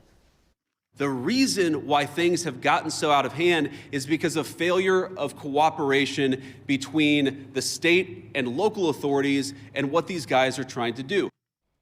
Caroline Cummings was at that briefing. She joins us now. Hi there, Caroline. You had a lot to say. Yeah, so he spoke for about 30 minutes, took reporter questions during that time, and it followed a closed-door meeting with business leaders and ICE officers. Vance said it was to learn more about what's happening on the ground to, quote, tone down the temperature and reduce the chaos. Now, we have seen these operations turn chaotic, just like this one yesterday with Border Patrol deploying crowd control chemicals in South Minneapolis. Vance said if local authorities worked more closely with federal authorities, that the situation could de-escalate. He said many of the federal agents who are here aren't even doing immigration enforcement. They're just protecting other ICE officers, alleging that local cops are being told to stand down if those agents call 911. We have people here who aren't even doing immigration enforcement, they're doing force protection. So that if a rioter tries to ruin the life or assault an ICE officer, they're actually protected. Now, why doesn't it make more sense for the local cops to get involved in that situation? Why not just... Great question. Let's think. You got fucking cops going against ICE. I wonder how we got here. And for the record, they're exaggerating.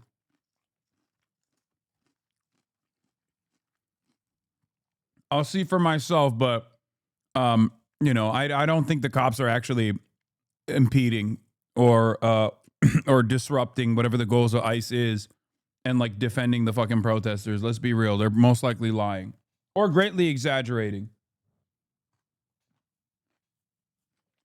Have the mayor or the local officials tell the police officers, you know what, if an ICE officer is being assaulted by a far-left agitator, you are invited, you should actually help them. That's what would work out in any normal situation, and that's what happens in nearly every jurisdiction, red or blue, in the United States of America. Now, we reached out to the police departments in Minneapolis and St. Paul about those claims, but we have not heard back yet. The Department of Homeland Security has also repeatedly... Okay, low-key, that makes me feel like they are not cooperating with ICE. Okay, never mind.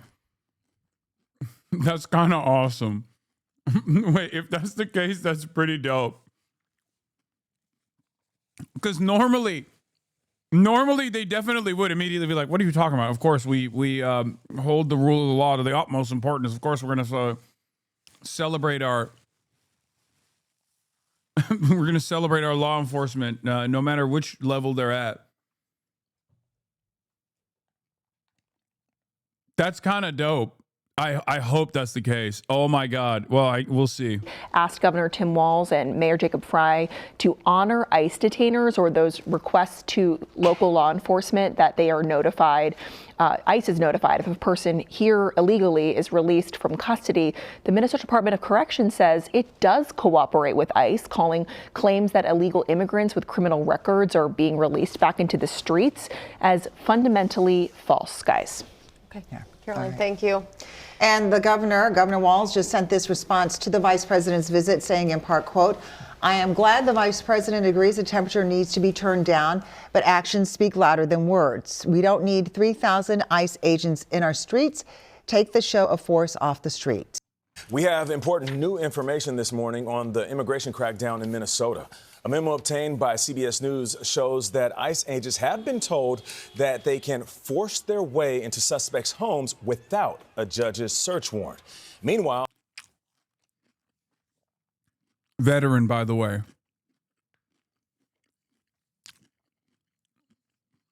Was the vice president last election cycle, by the way. Was the VP candidate. I have never seen a bigger fall off cycle than Tim Walz in my whole life. Like when he was first chosen, I was like, oh my God, are they doing it? Are they actually leaning into woke? Are they leaning into progress? And he came out hot with the whole, like, they're weird. Republicans are weird meta. And they backpocketed his ass, dude. They backpocketed the shit out of him. And then he became Tim, I will do a nuclear first strike on Iran Waltz.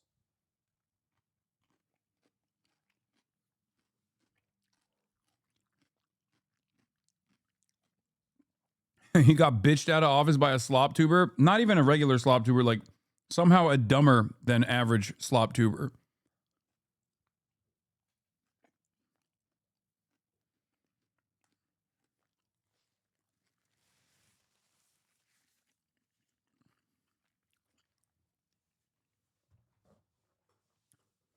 I cannot believe it. Tim Walz and Jacob Frey should be on camera every day.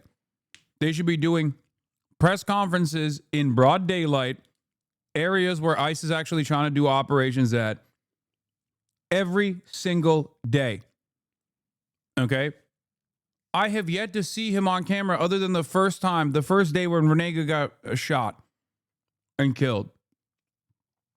The only motion that we've seen from Tim Walz is being like, Mr. President, this is not you. This is not you. This is not us. Why are you doing this? Over and over again. Bitch, it is him. It's him. And it is definitely us. Time to do something about it.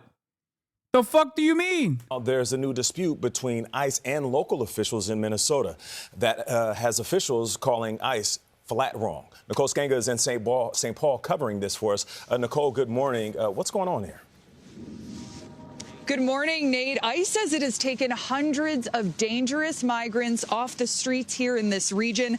It also accuses state and local law enforcement officials of interfering with immigration enforcement, even letting some suspects go free. Now, CBS News has reviewed state records that suggest some of those alleged criminals were already in prison or Oh, wow. Wow. No, that's it. That's literally it. They pad the numbers by going to the fucking prisons. That's why the corrections facility, the Minnesota Corrections Department for the state came out with a fucking release and said, hey, we're cooperating with ICE. I don't know what the fuck they're talking about. That's it. Whenever these guys say, oh, we apprehended rapists and we took them off the streets, they're lying. They took them out of prison. In the United States of America, if you're an undocumented immigrant and you do a crime, like you do a heinous crime, you do a rape or something, or you kill someone in a fucking DUI, you get arrested by local law enforcement, not by fucking ICE. That's not the job of ICE. A lot of people don't realize this. They don't understand it. The job of the police is to go and arrest this person. And the job of the prosecutor is to charge this person. The job of the courts is to find this person guilty, okay? Or whatever, is to make sure that justice is served, okay? And then when justice is served, they go to prison. This is how it's always worked.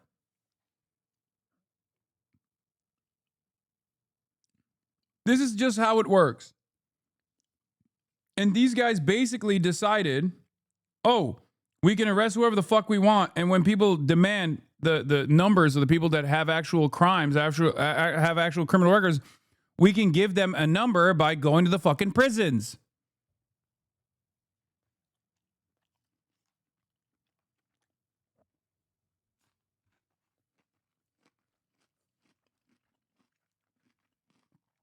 It is not ICE's job or ICE's jurisdiction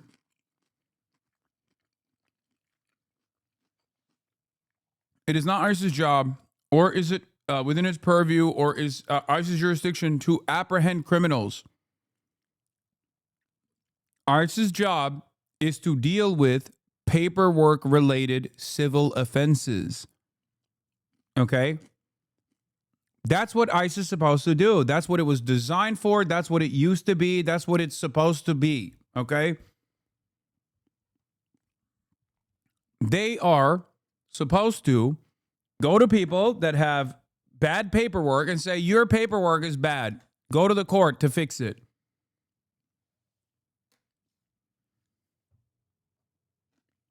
State law enforcement supervision, and Minnesota's top corrections official, his name is Paul Schnell, we spoke with him yesterday, seemed genuinely astonished by the Trump administration's claim that the state is releasing criminals. What is this? Crying R.I.P. Carla? R.I.P. to his abusive dog, Sag. Yeah, my dog Carla was being abusive, so I'm eating her. Does it feel like the Department of Homeland Security is lying when it says that state authorities are not cooperating? It is fundamentally false.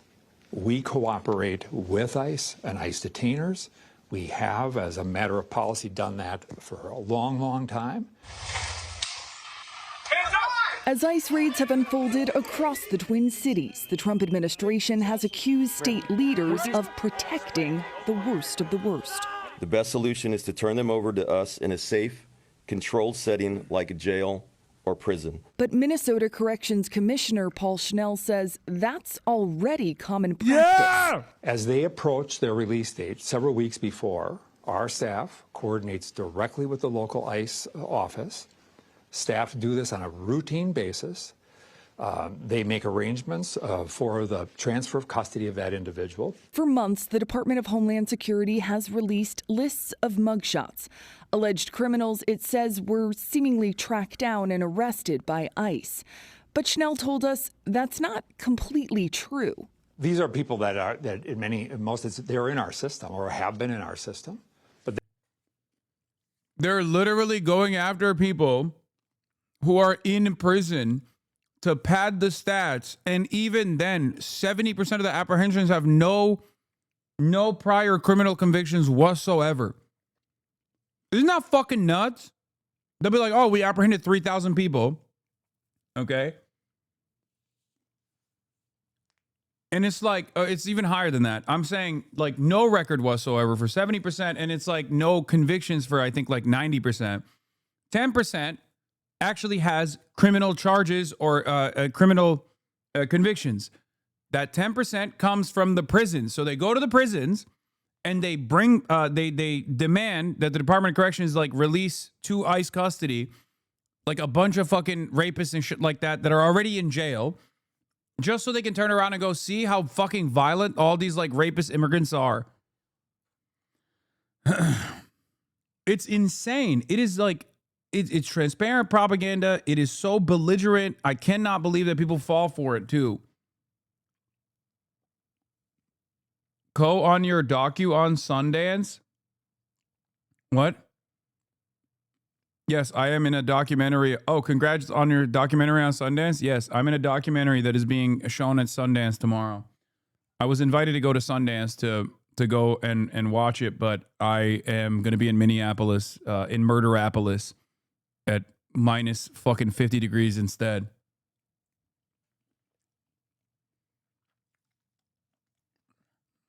I have a brief part in it. It's not that big.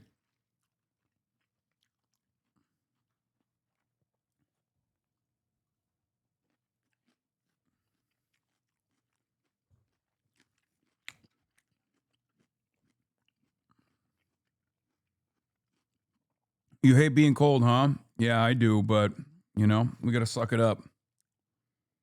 Anything to skip going to Utah? Man, I mean, I think I'm spending my time in a place that's a little bit more important right now, you know?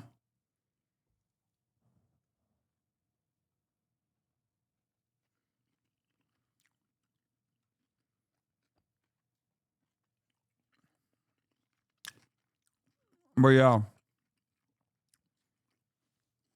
That's also why I laugh when motherfuckers are like, one, you fell off, and two, oh, you're just a Twitch streamer. You're the same as Asmongold. Okay, buddy. The documentary is about Feroz Sidwa, who I've had on the stream.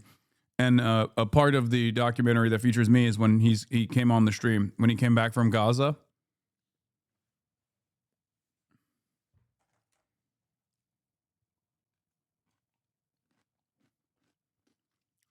The doctor that came back from Gaza that I interviewed. They were released. These to ICE. worst of the worst criminals weren't swept up by ICE on city streets. No, they were released to ICE. In one example, Schnell said his department turned these 2 state prisoners over to immigration officials on January 12th. The next day, both appeared in a DHS press release highlighting people who'd been arrested in ICE operations. That same release also claimed state leaders, quote, will not let us into their jails. Coordinated that transfer of custody, and the next day they showed up on a DHS list of among the these worst people, of the worst list. among the worst of the worst. And yet, exactly what should have happened, happened. You say you need it to stop. We need them to stop telling stories that are simply untrue. That we will and do coordinate. Remember when I told you all this shit was going down?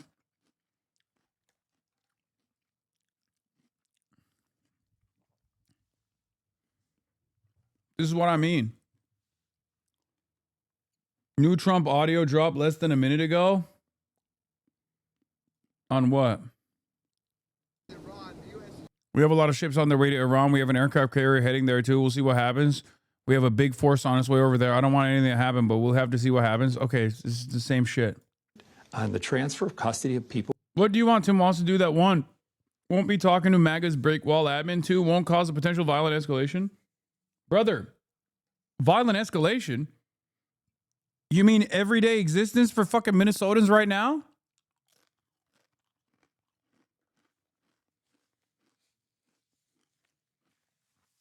Get out there, buddy. Your constituents are being murdered. They're being gassed. They're being brutalized by a lawless tyrant. Get the fuck out there. Everywhere you go, bring the National Guard with you. You were a part of the National Guard. Bring him around with you. Fuck it. Wear a Zelensky-style, army fatigue and go out there and say, Mr. President, stop invading Minneapolis. I don't know, anything. Like, literally anything. Do something, man.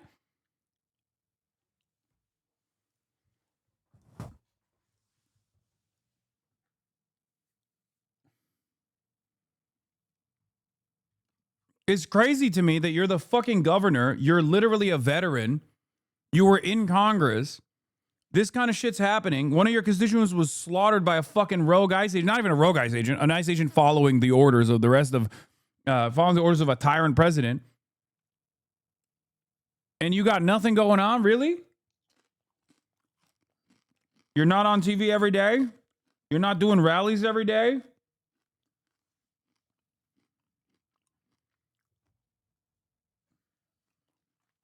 So disappointing. Who are subject to ICE detainers, and will continue to do that, period. We should add that Minnesota Corrections said they didn't even have criminal records for some of the alleged felons that ICE says they've arrested. Now, we did reach out to the Department of Homeland Security for clarity here. They did not address the discrepancy in the numbers, but in a statement urged all Minnesota elected leaders to cooperate with ICE. Nate? Oh, so they're fucking lying as well. Oh, so that either they're getting like criminals that have already been apprehended and are in prison in Minnesota out of prison so they can make it seem like they're actually, you know, apprehending criminals when they're not, their job is not to do that. But then when there's not enough criminals to apprehend that you've released from prison, you just lie and you just make shit up. Great. Fucking clown show. All paid for with our tax dollars, by the way. Well, here at home, Vice President J.D. Vance heading to Minneapolis to meet with local leaders as anti-ICE protesters continue in the Twin Cities. Garrett Tenney joins us from the Twin Cities as it awaits the Vice President's arrival. Garrett. Hey, good morning, y'all. The White House says the vice president will be hosting a roundtable with local leaders, and the focus of that roundtable will be on restoring law and order in Minnesota. That's what the administration says it's been trying to do with more than 3,000 federal agents here who are facing stiff opposition and harassment from the community almost everywhere they go. The vice president's visit also comes as the Department of Justice is investigating that anti-ICE protest at a church in the Twin Cities Sunday. The administration has promised to hold those involved accountable. Here's Attorney General Pam Bondi. Religious liberty is under siege in our country right now, and we are not going anywhere. Oh.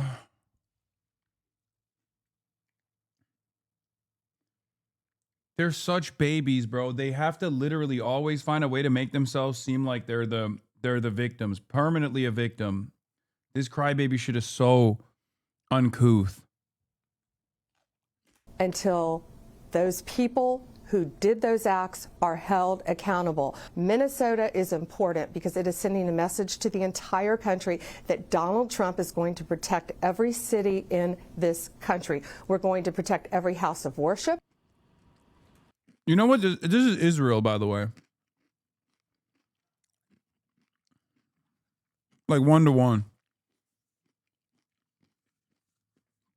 I mean, it's a 1-to-1 whenever there's like another fucking settler fair that they throw together at a synagogue and people go outside of that synagogue and understandably protest and they go, oh my God, this is anti-Semitism.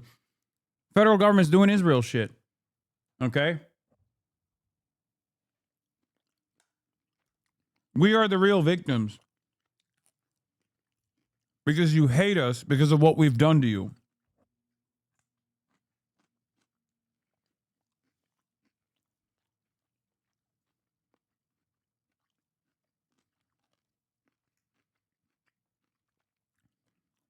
Amer Israel. Amer Israel.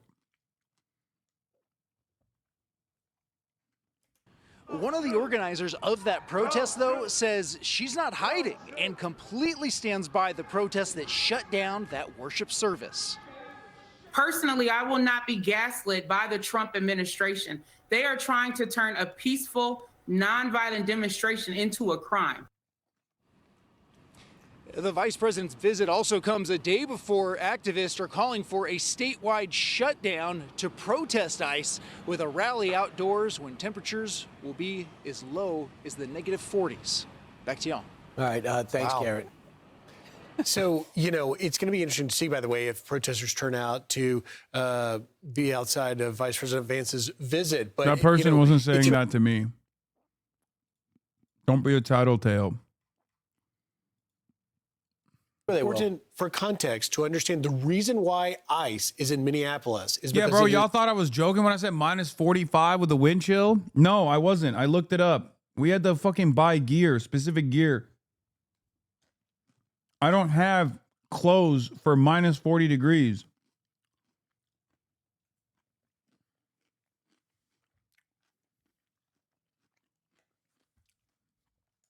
I'm busting out the Russian parka.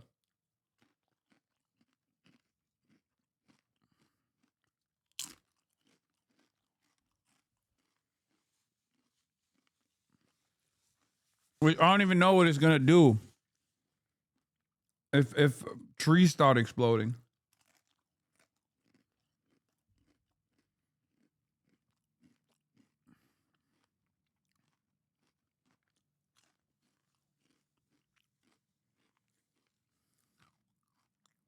Is a sanctuary jurisdiction that prohibits local law enforcement and authorities from cooperating with ICE. And so the murderers, rapists, drug traffickers, the violent illegal alien criminals that have been protected, running free.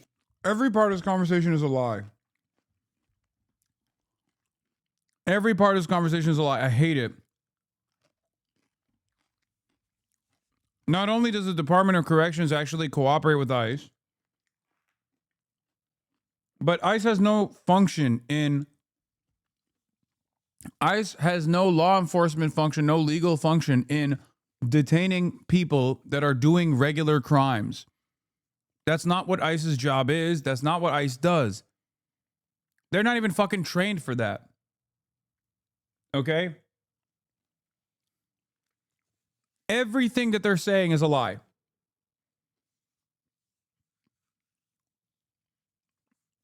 ICE's job in its jurisdiction is to serve paperwork. That's it. Their job is to track down people who are in violation of paperwork-related offenses.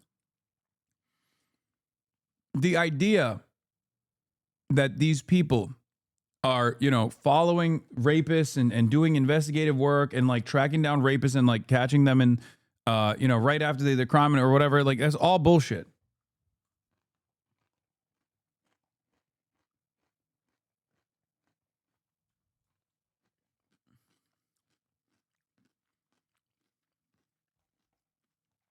Complete and utter bullshit.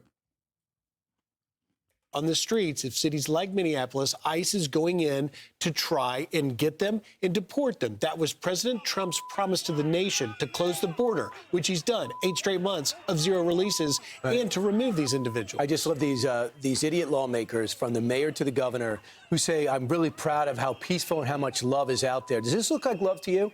Is this love to you when you get in front of a law enforcement official and don't let them go to a convenience store, or you work in that convenience store and you don't serve them? Is that the love that Minneapolis is giving out? Does that look like a lovely thing to do, jumping on a law enforcement officer and then...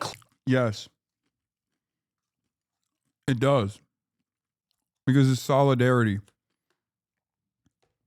And solidarity is the closest expression to love that I've ever felt with my fellow man. Random people all around the world. So yeah, it is an expression of love. It's an expression for love of justice. It's an expression of the love that you feel for your fellow citizens, that you care for, that you want to defend them, that you want to fucking put your goddamn body on the line for them. I know this is a concept that is completely alien to a multi-millionaire Fox News contributor who makes his money by dividing the American public, by filling their heads with lies. But yeah, that is love.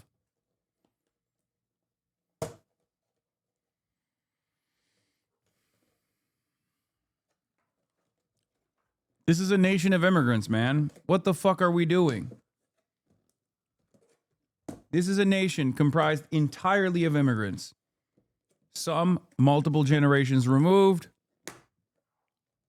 some recent, some in the process of getting their paperwork done, some that recently completed it. Protecting those people, regardless of their immigrant status, because they are your neighbors and you love them, is the most American thing you can do. That's it. Blaming some other, you're under duress, or that you have the disability. This is absolutely an embarrassment. If people in Minneapolis could see the way they're being, could see themselves and see this video and are proud, they're living in a different country. I am proud of those people, and those people should feel proud. If there's anyone who should never feel a sense of pride, it's Brian fucking Kill Myself, Mr. I want to light homeless people on fire. I want to murder every homeless person I see.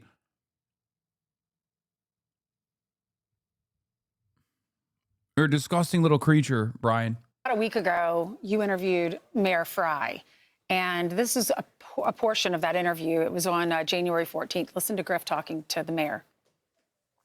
We have a separation ordinance in the city, and you know what that ordinance says? It says that I want our limited numbers of police officers focusing on keeping people safe, arresting perpetrators of violent crimes, stopping car thefts from taking place. That's what I want them focusing on. You know what I don't want them focusing on? Hunting down a dad that just dropped his kids off at daycare, is about to go work a 12-hour shift, who happens to be from Ecuador. That guy makes our city a better place. There's two sides to this story. You mentioned an Ecuadorian migrant. Are you familiar with Victoria Eileen Harwell? An Ecuadorian illegal immigrant in August of 2024, driving drunk, crashed head-on into Victoria Harwell, killing her. You call it a separation ordinance. Why not just cooperate and make it safer for everyone involved? The community, the officers, and even the migrants. My position here is pretty straightforward, and that's this. If you commit a crime, if you commit fraud, if you commit a carjacking or a murder, you should be investigated, charged, prosecuted, held accountable, and yes, arrested and put in jail. What I am saying is that a lot of the people that ICE is picking up right now in our city are not a problem for Minneapolis. That was a great point, Griff, because why not just cooperate? If you don't want the dad who's here illegally but doing everything right, if you don't want him to get arrested, then why not work with ICE and say, give me the list of everyone that you want? Brother, what the fuck are you talking about? Okay, here's another side of the otherwise complex immigration process that exists in this country that most people are completely oblivious to. ICE knows where most undocumented immigrants are. This might come as a surprise to you, but ICE, I'm going to repeat it one more time.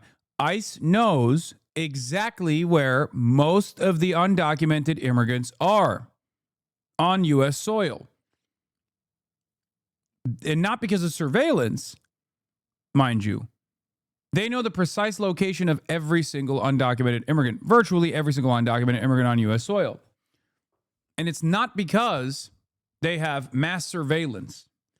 They know because these people pay taxes. They know where they work. They know because these people go to courts. ICE has under Democratic leadership, a handshake agreement, and under Republican leadership too, even to this day. They have a handshake agreement with all of these undocumented migrants. We keep them undocumented on purpose. Okay? We keep them undocumented on purpose. We don't let them get the proper documentation and the proper clearance. We put them in this legal limbo. Okay? The reality of the matter is, ICE knows where most people are. They know where most people work. They know that these people don't have any criminal records. Because these people, for the most part, by and large, on U.S. soil, cooperate with the court system. Okay? This is a new one? No, this is not a new one. This is not new at all. I've talked about this a million different times. I've talked about this because ICE does apprehensions at courts. What the fuck do you think is happening? Those are asylum applicants that are following their goddamn paperwork properly to get gainful employment in the country. I've talked about it so much.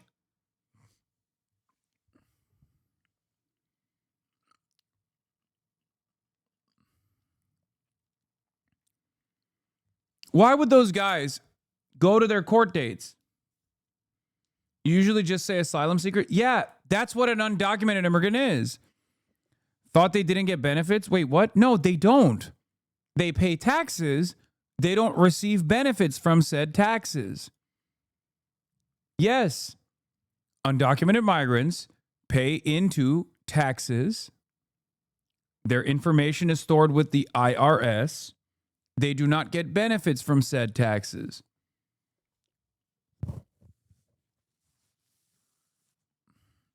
Perhaps the reason why you're confused right now is because it doesn't make any sense to actually illegally apprehend these people and kick them out of the country, right? When you find all the facts, when you find out that it's just every single thing that the administration has been saying about undocumented migrants and migrants in general is just built around a lie, okay? Not what you are governor said, my boy. Chatter, you don't have to lash out at me because you're oblivious to how things work, okay? I don't know why your first response in this moment is not to go, wait a minute, I didn't know the full details of the situation, but instead to double down and try to attack the fucking messenger. This is what a stupid person does. I want to believe that you're more intelligent than this, all right? I want to believe that you are not this dumb. I want to hope and dream that you are actually intelligent enough to go, you know what? I had not heard of this piece of information. I'm going to go research it on my own. I'm going to try to see if this is verified. I'm going to try to find out if this is true or not. And then if it is true, I'm going to change my mind. That's what you're supposed to do. Okay? When you encounter new information backed by evidence, what you're supposed to do is go, I wonder what steps led me to believe otherwise I should really reconsider this position. Okay? That's what you're supposed to do. Instead, you just lashed out at me angrily, try to catch me in an own or something.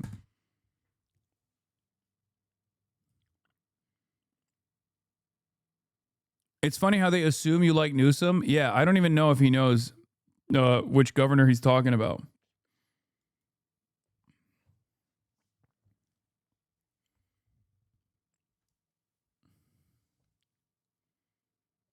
I don't know why he stopped talking. I feel like he's short-circuited. I wish you would have laid this truth to Bob yesterday and see what he said about that. Yeah, because you fucking, flick your bean or crank your hog to contest.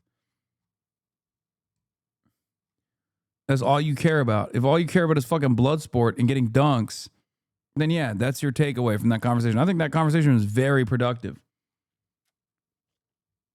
Why are you always so mad at people who go against your views? I'm not. I'm mad at people that are wrong, but confidently wrong.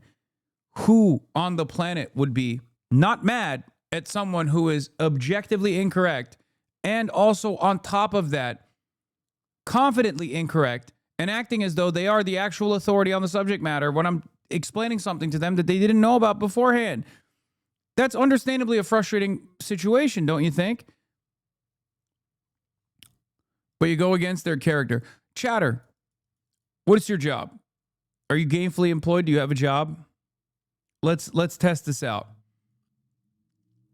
Like, what do you do every day? I'm sure there's a hobby that you have that you know down to the fucking wire, right? You know every single thing about this hobby. If I just came up to you and I just started explaining something to you confidently that you knew more about than I did, you would probably also get fucking mad at me, right? Like, that's normal. It's a human thing. And for the record, I asked you what your job is. I didn't ask like, there was a purpose for that. Like whatever your specialty is, right?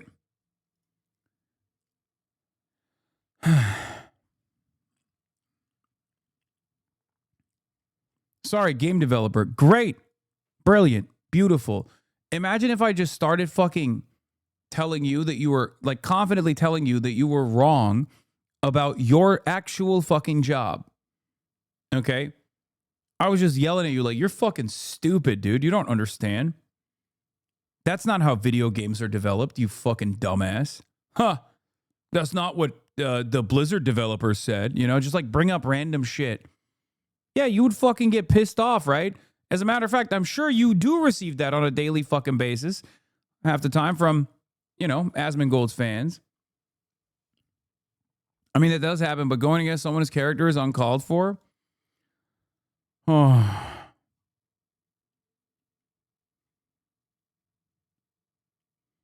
Just tell them any Pyro software take? Yeah.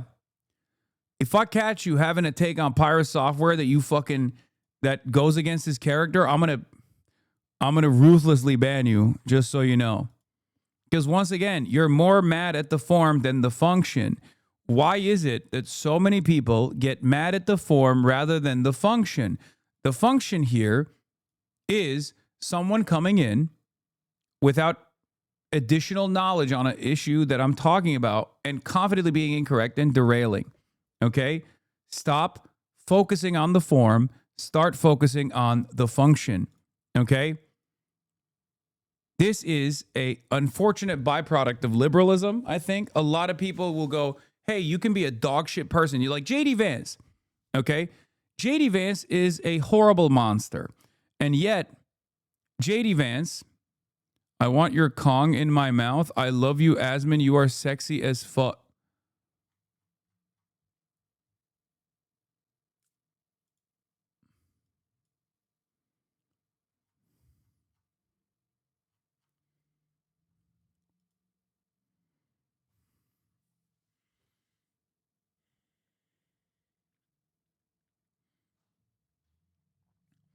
At least we were able to come to a reasonable conclusion here about form versus function. And I'm glad that we were able to reach a point of agreement before I saw those logs.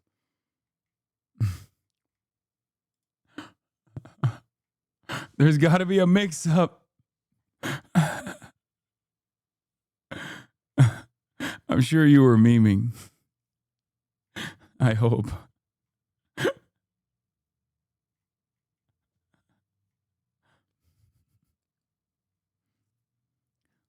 My brother was on the account. My dog was typing that, actually. Want to come after in Minneapolis, and we'll go through it. Why the fuck are we giving away our position/military strategy to the enemy of Iran? What do you mean, dude? You think you can fucking move assets into the fucking region and Iran is not going to know about it? That's funny. Yeah. America should be moving aircraft carriers secretly to the Gulf.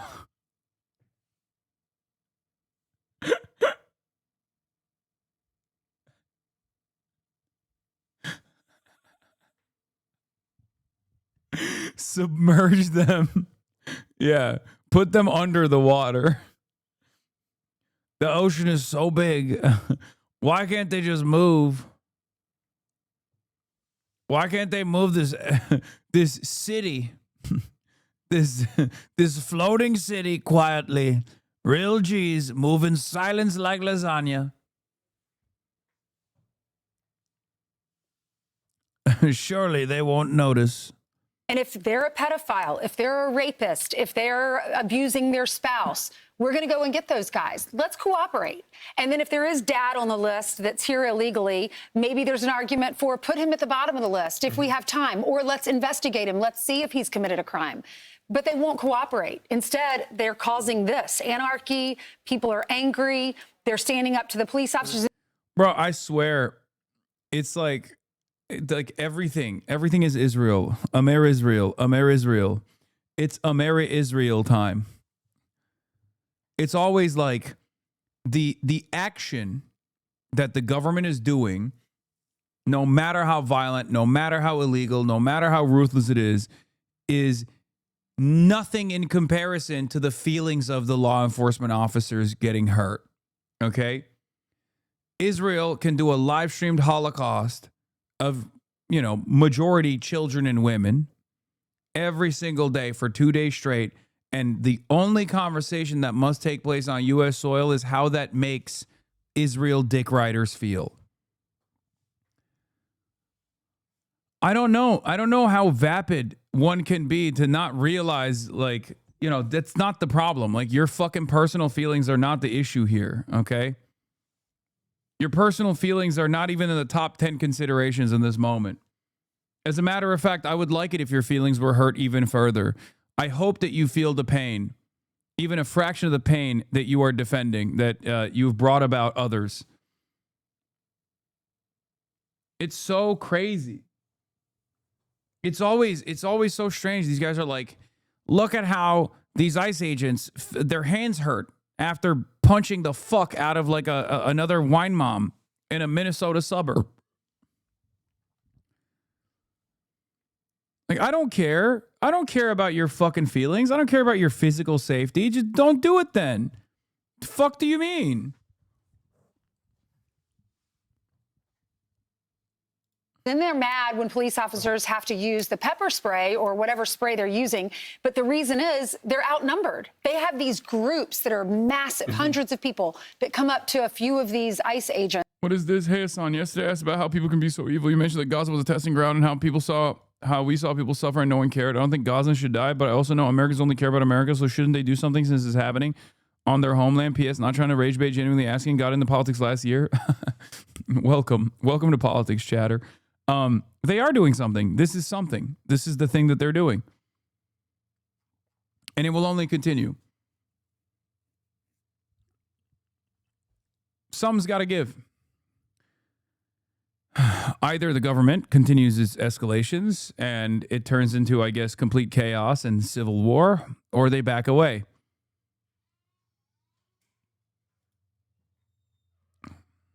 You obviously believe ICE should be abolished, but there are many in your party who are not going that far. Is that a problem for you? I think any step in the direction of reining in and cutting the funding of an agency that is attacking U.S. Have you been following everything that's going on? You've been shopping? Ladies and gentlemen, Austin Show's in the building. I have to. He has to do something. I have to do something, but I'll say hello real quick. Yeah. What's been going on? What's happening? Is she running for president? No. Shit. Or maybe, but no. What's happening is fucking. Have we invaded Greenland? No. No, Jesus. We're let me guess. What else? Hold on. What else could happen? What could be going on? Is Trump sick? He is sick. Okay, well, we knew that. I mean, mentally. But he also got like a big boo-boo on his hand, on his other hand this time. Okay, wait, is that what this is? It's something else, right? No. Hold on, we're not invading. We're invading somewhere, but it's in the domestic home front. Portland, Oregon? No, it's still Minneapolis. They're invading Minneapolis? We're still invading Minneapolis. We're invading ourselves? We've been invading ourselves. Well, I know, but how much? Bro, how much have you not been paying attention? Well, no, I'm paying attention, but you have to understand. Look at your gay-ass fit. Do you like Allowed out the wazoo. I got this for Christian for Christmas, and then I decided that I would just look at this take guy. It. You look like a fancy trophy wife. Yeah. Yeah. Look, it's very it's my comfortable plane fit. Yeah, I see that. Yeah, it's my very comfortable Christian. I got this for him for Christmas. And I was like, you know what? I'd look fucking good in that. And so I was just like, you know what? I've been wearing it more than him. You know what I mean? That's the cool part about being gay. You know what I mean? Oh, I have 3 armed security people with me tomorrow. It's the first time I've actually 3 armed. Holy shit! Yeah, I got to the they wazoo. Got guns. They got fucking. We're coming in like oh big my trucks. God! Hell yeah! Yeah, we're gonna be walking around. I'm gonna wear That's my shit. Yeah, that is my shit. Yeah, that's my shit. They all have 3 arms. 3 arms, all of them. Yeah. 3 armed security guards. That's crazy. That's wild. Yeah, they got pews. That's amazing. Austin, this is why people call you a selfish top. No, oh my God. Oh yeah, poor Christian, really suffering without his aloe set. It's true. You said it. So wait, what's going on? Tell me. I'm tapped in. Believe me, I'm tapped in. Okay. I'm tapped in. Have you been following what's going on with Davos and Greenland? Well, I've been following what's going on with Greenland. Well, I haven't had a chance to watch. I've been working on a lot of stuff. No, I'm serious. I'm not even kidding. Well, one of those things is a stream that you and I are doing together that I haven't. Yeah. I'm still pulling together. He regrets accepting this, but basically, I'm going to do Hasan and Will have agreed to do a stream with me because I believe that I have the best gaydar. But we're gonna put that to the test, and we're going to do a live stream where we invite 20 or so people. And cast, and we're gonna basically live test. I truly don't know what this man does in his spare time, and I know that most of his time is spare time. So whenever he's like, "Oh, I haven't been paying attention to the news because I've been working too hard," and it's like he just has one show that he's setting up. Yeah. No, bro's out here. I'm also going to Florida to collaborate with Your Age. Bro's out here acting like he's Kai Cenat. Yeah, I'm gonna collaborate with Your Age. I'm gonna fly a 747 with him. I'm gonna do a drag to brunch. He's gonna take me to the hood. We're going to be doing several. I may do an in the tub with him. I'm doing a lot of things. Anyways, I've been busy. I've been working a lot. I'm doing. Someone said it's Austin show, not Austin shows. True, not multiple, just one show. Yeah. Oh shit! Am I not supposed to say that? Did I say something? That's what he told me. What he was going to do. Is that inappropriate? Did I say something bad? This is so tone deaf, Lamau. What? No, don't listen to them. They're white. I know, but chat. This is literally what he told me he was going to do with me. Okay, I didn't coin that term. He told me. He's like, I'm going to take you to the hood. That's what he told me. I don't know. What am I supposed to say? Okay, what am I supposed to say? I don't know what I'm supposed to say. What? Oh my God! I don't know what I'm sorry. Did I step on a woke mine or something? Yeah, it's fucked up. Jesus Christ! I'm sorry. I didn't mean that. Yeah, he used the H slur. Okay. Yeah, he's already on his knees, man. Okay, I'm trying. I'm not trying to be insensitive. This is what he told me. So, anyway, but yeah, I'm working on a few things. This is what he said. What's going on? Tell me what's going on. This is what he said with the hand bruise. This was what it looks like. This is what's going on. Yeah, it's so I nailed it. It's the other hand. It's the other hand. Oh. I clipped it on the table. He said, I'm very good. I clipped it on the table. What do they call it? Cream on it. But I clipped it. I would say take aspirin if you like your heart, but don't take aspirin if you don't want to have a little bruising. You know, if you take I take the big aspirin. And when you take the big aspirin, they tell you you're bruised. The doctor said, you don't have to take that, sir. You're very healthy. I said, I'm not taking any chances. Okay, so I'm a hypochondriac here. The big aspirin. Dr. Show, explain what he means when he says I'm a hypochondriac. There's a chair right there. You could pull it. I know, but I don't have much time. But I am there. There's doctors, and then there's hypochondriacs, which is second to a doctor. I think Trump is right ahead of nurses. Trump is famously a hypochondriac as well, I think. Right, but typically when you he's a lot like you, also a petty tyrant, and also gay. Yeah, I mean, I would handle this country completely different than him. I would never invade Greenland. And I would ensure that everybody had health care and the stock market would be rolling on top of everything. Well, the stock market is doing well. Okay, I know. I don't know why they're doing well. They're very... I don't know what's going on with that, and I don't care either. It's not the biggest important. Most Americans don't give a shit about Just a couple boy slaves, though. Just a couple boy slaves. So my thing is aspirin is an NSAID. A non-steroidal anti-inflammatory. Also, you could get Advil is a similar thing. They're blood thinners, more or less. They thin your blood, which make you more susceptible to bruising. He is correct. But to get a bruise like that, you'd have to hit your hand really fucking hard. But he's so fucking, excuse me, he's a little larger.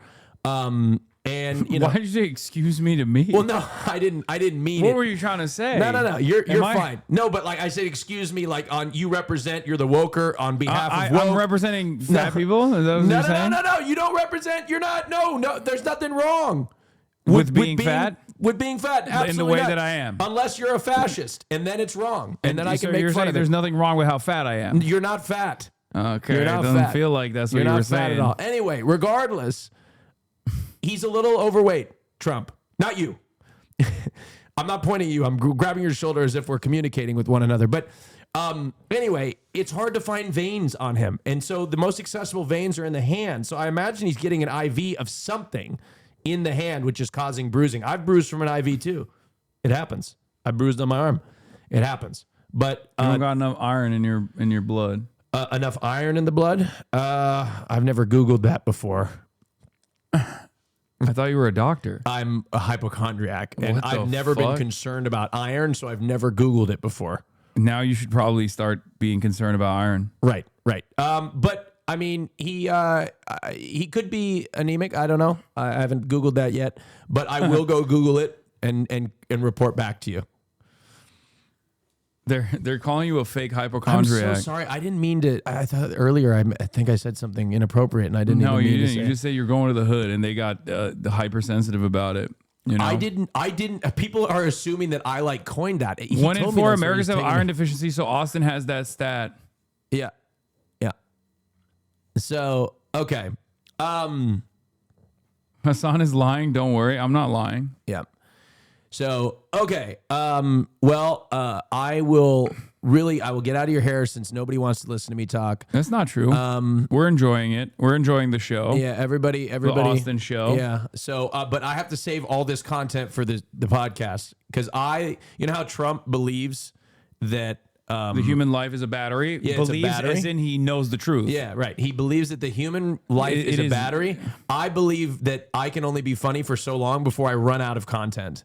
And so right now I have to save myself for the Fear and podcast. So on most days you're burning through it before you get on the pod. Then is that what you're saying? Wait, hold on. What do you mean? I see what you did there.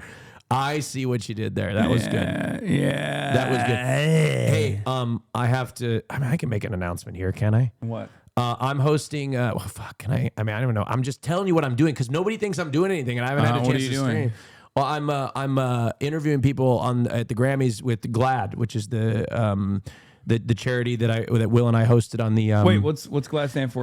Gay, lesbians, anti-defamation, against defamation.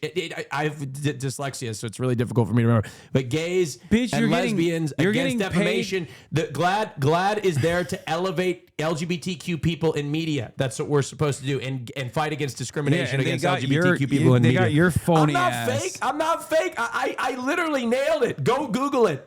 You got it wrong again, I and I ask you every time. I did it, but anyway, he said gay DL, bro. No, I did not. No. Google it. I guarantee you, I'm right. My point is, gay league against anti-defamation. But I bought a full. You're gonna be proud of me. A full Versace suit. Damn, how much are they paying you? Well, they're not paying me. No, they're not paying me. They provide. I'm going out of pocket a little bit extra for the clothes, but a full Versace suit with the shoes and everything because I had to look good on the red carpet, and I don't have one of those suits. Is this an out of touch conversation to be having? I don't know. It's fine. It's closed. Should I return it? What? Everyone's saying yes. And should I return it? You should never bring up the fact that you own things in this chat. The other day I said $100,000 is a working class salary, and chatters sincerely were trying to be like, you're wrong. If you make $100,000 a year, you're actually one of the wealthiest people on the planet. You are literally a part of the ownership class. The ownership class at $100,000 a year? Yeah, no, they were saying those who rule over us are $100,000 is an Uber ride from West Hollywood to LAX. Okay, now you are out of touch. Okay, well I'm just saying it's a little no fucking jokes. You can't be making jokes about that. It's expensive. It really is. Technically, you are very wealthy globally, to be fair. And I recognize the privilege that I have. I do. I don't know. Kind of feels like you're not checking it right now. I'll be honest. I thought it was a little out of touch that Zoran wanted a bidet. That's what you got mad at? Yeah, I was so upset. I was like, we don't have health care, but how dare he have a clean butthole? I texted him about that. I was like, listen, King, we're gonna make the white man wash their butts. You know, the funniest thing is that's such an American line of attack because Americans don't have such dirty holes, as a society, because we think that blowing water up our ass is gay. That's why we don't have bidets. Literally, we don't have bidets because we think it's gay. All right? It's true. No, I don't think that's true. No, it's true. That's exactly why it's true. No, I don't think they had to invent a butt wipe called dude wipes. No. Because they thought that wiping your butt with a regular butt wipe was gay. So they had to invent a wipe for dudes. I think the reason why they don't have it is because they thought it was barbaric. Wait, what? Really? Yeah, because in Eastern culture, this is a Fear and Combo, by the way. Oh, okay, we have to save it. Oh my God, we should be saving this. We should be saving it. See, this is a problem. Sorry, y'all. You have to tune into Fear and tomorrow. Actually, Monday. Monday. Yeah. But anyway, bidets are like $14. I mean, they suck at $14. No, they don't suck. They're cold as hell. You have no heat in your bidets here, by the way. What?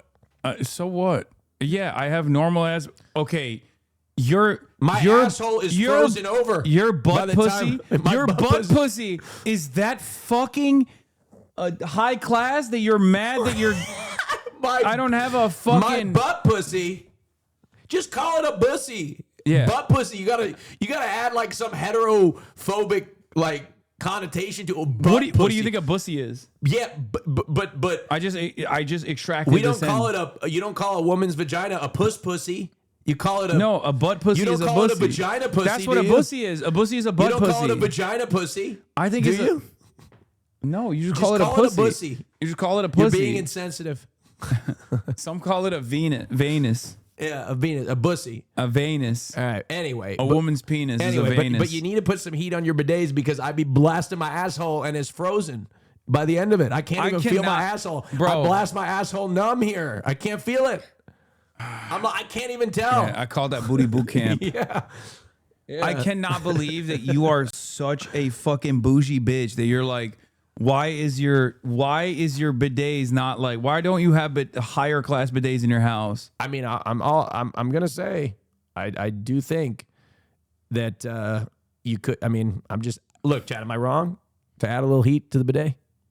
That's all I'm saying. I'm not fucking putting heating in the butt pussy in the bidets. A heated ass blast.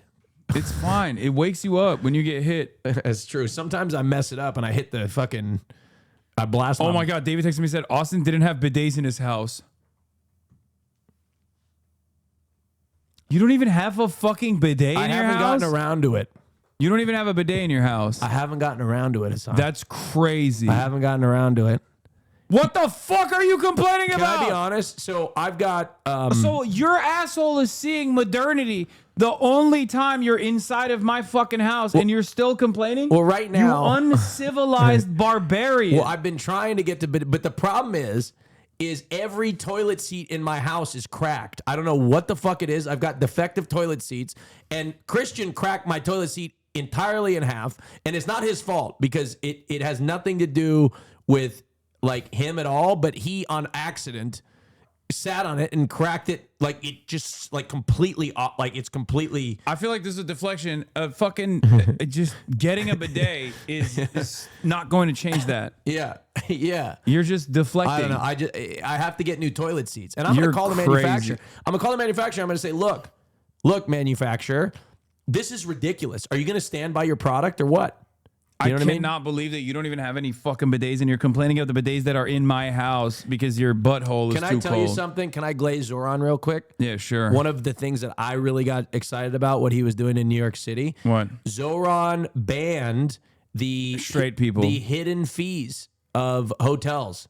Hotel hidden fees. Often people travel, they try to prepare, they budget for a vacation, they show up to New York City, it's already expensive, it's really tight, and you show up to the hotel. Oh shit, there's a $35 destination fee.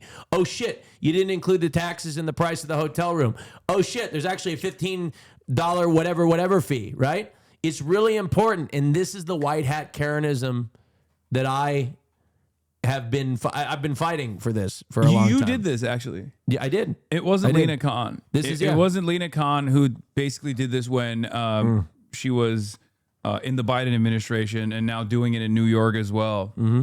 It was you. It was me. That's right. I've been fighting. Next time I see Lena, I'll tell her. I think they've been next time fighting. I can't even talk. Next time I see her, I'm going to be like, I have a friend. He's Lebanese. Well, I have to bring that. He's gay. A lot of people know that. I'm gay. Yeah, a lot of people know I'm I'm Lebanese. A lot of people know that. I look Lebanese. Look at me. Look how Lebanese I look. If I showed a photo of you, she would know. She'd be like, that's a Lebanese man. Be honest, most Lebanese people say I'm Lebanese. That's a homosexual Lebanese man. Every time I talk to Lebanese people, even if they don't clock it right away, they get to a point where they're like, oh, I see it now. You know what I mean? Yeah. And I don't know if they're being, it's the hairline. You better watch your fucking mouth. My hairline looks good right now.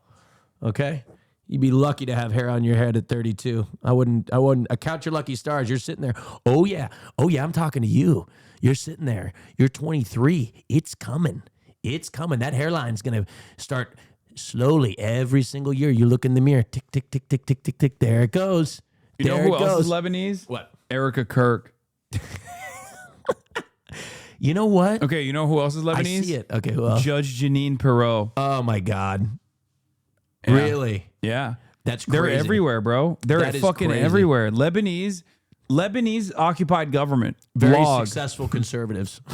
Yes. No. Yeah. Actually, they're gonna fucking identify that thing, that niche, and they're going after it. Oh yeah, Christian. Very successful conservatives. It's the Christians. That's what it is. Is the Christian Lebanese? Wait, you're Christian Lebanese. Yeah, my family's Christian Lebanese. Dude, he is a part of it. He's a part of the in group. Yeah, we're Christian Lebanese. That's why you're so fucking white. Now we're atheist Lebanese. Actually, I'm agnostic Lebanese. I believe in Jesus Christ because he's the hometown God. You know what I mean? You got to believe in the home team. Got to root for the home team. You know, right?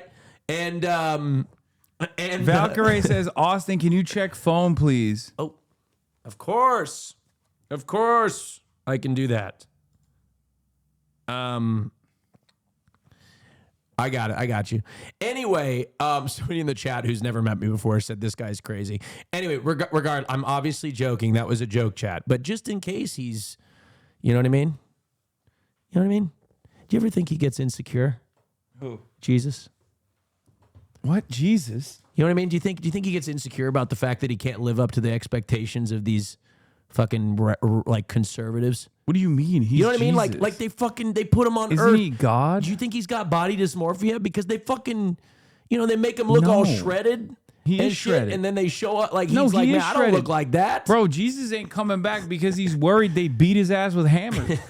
That's why he's like, they would throw my ass in El Salvador in prison. They have him fucking yoked. They'd be like, bro, you're a yoked Middle Easterner whose name is Jesus. Get the fuck in the line. ICE would kidnap his ass, That's dude. my point. He's not the same as what they portray him to be. America would re-crucify Jesus straight up. Mm-hmm. Man, I haven't been on your stream in a long time. There's a lot of people that have no fucking idea who I am. Yeah, that's and they're true. like, is this guy on drugs? I only asked them what time pod is tonight because Hasan is untrustworthy. It's true. That's what she said. That's crazy. Yep. I am trustworthy. I guess it's been leaked that Valkyrie is on the Fear and podcast. Valky leak. Valkyrie is on the Fear and podcast. Christian. Oh, was it a secret? No. Christian in the Discord says, I've cracked low-key 3 of the toilets in our house. Yeah. Yeah, he has. How the hell? Christian, get off your damn phone. How the hell you know I was here? Get off your damn phone.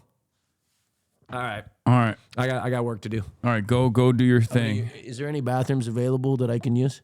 Yeah, all of the bathrooms, Austin. All right. Just don't crack my toilet. Okay. You don't got Christian's ass, so you can't do that anyway.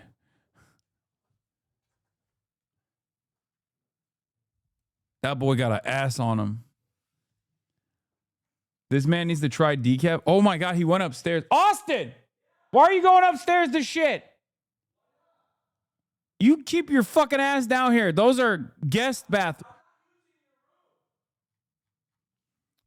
That's crazy. No, it's fine. Your coworker literally sells heated water bidets and you claim you can't get one? Shaking my head. That's my coworker. That's why. That's my coworker. If he was my friend, when he was my friend, he installed one and flooded my bathroom.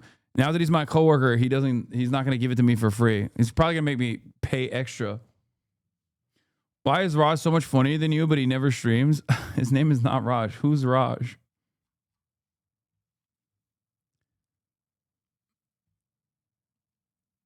Anyway, let's watch this Alexandria Ocasio-Cortez. But you obviously believe ICE should be abolished, but there are many in your party who are not going that far. Is that a problem for you?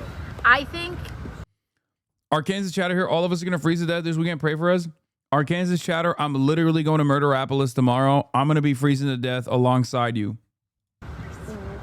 any step in the direction of reining in and cutting the funding of an agency that is attacking U.S. citizens, that are kidnapping 5-year-olds, that are using them as bait to open doors, and that are privately circulating that they can violate everyday Americans' constitutional rights by busting into their doors, they deserve to be defunded. I'll take any step in that direction.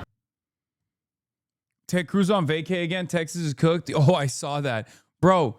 He's like, he's like a rare animal. You know what I mean? Like when you see like those fishes that normally never come near the shoreline, like they are always like deep underwater. What's the fish called? There's like a very rare fish, like an oarfish. When you see an oarfish, it's like some life-changing event is about to happen. When Ted Cruz leaves the state of Texas, just know that you are going to have an incident. There is going to be a natural disaster. That motherfucker knows it's about to happen, so he just runs away from the state. Straight up.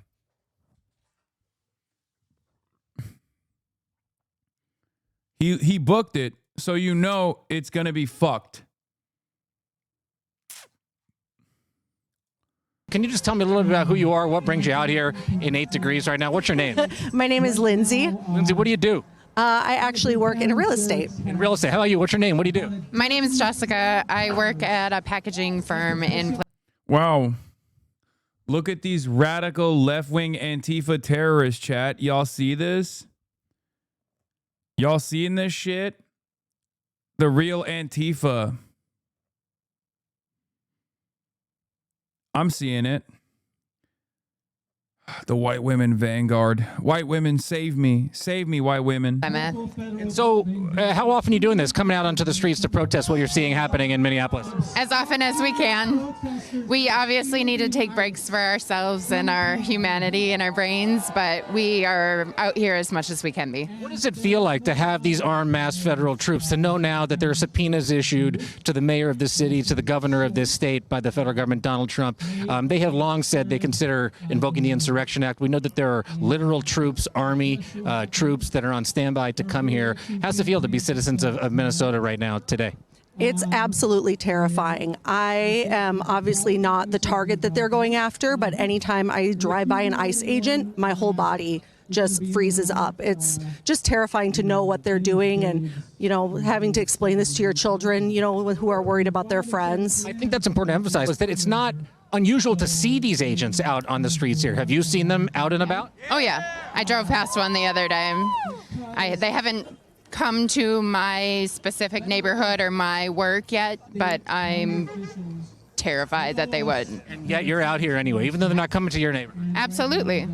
And I would hope that anybody else would be as well. If you're silent, you're not going to make a difference. It's really important that everyone... Hey, by the way, Ken Legenstein is at it again. Leak doc, Homeland Security's domestic terror obsession. Department of Homeland Security is worried about people with class-based or economic grievances per its annual threat assessment. Remember when I told you that they are trying to actively make it illegal and make you out to be a fucking terrorist if you are on the left? Well, it turns out if you have any sort of economic anxiety, whether you're a Trump supporter or not, the government might be coming after you. I wonder why. I wonder why they have this hyperfixation on class-based struggle.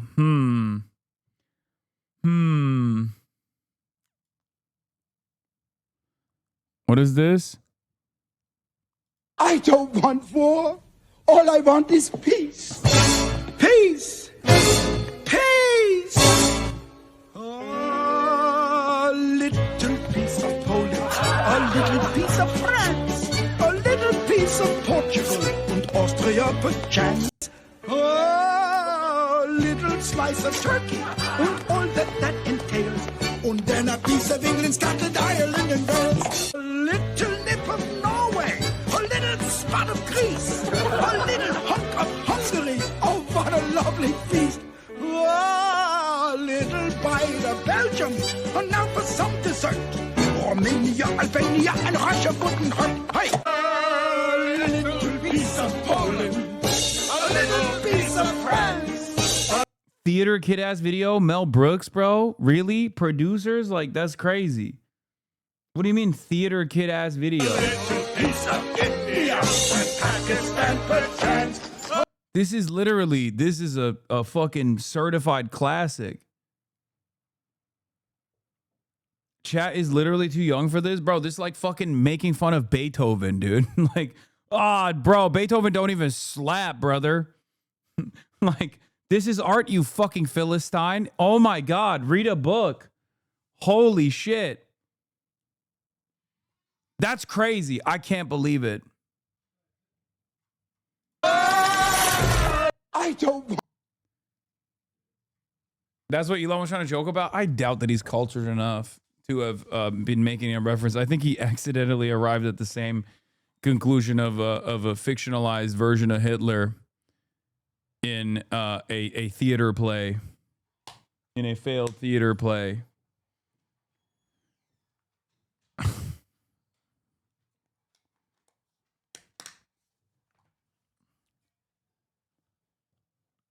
Beethoven had hoes. Okay. Facts. Facts.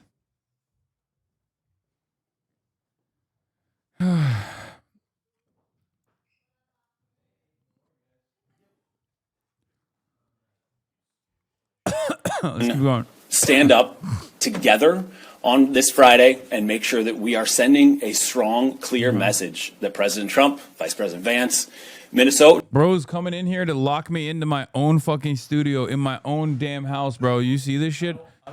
Austin literally came in here and was like, I'm shutting this door. I don't want to hear your voice in your own house. It's fucking crazy. It's nuts. Are working together to get ICE out of our state. Law Palestine advocate calling people Philistine is kind of ironic and yet fitting. Law, man, shut the fuck up, you stupid ass motherfucker. Okay? Shut the fuck up. Okay, I call people barbaric too. What is this fucking hyper woke tone policing of fucking language?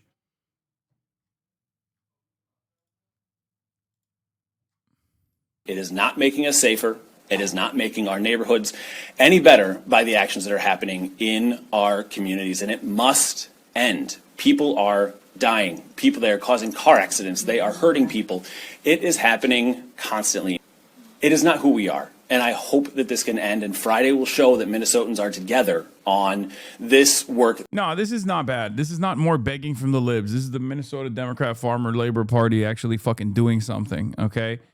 Like, this is mass action taking place. I think that Minneapolis is doing a very interesting thing. And I think it takes a lot of courage. It takes a lot of organizing to put something like this together on such short notice. And not only that, but also this will be an important testing ground. Okay? Because a lot of people go, oh, 1 day protest law.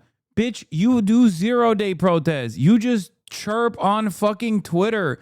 You are worthless, okay? Please stop. It's the same principle behind like the No Kings protest. Like now you got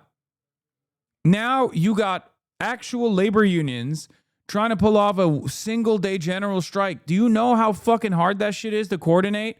How hard that shit is to organize? No, you don't know anything. Okay? You don't know anything. Remember Hasan went to France and they said 1 day protest is the issue? Oh my God. Brother, we are in the United States of America. You have a 10% union labor union density in the current in the current fucking labor pool, okay?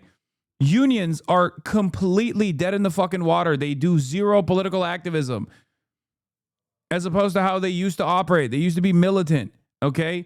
You start small. That's the point that I'm trying to make. It's good. This is a good thing. And if this is successful, then now it's easier to do it again. Now you have proof that it works. Now you at least know how to do it, how to pull it off, and you can do it again and again and again everywhere else. This is how it builds a movement. Okay, the general strikes took place in Italy, which has a much stronger tradition of labor militancy than we do, and a higher percentage of union participation in the labor force than we do. Didn't happen overnight either. Anyone who fucking tries to you need to chirp at labor action such as this one is a delusional fucking loser. Okay? Sorry. Wake the fuck up. These people are actually trying to save themselves. They're trying to protect their neighbors. You're not doing shit when you fucking talk on the internet, okay? Seriously. That shit makes me so mad. Fuck up, Trump. We ain't fucking with you. Get out of Minnesota. Important doesn't feel like a strong enough word for what this means this coming Friday. It's exciting to consider the power that people's pocketbook, as they say, has. We're trying to rally some people together to walk the streets to kind of like shut down. Incredibly idiotic to say about Minneapolis, where neighborhoods have literally 13% density and all adults organized in rapid response networks. The day-to-day organizing in Minneapolis is exploding right now. Exactly. And the people that are saying that from the outside looking in, and they're not doing shit. That's the other thing. I see so many fucking ultras on the internet that LARP, that just all they do is fucking LARP. They're like, why won't people do acts of terrorism right now? It's like, brother, you're not doing anything. Like, these guys were able to facilitate a fucking single-day general strike that's statewide. Oh, well, my method of resistance is much more preferable, which is posting deep-fried fucking memes on the internet.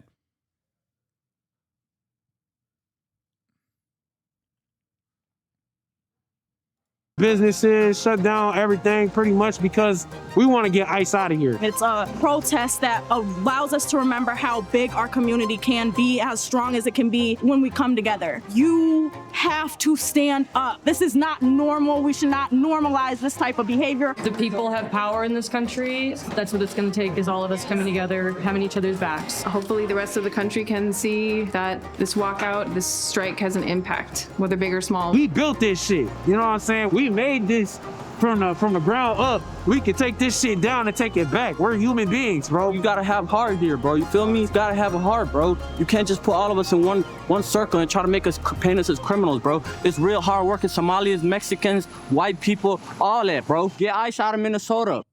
These businesses are in the heart of the Hispanic community in Minneapolis. All the festivities like Cinco de Mayo, they all happen on this street. It's so funny because like people will be like, no, the real thing is like doing a general strike countrywide, right? And then they try to organize it on fucking subreddits. Like, get the fuck out of here. You don't know the first thing about labor organizing. You don't understand. Like, you need strike funds. You need to get every fucking labor union on board. That shit doesn't happen overnight. It's like a muscle. You have to build up. You have to start small. I spoke to one of the only business owners that is open right now. It's this business right here.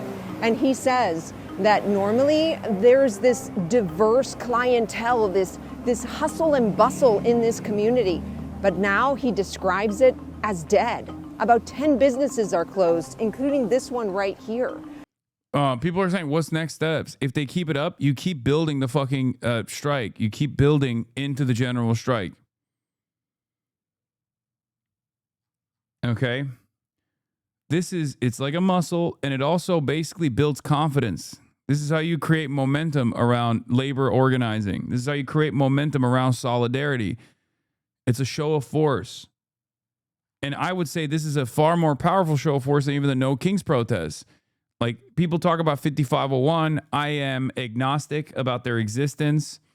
I don't think it's like, I don't think it's a solution, but I also don't think it's bad, right? But this is beyond that. You actually now have labor unions directly involved in it. They're doing work stoppages. Like, it's a huge fucking deal.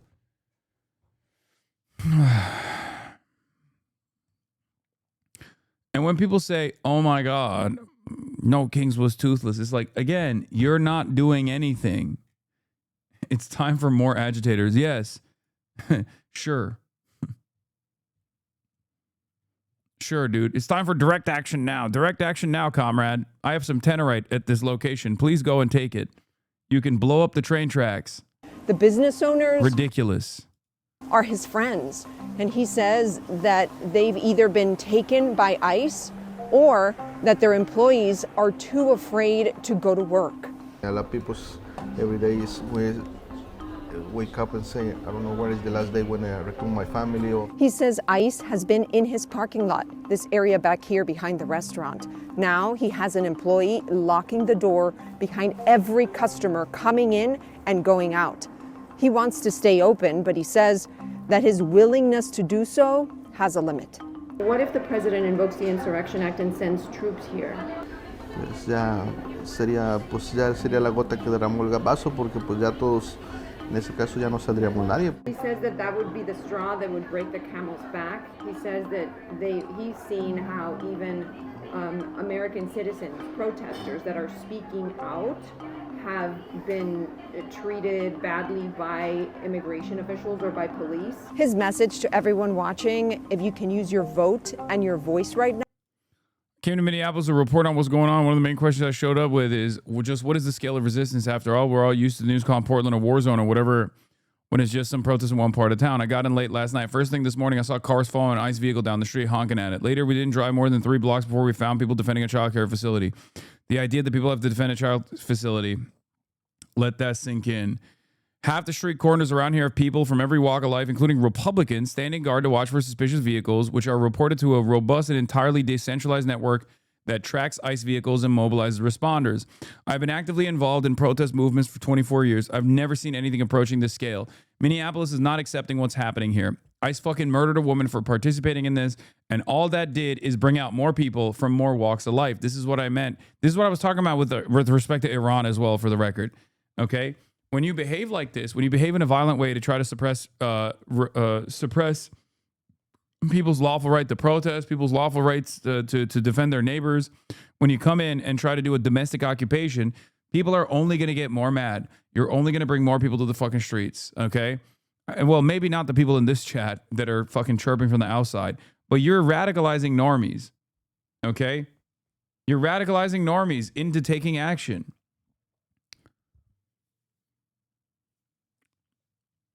Before I came, I asked a local friend if the cold is going to be minus 20 or so in the coming days would stop people from coming out. No, we'll be there. It's ICE who can't handle it. Today, I talked with a 76-year-old who's been standing in the cold for hours guarding our neighbors. I was getting kind of chilly. Even a new winter gear I bought for this trip, and I live in the goddamn mountains myself. She didn't even have that hat on. Another person put it, we're Minnesotans. We're excited to get our real winter gear out of the box for the year. He was an audio engineer whose kid went to school in the area. No way in hell was he going to let anyone come for kids on his watch. Another friend put it to me like this. ISIS made the classic Nazi mistake. They invaded winter people in the winter. I don't want to paint a rosy picture because it's a city under siege. People are being abducted all the time. One person told me about watching 1 to 2 abductions a day just in her own work following ICE.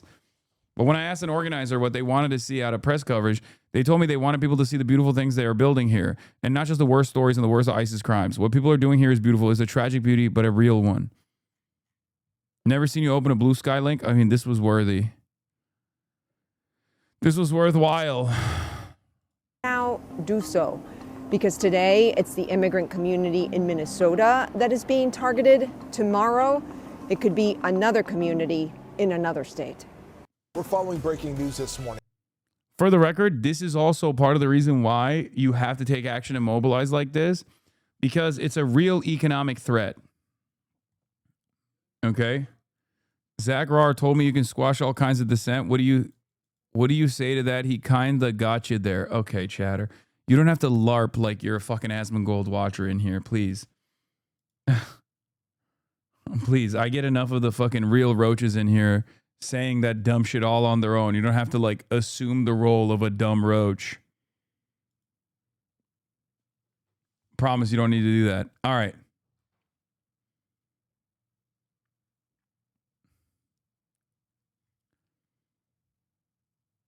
So,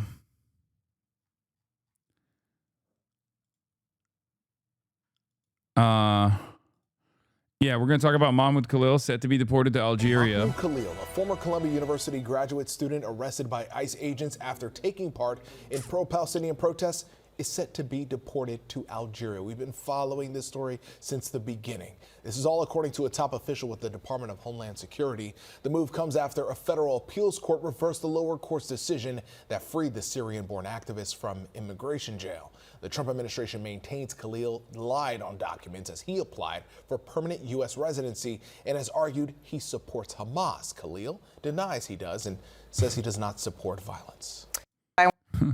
I mean, even if he did, that's not a deportable offense. What the fuck? What even is this argument? Like, that's not a deport. I need people to understand something, okay? Saying you support Hamas as a documented legal permanent resident with a green card is not a deportable offense. I know that we've like completely lost touch with the reality here, but he hasn't even said that. But even if he did, that's not a deportable offense. Okay? Supporting terrorist groups is not a deportable offense? No, it's not. It's not. Learn the fucking law of the land. Please, I beg of you. No, it's not. You can say, I support Hamas all day, every day in the United States of America. It's called free speech, you fucking moron. What are you talking about? I'm not American, I'm asking. I'm sorry for yelling at you. I get a lot of Americans who don't know the law, and it really pisses me off. I apologize. I thought you were also American.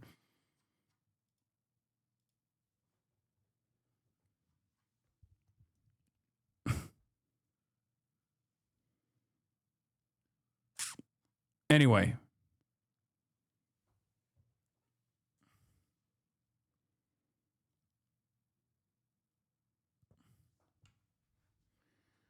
They believe cheerleading is the same as material support? No, they don't. Okay? And it doesn't matter what they believe. What matters is what the law is. Okay? And as of now, claiming that even statements in support of a terrorist group are not what constitute for material support. If that were to change, there would be no more free speech. As a matter of fact, this is the fundamental problem with the argumentation that the Department of Justice is trying to put forward. Okay? This is the issue. This is the main issue. Okay? You can either have free speech or you can claim that speech is material support. If you claim that speech is material support, you no longer have free speech. What the government is doing is unlawful, okay? This deportation proceeding is unlawful. It is not correct. I want to get to Mahmoud Khalil, who is the Syrian national who was detained and was scheduled for deportation after organizing and allegedly being part of a Columbia University apartheid. Also, he never said he defends Hamas. I know, but it doesn't matter. Even if he said he loves Hamas, you cannot deport someone over that. That is fucking ridiculous. You can refuse to give him a citizenship, okay, as a green card holder, but you can't you literally cannot deport a green card holder or anyone really for that matter for saying they support Hamas. It's so fucking stupid. Vest group that is overtly pro-terrorism, praises terrorists like Yahya Sinwar, who killed dozens of Americans on October 7th. He was then released by a judge. Again, didn't do any of that. And even if he did, it still would not be deportable. Okay? You guys just got a ruling that says that judge had no jurisdiction to allow him to be released. Are there plans? They said they're deporting him for lying in his application. That's what they said. He did not lie in his application. They're now adding that as okay.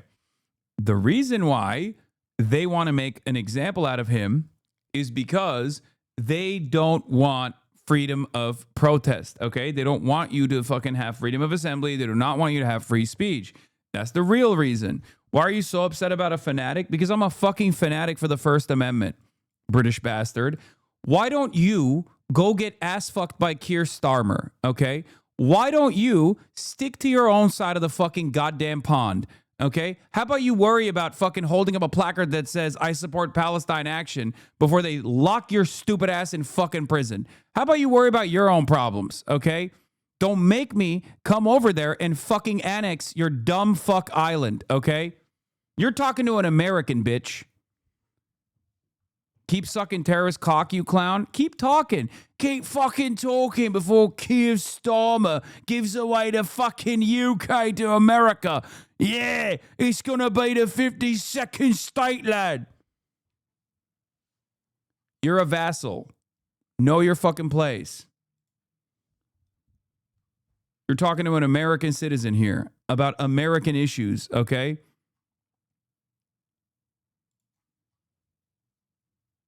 I don't understand it. Like, I feel so bad for the British chatters in here. They have to fucking deal with this dumbass. And it's not enough that these sorts of dumbasses are too busy being like, we gotta save England. We gotta save England, lad.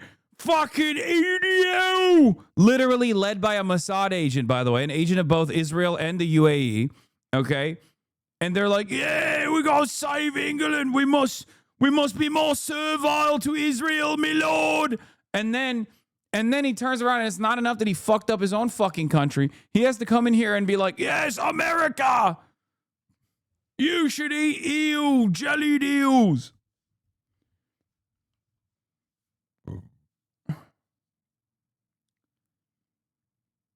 Talking to a terrorist bull sucker. You're not American. You hate it. Yeah, the difference between you and I is I'm actually an American citizen, okay? You're just LARPing as one on the internet. That's the difference between you and I.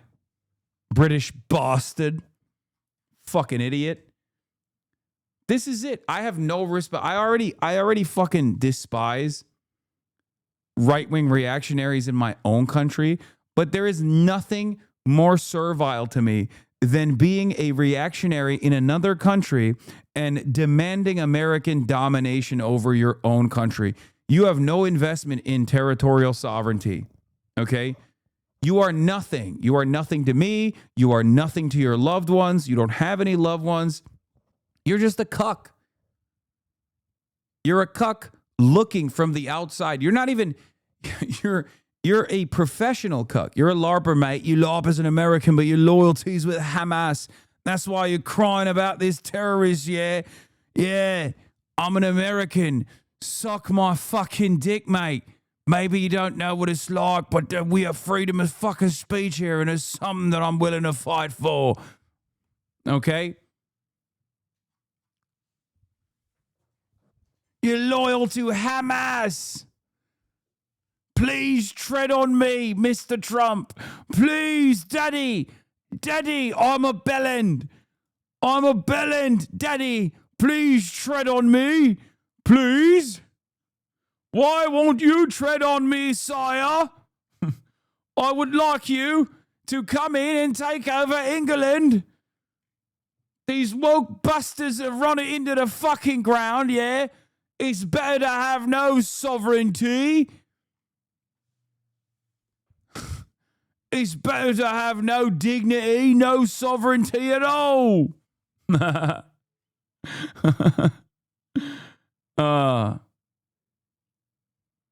You're turning into Kyle Kalinske now? Where's the fart huffing segment? Why? Kyle Kalinske huffs his farts?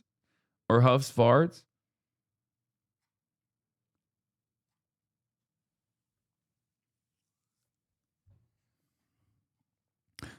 I'm watching this with no context.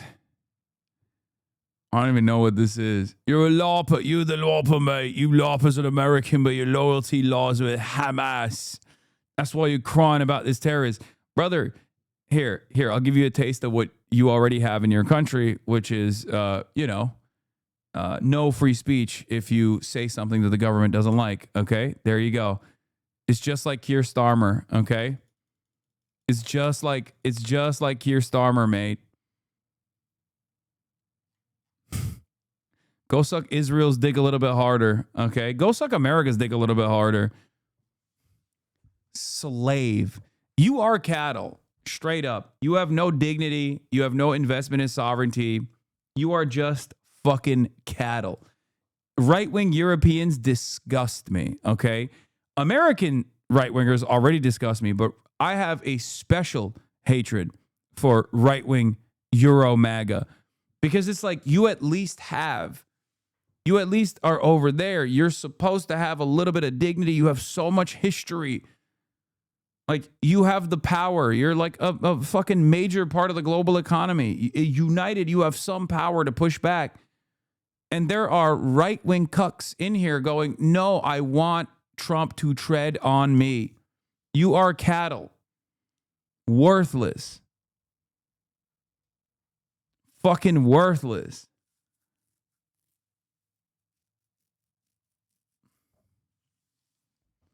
UK chatter here. I bet this idiot yapped a lot about sovereignty a lot during the Brexit referendum. Oh, of course.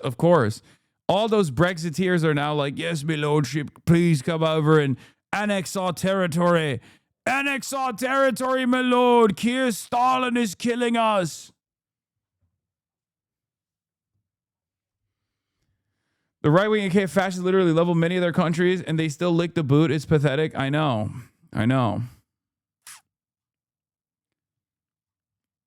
now to rearrest him and continue with deportation proceedings. There are. And it looks like he'll go to Algeria. That's what the thought is right now. It's a reminder for those who are in this country on a visa or on a green card. You're a guest in this country. Yeah, you're a guest in this country. You better not fucking speak about Israel. Like, you can say whatever you want about America, by the way, in the United States of America as a guest in this country. Just don't say anything about Israel because we will literally fucking kill you. We are cattle. We will kill you. We will hunt you down. We will deport you. If you fucking hurt Israel's feelings, you're dead. You're dead to rights. We got you. America first, by the way. I'm America first. I love America. America first.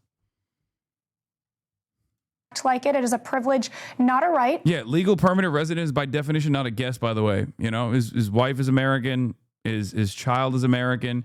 What do you mean by we are cattle? What do you think? What do you think I mean? If you are living outside of the United States of America, you're not American, and you are demanding that America come and fucking destroy you.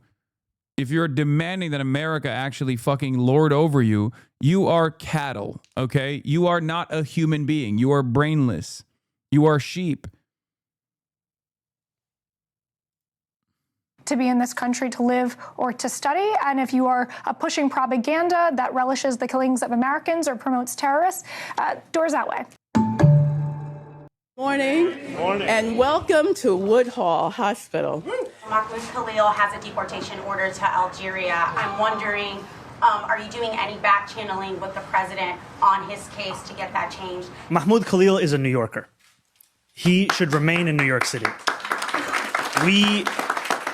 We have seen this attack on him as part of a larger attack on the freedom of speech that is especially pronounced when it comes to the use of that speech to stand up for Palestinian human rights.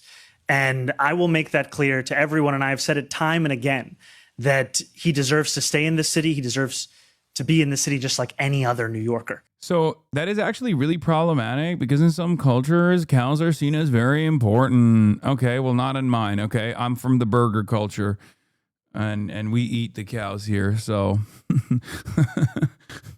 sorry. Whoa. Yeah, I just learned about the whole The Twitch streamer Lakari thing. situation is disgusting. Bro came out of the gates with a whoa.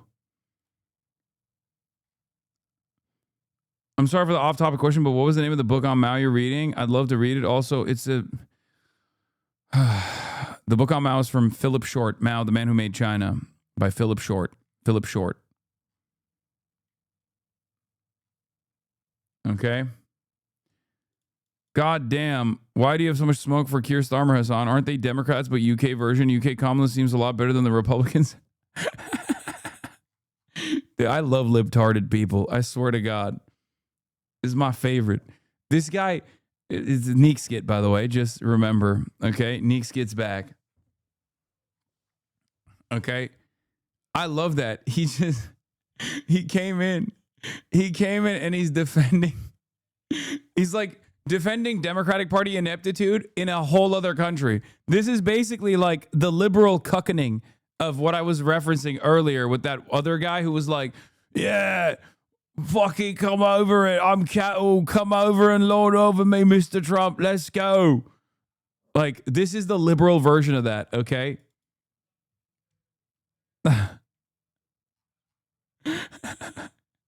Defending liberal ineptitude overseas. I love that. Thank you. Yeah, no, it's for a different country as well. Yes. Neek Skit Neat Skit. I don't know what his fucking name was, but he's an American, I believe, from Utah. And I think he's now over the age of 18. He didn't used to be when we banned him. Mr. ROTC. Mr. ROTC growing up to be a NATO Atlanticist. He's an adult now. Jinkies. So for like about a year or so, I was very offline. I set out. Charlie didn't add this part. I wonder why. After Asmongold's friend allegedly exposed for having CSAM, Asmongold told him he should have kept that stuff on a separate PC to hide it. Now Asmongold claims he didn't know about the CSAM accusations. So Asmongold is either a clueless moron or something much worse. Wait, can I see this even? I don't know what this is.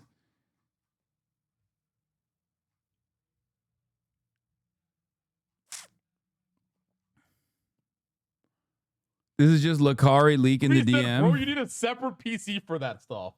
Oh my god. Asmund messaged me, said, bro, you need a separate PC for that stuff. Oh my god.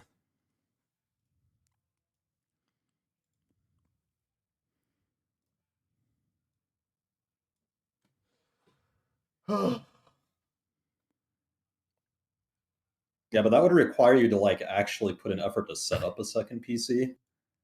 That's not right, but too early again. Oh, yeah. When I said, Texas senators have unanimously passed a bill that, if signed into law, could make several games, anime, and manga series illegal to own in the state. The bill bans obscene depiction of a minor or someone who looks like one. It's time to fucking repost this banger. Asmongold did not expect Lakari to reveal this DM, and now he has to play defense, saying he had no idea. Didn't he also publicly say, recently, where he was like, I don't really understand Lawley, but I see no harm in it, or something like that?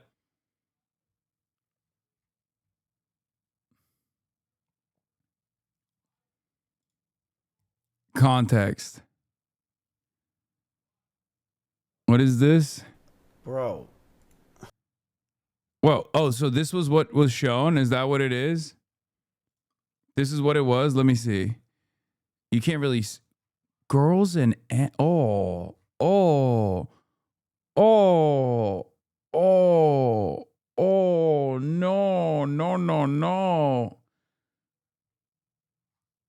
Oh my God. There's a lot of lolicon on there.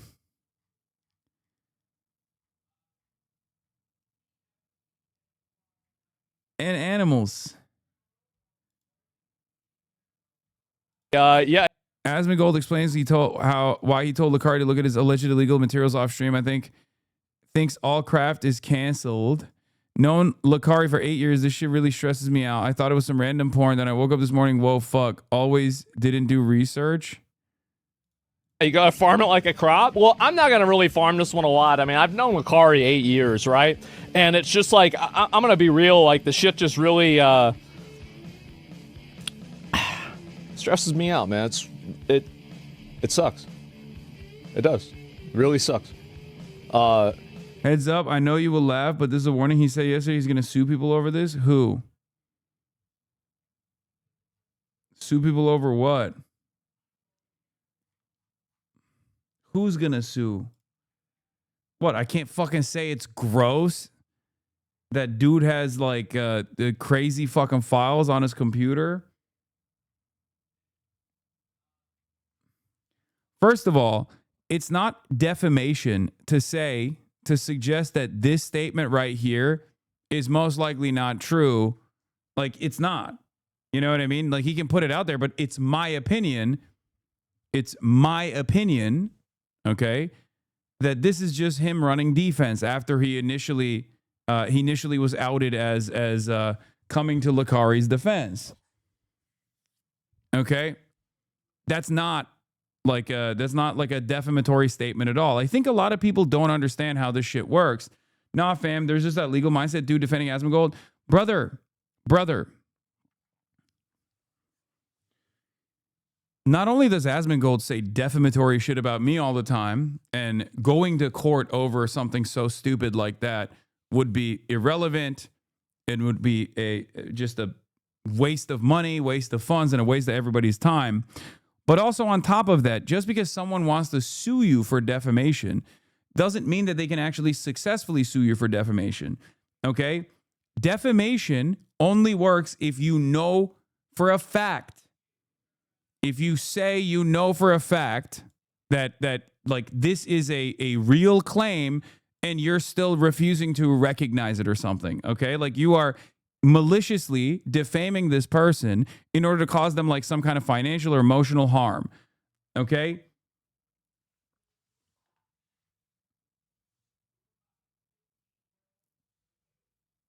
Yeah, Hasan said all chatters are dumb, but I'm smart and I know I can't sue him for defaming me. No, you can sue whoever the fuck you want. It's all a matter of how much money you have.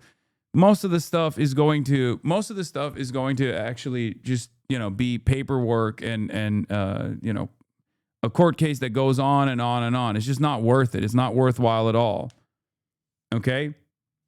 especially in a country like the United States of America, where, you know, free speech is pretty expansive. Okay? And on top of that, you got anti-slap as well. But ultimately, especially considering that Asmongold has recently talked about how he doesn't think Lolly is good or finds it weird, but on top of that has said, like, he doesn't have a problem with it, okay? That to me implies that, you know, maybe he doesn't have as big as an issue, self-admittedly, with things such as that. Okay? It's at the very least concerning.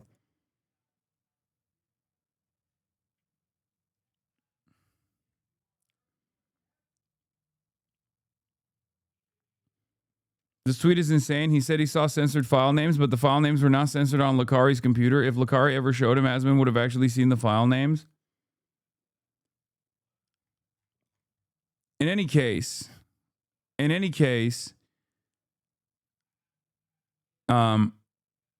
the public sphere, threatening to sue for defamation is part of the meta for denying embarrassing charges, even if you have no intention of following through. It's literally what Trump does all the time. I mean, except Trump does actually sue people for defamation.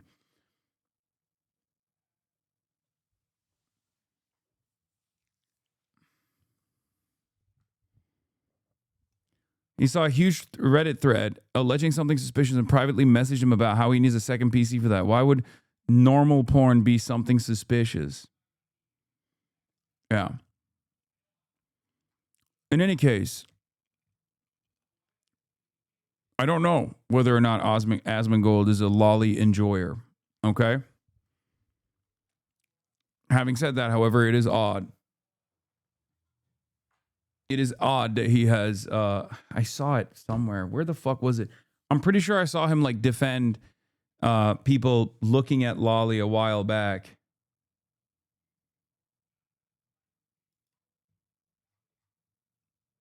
Like, I don't know where it was on Twitter. Oh, Asmongold's recent take on lolly characters. A lot of weirdos that get involved with like this stuff because they like lollies. Absolutely, that's a huge factor. Now, I don't think that it's necessarily like, if like a girl has a lolly avatar, I don't think it's really always a big problem or a huge issue. I mean, he also personally follows a lolly avatar guy. I forget his name, but he just like obsessively talks about me. But I don't understand this shit at all. I find it very strange. I find it gross. It's very weird to me. And I don't like it unconditionally across the board. Okay? But I do whenever the character is being sexualized. So, and also keep in mind that even if the character isn't being sexualized inside of the context, you're going to see a lot of the fan art and everything that is sexualized. Of course, that's true. Is that bad? I mean, I think it's weird. Like, I don't think lollies should be illegal, but I think that it's weird.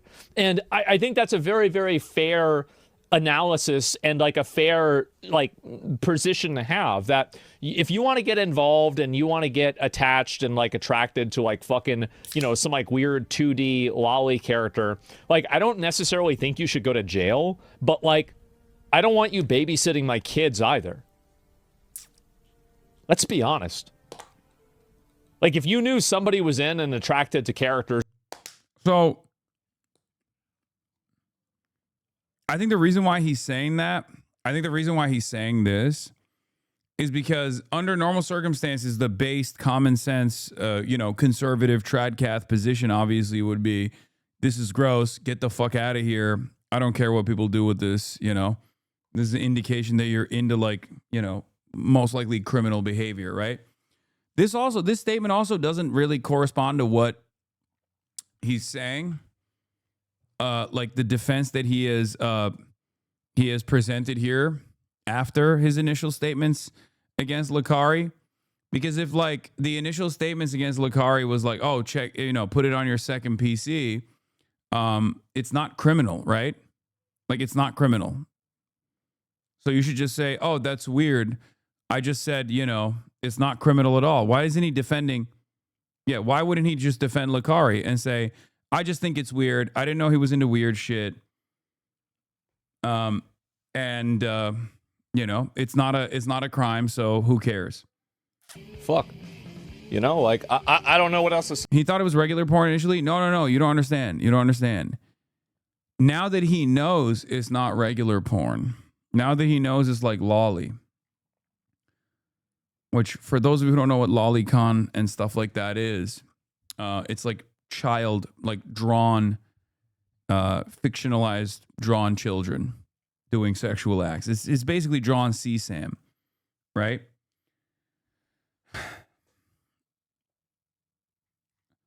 In any case, it was both. Wait, what? It's both?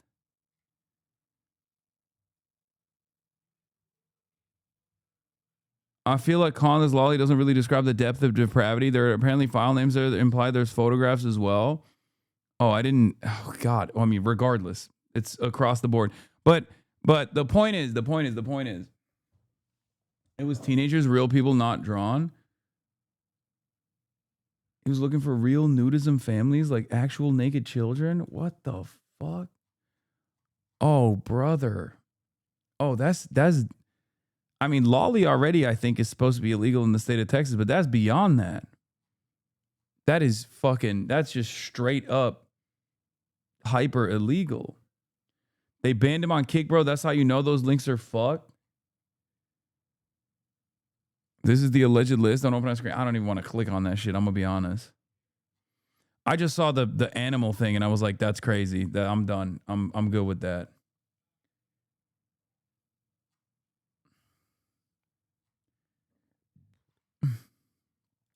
Yeah, I'm pretty sure lolly porn is now a federal offense in the state of Texas, which is what my initial joke was about Asmongold.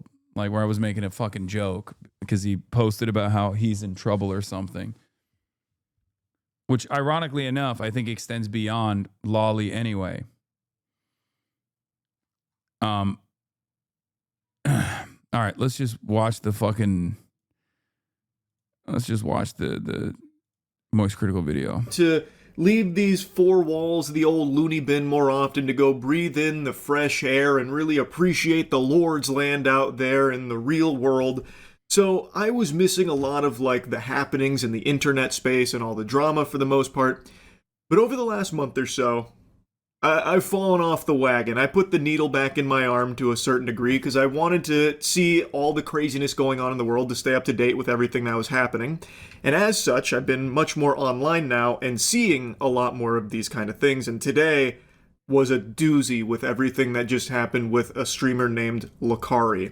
Lakari is a streamer I've been loosely familiar with for a while, and I know he had built up a reputation for being like a turbo maximum overdrive gooner, like a self-proclaimed hentai connoisseur, basically setting the goon dial to freaky mode.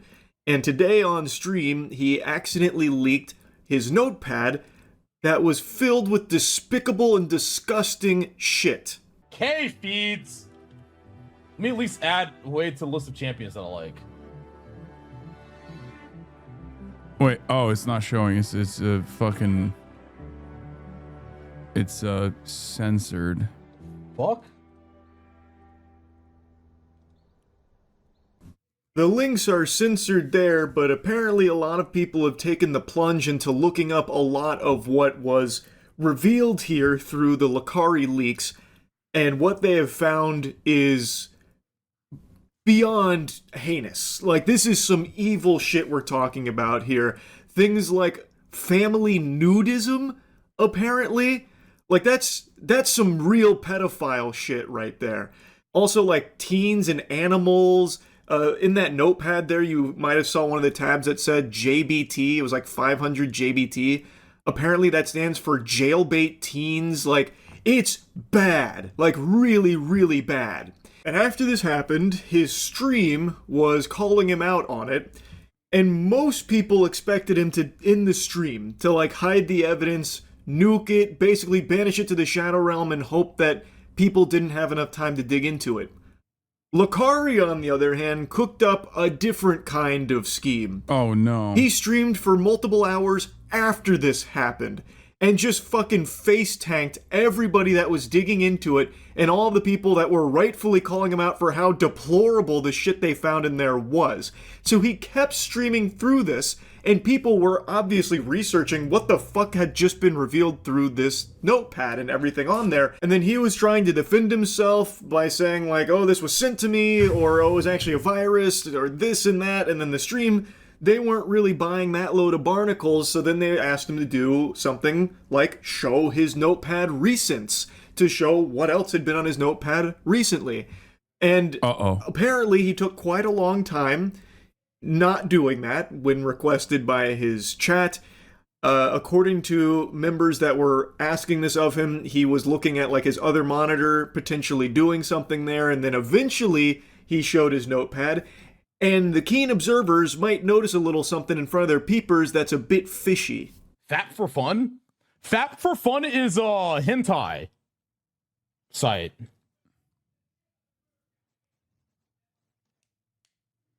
What's the... You also visit Fap for Fun? Yeah. I download a lot of that shit. Couples? Okay. That's literally... Is that not the... That's the file with the sus shit in it. Like... It says one thing, but it has a bunch of sus shit in it.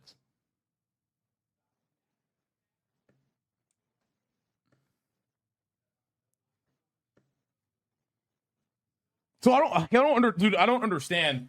Like,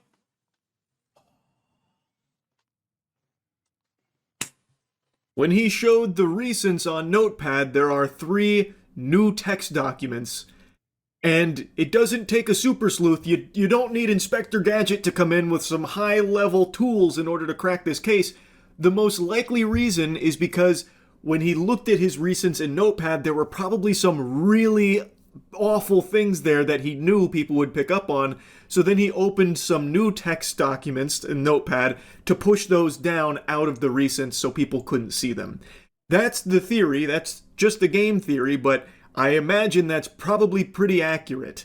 Anyway though, his big claim from what I can tell with all the surviving clips here is that this is the result of a virus that uploaded this to his computer, and he had already removed it, but unfortunately that damn Windows 11, that dastardly bastard that is Windows 11, for some reason kept it around, which is really weird and odd. how does it end up there? Okay, let me explain what happened. All right?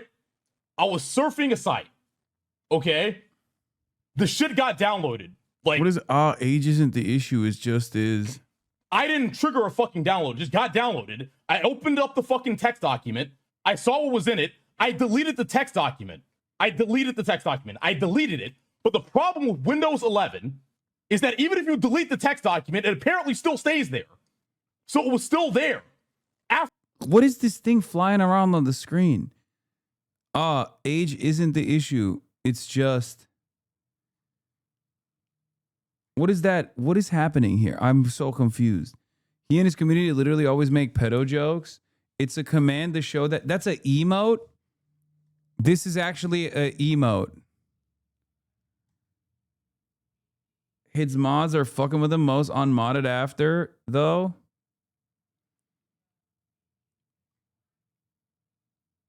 Or is this something added by the Clipper?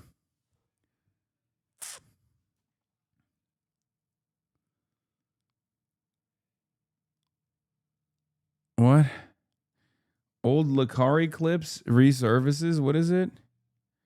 Old clips of Soda Pop and resurface showing his chat, calling it early after Lakari's comments about Dawn and Vaporeon from Pokemon. I mean, that's probably a joke, right? I mean, I guess it's probably not a joke now that we know what he's like actually into. But the Vaporeon thing is a meme, isn't it? After I deleted it. I've told you guys 1,000 times that's what happened. Like, dude, I'm sorry. Like, I have like a fucking 3 terabytes of fucking hentai on my fucking hard drive, bro. Like a lot. Sometimes. What's funny is that Windows 11 is the only OS that saves the notepad after clicking X. So if he was streaming on Windows 10, we would have never found out. Yeah, that's the. God damn it, Windows 11. You go to a site, some shit downloads on your shit. You don't fucking want it. You fucking delete it. And that's just what happened, man. Okay? Like, that's what happened. I'm sorry. All right. 3 terabytes I don't of know drawn how child many porn times I is- have to explain this, but that's what happened. Dude, let's just move the fuck on, please.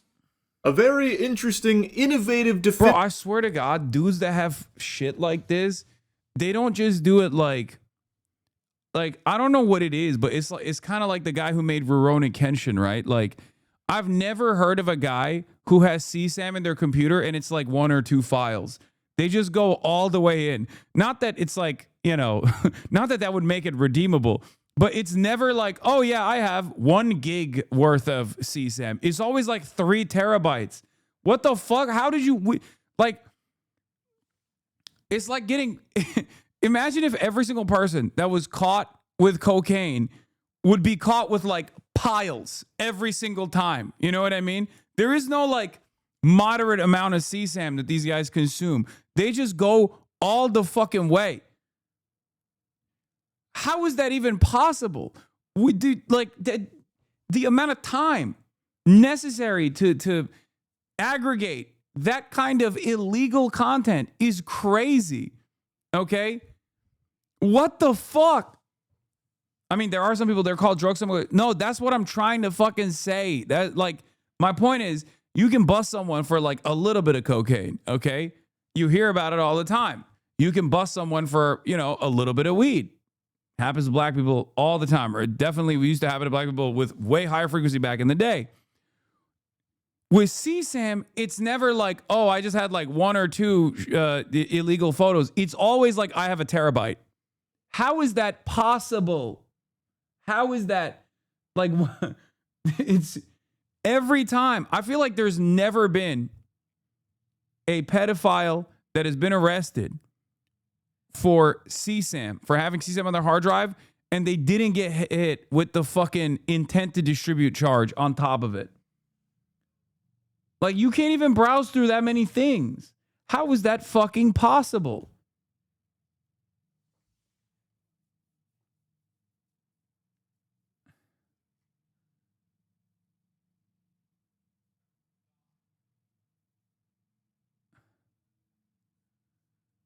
Bill Gates shot him with the ray gun. The Rurouni Kenshin guys, what's more insane than that? He had lost a CSAM that was legal, then it got made illegal, and the guy went to the police to get it destroyed after the illegal window of disposing it expired.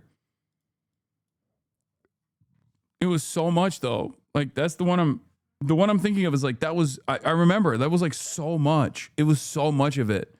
It wasn't like a little bit. It was a lot. Okay.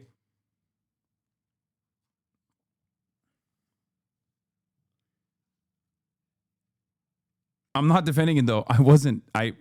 My expectation is not that anyone that's talking about this stuff is actually defending it. Okay. I feel like, given how many people who hate me also happen to be on that side of the equation, I would assume that most chatters in here are against that sort of thing, like myself.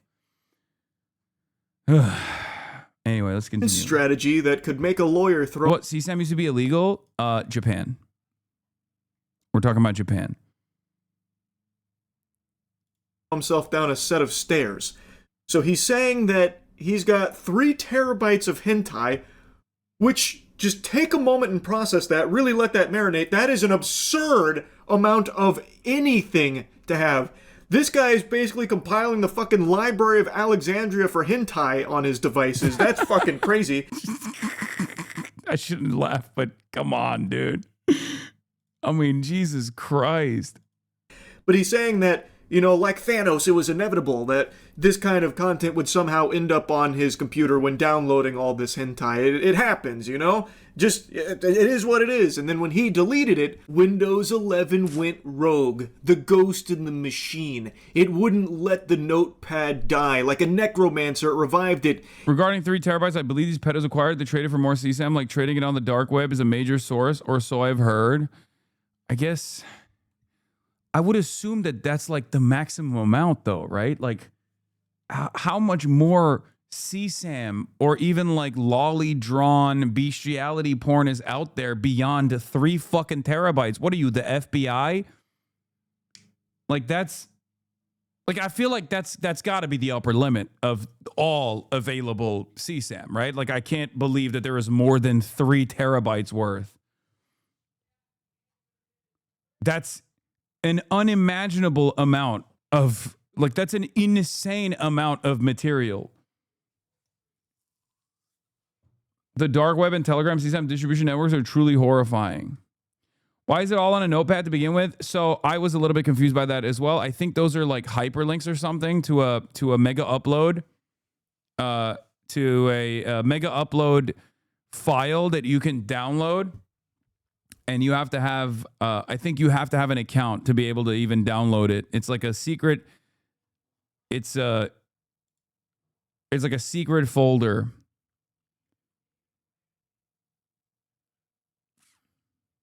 $120 terabytes? 1 terabyte of data is roughly 120 hours of HD video, said the Solana County Sheriff's Office on Facebook. 120 terabytes of CSAM? There is 120 terabytes of it on the planet. Nah, we got to reset, dude. Nuclear holocaust, I invite it. We just got to do a fucking real reset, okay? We just got to wipe everything out, start all over again. Invent the fire, invent fire one more time. We just got to go back to, you know, hunter-gatherer society. You know, you accidentally discover fire, you invent the wheel, do it all over again. Just reset it. Reset it. No. Reset it. Reset that shit. That's crazy. Oh my fucking Lord. And once again, brought it back to life on Lakari's device. Even though he himself deleted it, he tried to take it down.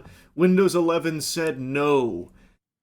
That's the claim, that when he was downloading all the hentai, he noticed that this got downloaded too, so he deleted it. But Windows 11 has a feature that kept it around even after he deleted it, and he didn't plan on having this stuff in the first place. Don't stand behind me, lady.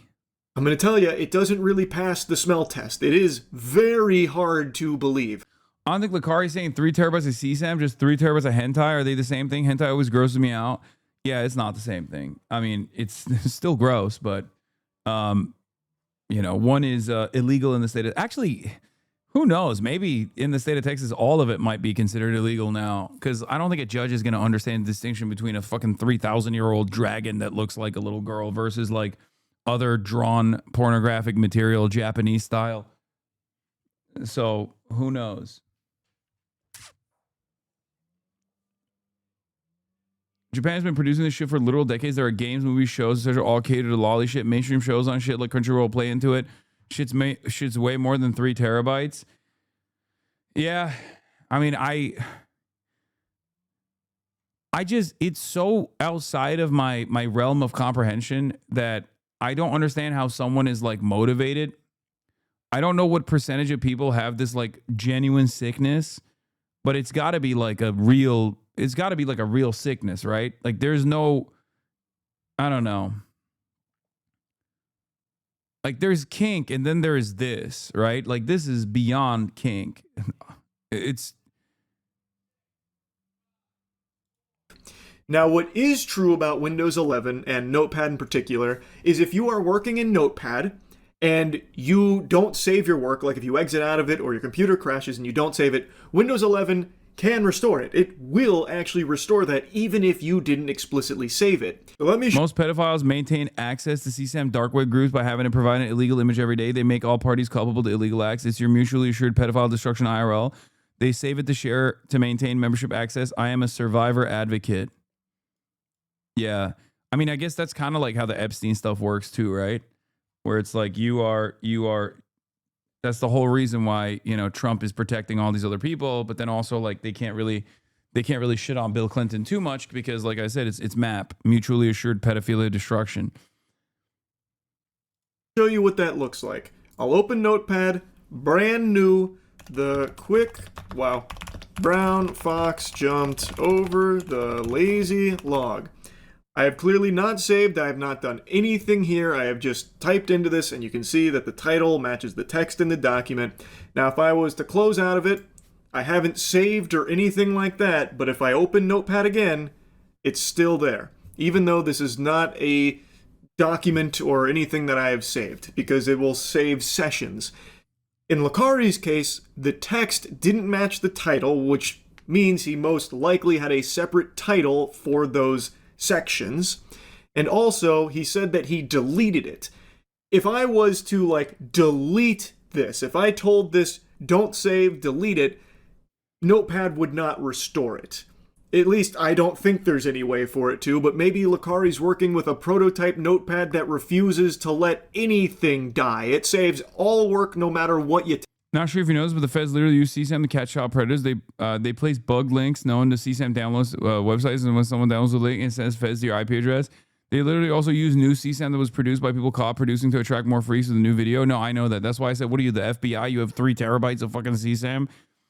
The FBI, I think, has access to the largest trove of CSAM on the planet, right? Is one of the few instances where it low key, I don't know. I mean, it's controversial for sure, but if it's actually busting pedos, then it's not the worst possible thing. Do. I find it unlikely, but I guess it's possible potentially. Actually, here, let's play with that idea again real quick. Especially if you get the after the fact, if the victims themselves have actually become adults and they want to catch other pedophiles, if you can get their consent after the fact as well. Wait until it's a gray area, it's a legal gray area, but I suspect that you could go to victims specifically,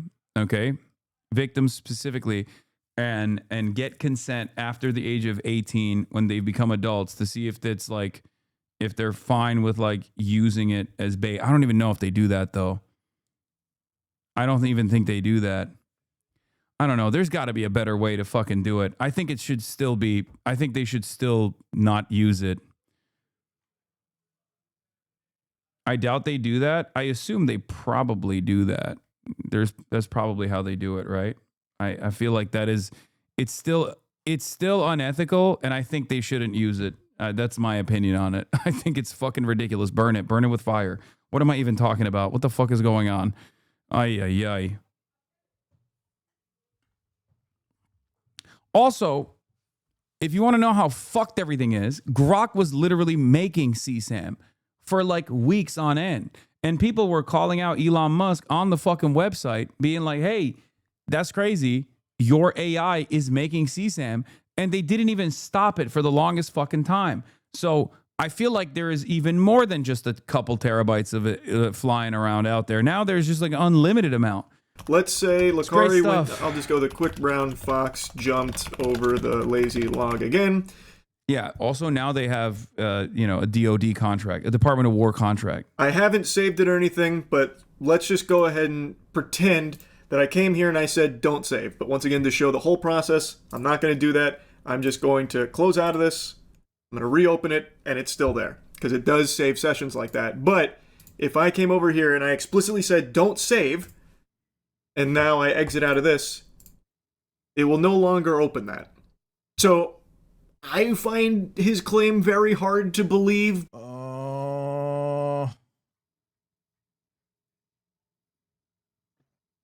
43K? And that's if they think it's What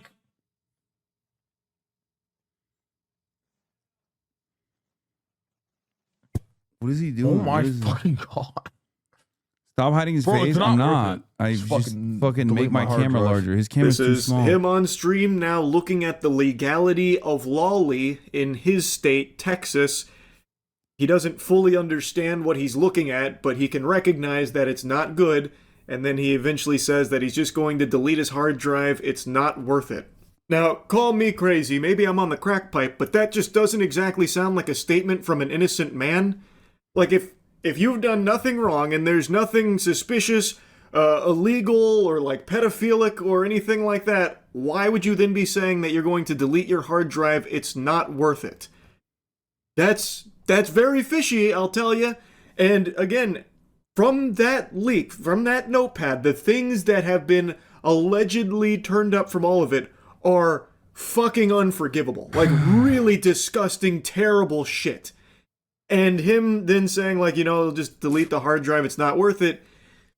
Again, that doesn't really seem like behavior from someone that has nothing to hide. I'm joking about it. What the fuck, dude? What are you just writing your own narrative? You're just writing your own narrative, man. What the fuck else do you want me to do? What do you want to do? I'm so sorry. I didn't do anything. I didn't fucking do anything. That's why I'm not fucking crying and sobbing, bitch. I didn't fucking do anything, dumbass.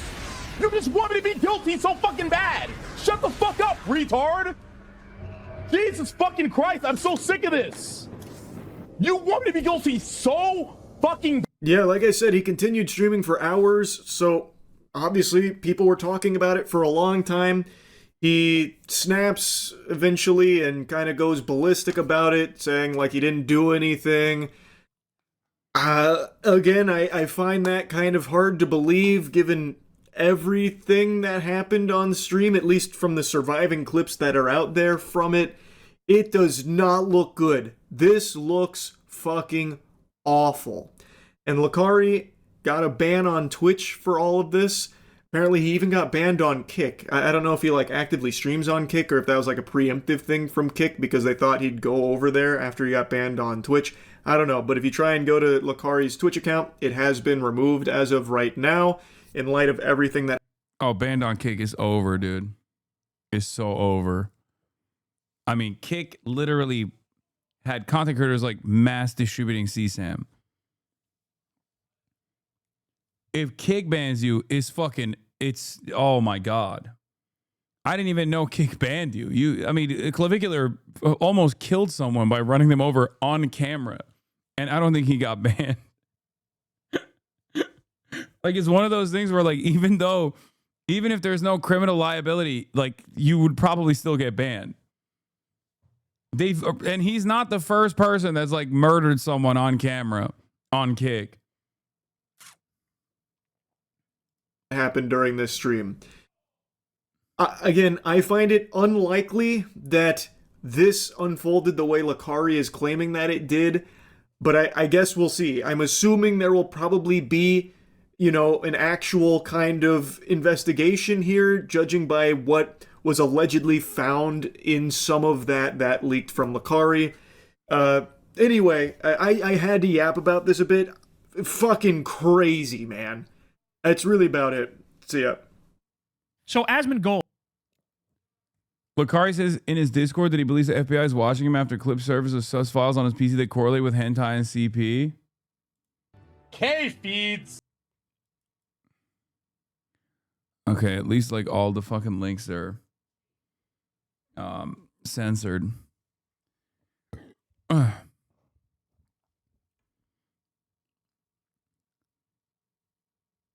So y'all telling me you haven't accidentally slipped and clicked download 100 terabytes of CSAM? Okay, it was 3, which is crazy.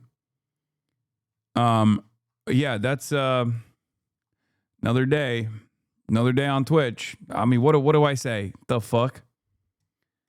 What the fuck can I say? If they actually follow this up and he's wiped his HDD, the data will still be recoverable, then cache for everything, even the shit he's claimed he deleted. Maybe they'll give him a job in the administration. Put him in charge of the FBI, dude. Fuck it. Fuck it. I'm all out of... Yeah, maybe the FBI is actually recruiting him, not looking to prosecute him. They're looking to recruit him. Anyway, Asmongold's reaction.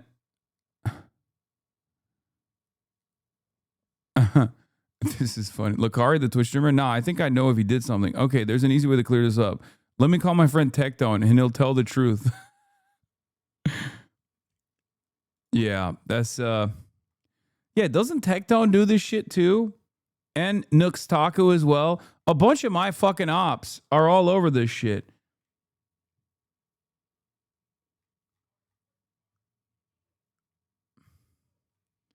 Digtone probably scrubbing his PC right now. Brother, I don't think you can scrub. You know, you need more. You need more than scrubbing, I think. Anyway, this is what. Yeah, you gotta farm it like a crop. Well, I'm not gonna really farm this one a lot. I mean, I've known Lucari 8 years, right? And it's just like I'm gonna be real. Like the shit just really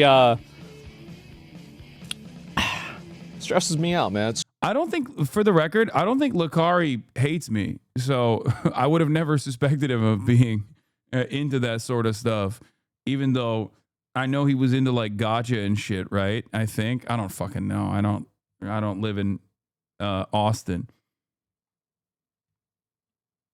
Asman had a podcast episode with Lucari that was supposed to come out today. Oh, well, I guess it's not coming out.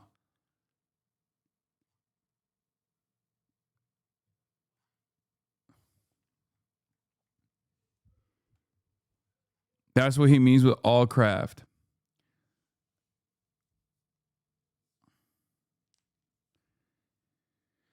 Damn it, that was my favorite. I was very excited to see the episode, Asman Fold.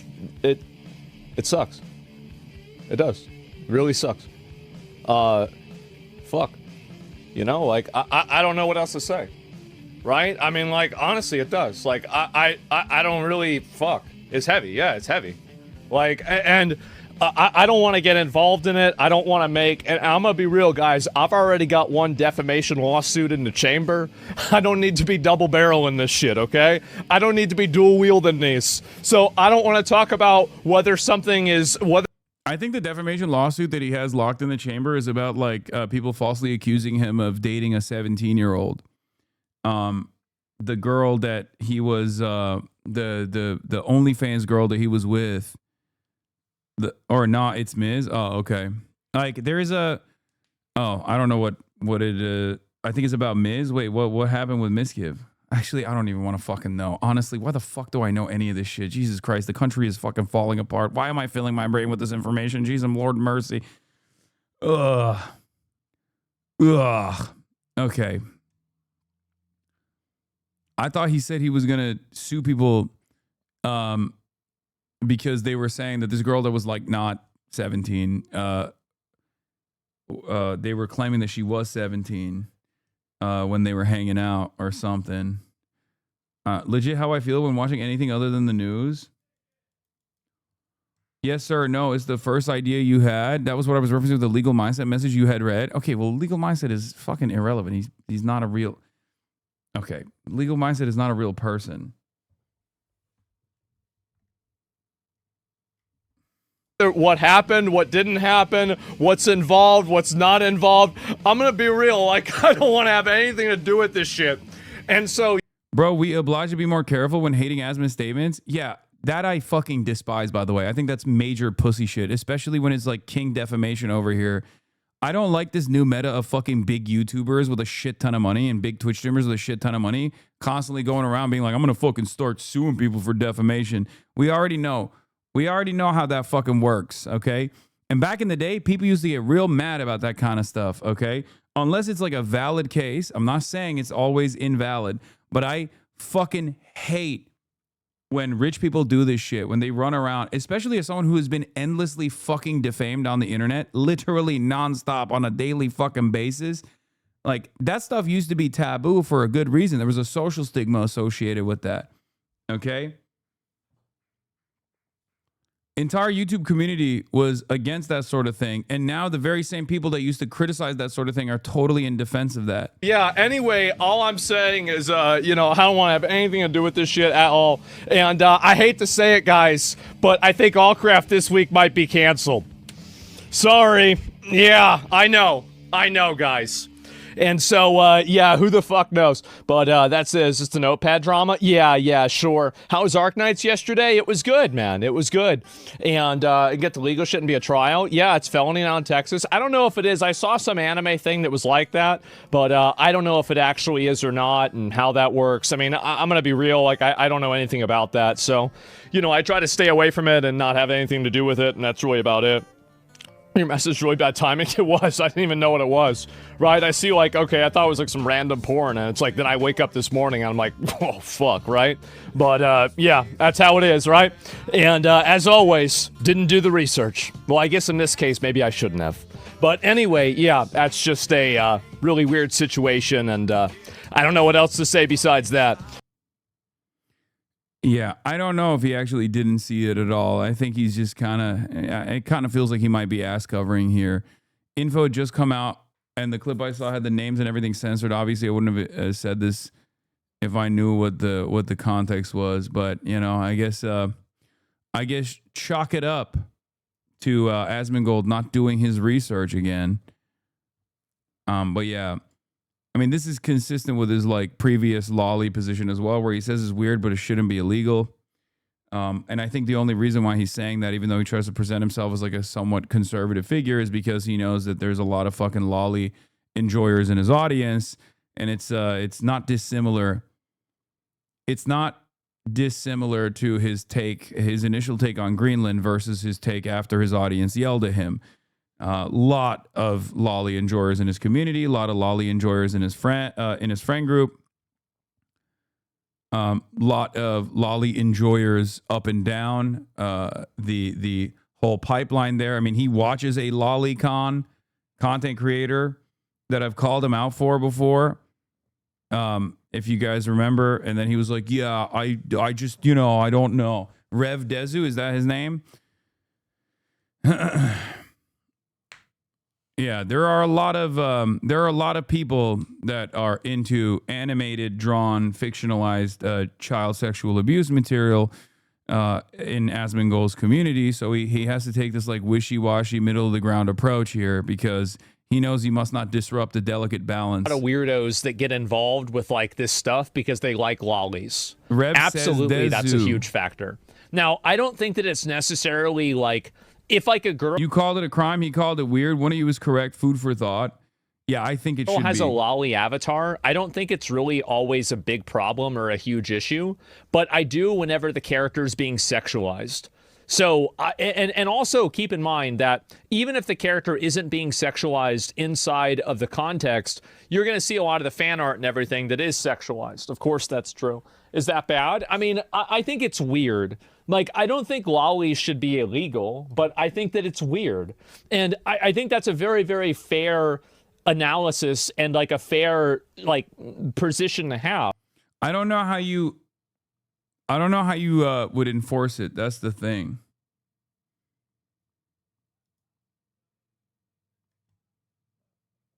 XCC calls out Asmongold for refusing the covered Lucari Nopal situation, claiming he doesn't want to be farm it like sued. a crop. Well, I'm not gonna really farm this one a lot. I mean, I've known Lucari 8 years, right? And it's just like I'm gonna be real. Like the shit just really. Thanks for the steams, Mr. Stresses Captain. me I get out, a man. welcome to the jungle. We already watched this. Whether like the fuck he's saying it. I mean, you're not gonna get sued if you watch a clip for what the clip is and just say, yeah, that's bad. Like, you know, I mean, you know what I mean? Like, didn't happen. You won't be. What's involved? What's not involved? I'm gonna be real. Like, I don't want to have anything to. I can't believe I'm saying this, but XQC is correct. Why do we care what XQ has to say? Because in this circumstance, he is quite literally correct. You cannot be sued for watching clips. That's ridiculous. Okay. He's right. Do with this shit. And so, yeah, No, the reason why he doesn't want to quote unquote farm it, is because this is his friend. And also he's involved to a certain degree because he told him that he should have just hidden that stuff in a second PC. And now he's saying he didn't know what was the context. I can't know for a fact whether he knew what was the context or what was the contents of the file names and whatnot. And I don't think that Lucari's going to reveal that. But the real reason why he doesn't want to cover it is because, like, dude, brother, this man has spent hours upon hours on unsubstantiated and totally made up nonsense implying heavily that I've done illegal things, demanding that I get fucking prosecuted by the government for being a terrorist, for violating the law, things like that. Bro, you're reaching. This is so ugly. You cannot like someone and not accuse them of being a sex offender. Wait, what? I'm not saying he's a fucking sex offender. You're saying that. The fuck? Oh, I didn't know about that, to be fair. Also, I didn't even fucking say that he's a sex offender. What the fuck are you talking about? No, I'm just simply stating that he is not covering it because it's his friend, and also he had because he had told him to like hide that stuff. Yeah, Asman has covered the brothel shit, knowing full well that the brothel that I went to in fucking 2010 is still a legal operating brothel in Artemis in Germany that has literally been able to successfully sue for defamation the Berlin Police Department and the state, okay, for falsely implying that they were doing sex trafficking. Not only did they say that, but then they also claimed that it was sex trafficking of minors. Asmongold heavily implied that I'm a pedophile over and over again. As a matter of fact, directly has said that. Yeah. So the idea that like I'm doing anything of that, anything in the same variety here is fucking crazy.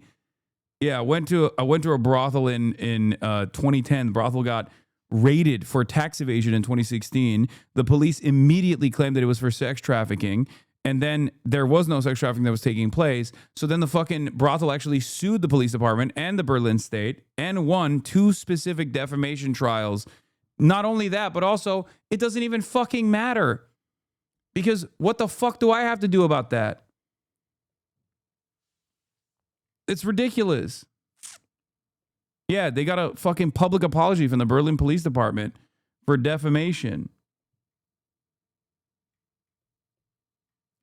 He's claimed that like he did the Hamas Diddy Epstein Piker shit over and over again.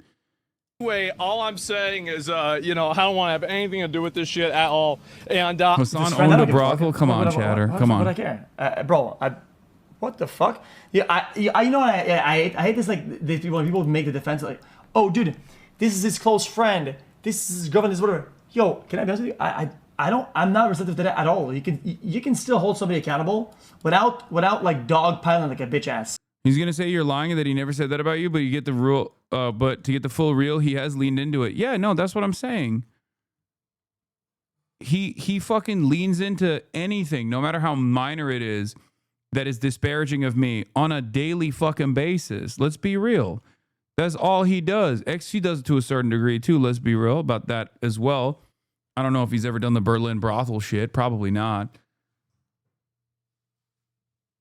But Asmongold absolutely heavily implies it all the fucking time. Oh, dude, this is his close friend. This is his government, whatever. Yo, can I be honest with you? I'm not receptive to that at all. You can still hold somebody accountable without like dogpiling like a bitch ass.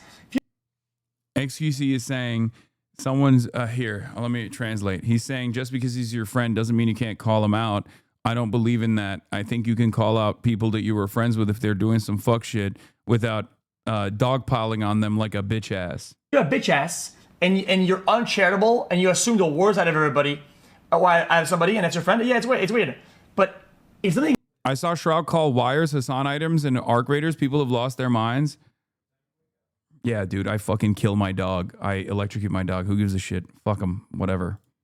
Like, it's all vibes, okay? There is a culture on Twitch that is incredibly fucking right-wing, okay? And this happened over the course of the last couple of years. That's why a lot of the top content creators are either apolitical or openly right-wing. And this is precisely the reason why so many people meme into it. It's fine. Let him fucking meme into it. Who gives a shit?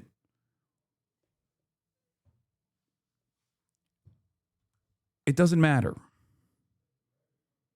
is really bad, and you cannot run away. It's just bad. You can say, yeah, this is fucking awful. And that person, that friend would still be wrong if they were mad at you. Because you're being impartial. Like, you can still hold them accountable and want them to do better. But this is like I hate to say it, guys, but I think it's genuinely insane how much that shit spreads. I watch this Polish league player occasionally, and his chat still references the Kai shit is so weird. Brother, if you are even remotely fucking right wing or have any sort of like anti-communist, anti-socialist opinions, you are going to burn that meme into fucking oblivion. Wake up, okay? There are a lot of apolitical people, especially wealthier people on average, because Twitch streamers are fairly wealthy, especially ones that are like somewhat prominent, wealthy in comparison to rest of their, rest of their counterparts. Okay, they are always going to spam it. It doesn't matter. It's a fucking meme. Getting offended or upset about that kind of thing is ridiculous. It's silly. Because the only people that try to seriously cling on to that and try to use that as like a weapon are going to be, dumb fucks at this point, and are dumb fucks at this point, and nobody gives a shit. You know what I mean?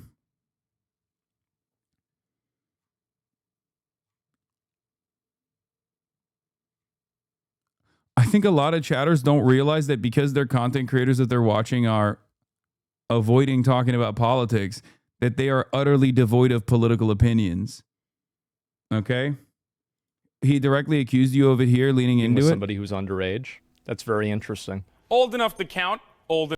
Yeah, this is him straight up implying. Wait, what? This is from a month ago. On this Asmongold Clips YouTube channel, you never find quite funny Asmongold McConnell best Asmongold highlights with 1.2 million fucking views from December 12th. God, this guy's such a fucking loser, dude. His time will come. Allcraft this week might be canceled. Sorry. This white can. Is it slander? It is, but I don't really give a shit. Okay. I think when you look the way that you do, I think when you look the way that Asmongold does, and you're running around and your besties are like fucking, Rape Tone and people like that. Okay. He can play victim all he wants. Okay. The reality of the matter is he constantly fucking farms defamation. He constantly farms slander. But you can't let that stuff get to you. And I'll hold real Yeah, he should keep all that stuff on his second PC. Asmongold should. friendships. Well, you know what? If what you mean is that if what you say is that I have to defend bad, if a friend does it, then I'm like glad I don't have real friendships because I don't want to be friendly with people that do like absolute fucking horrendous shit. For example, then at that point, People are associating you with. I am perfectly okay with that. What a stupid comment that is. Like who wants to be friends with fucking? How do you think you get? I mean, and I have to say, hey, completely. How do you think you get Epstein situations? How do you think you get Epstein type people that get to the level they do this shit? Because they get greenlit. Nobody's all. Yeah, he's saying as long as there's a system of compliance amongst friends, that's how you arrive at someone like Jeffrey Epstein, because no one actually calls them out in private for doing fuck shit. Did Nexus lose his shit because you criticized him for doing gambling streams while you were his friend? Yes, but he's also right in this situation, even if he himself has actually been wrong in the past.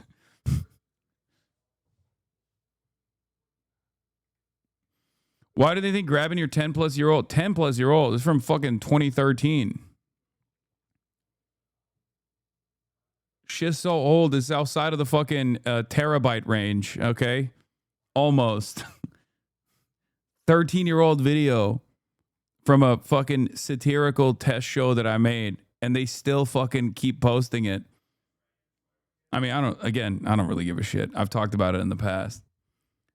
Over and over again.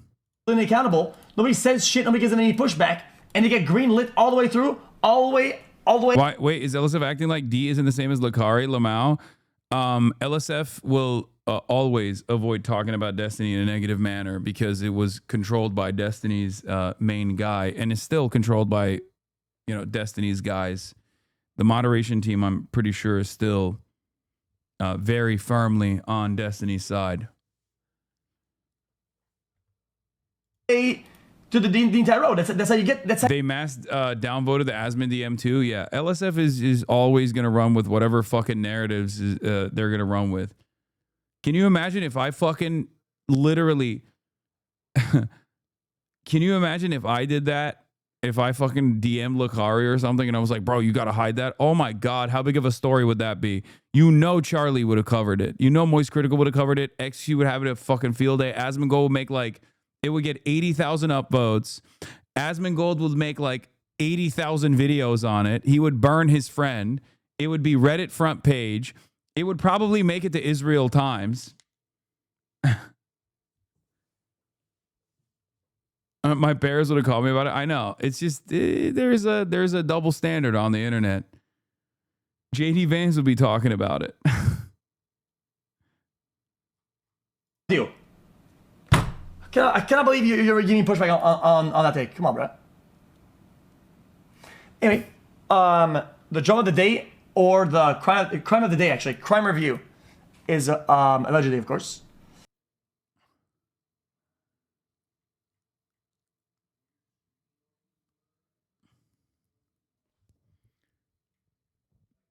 All Lakar has to do is hard right pivot, and join Rumble. Easy career save. I mean, he got banned from Kick. So I'm not so certain if that works. I had how XC has moments of clarity mixed in with all the other garbage because it makes him money amongst other reasons. Yeah. No, he openly said he farmed. Whoa, Kaya, you scared the fuck out of me. He openly said he farmed the Kaya shit, not because he cares about it at all, but because it was good content. Like he said it. He does a lot of this stuff for a farm. Asmongold being longtime friends with someone exposed for being a pedophile and giving them advice because he didn't bother looking at the scandal before involving himself. Oh, so exactly what you expect from that rat. I don't believe a word that man says, but I can't be bothered dealing with his fans running in here to actually and cry about it. The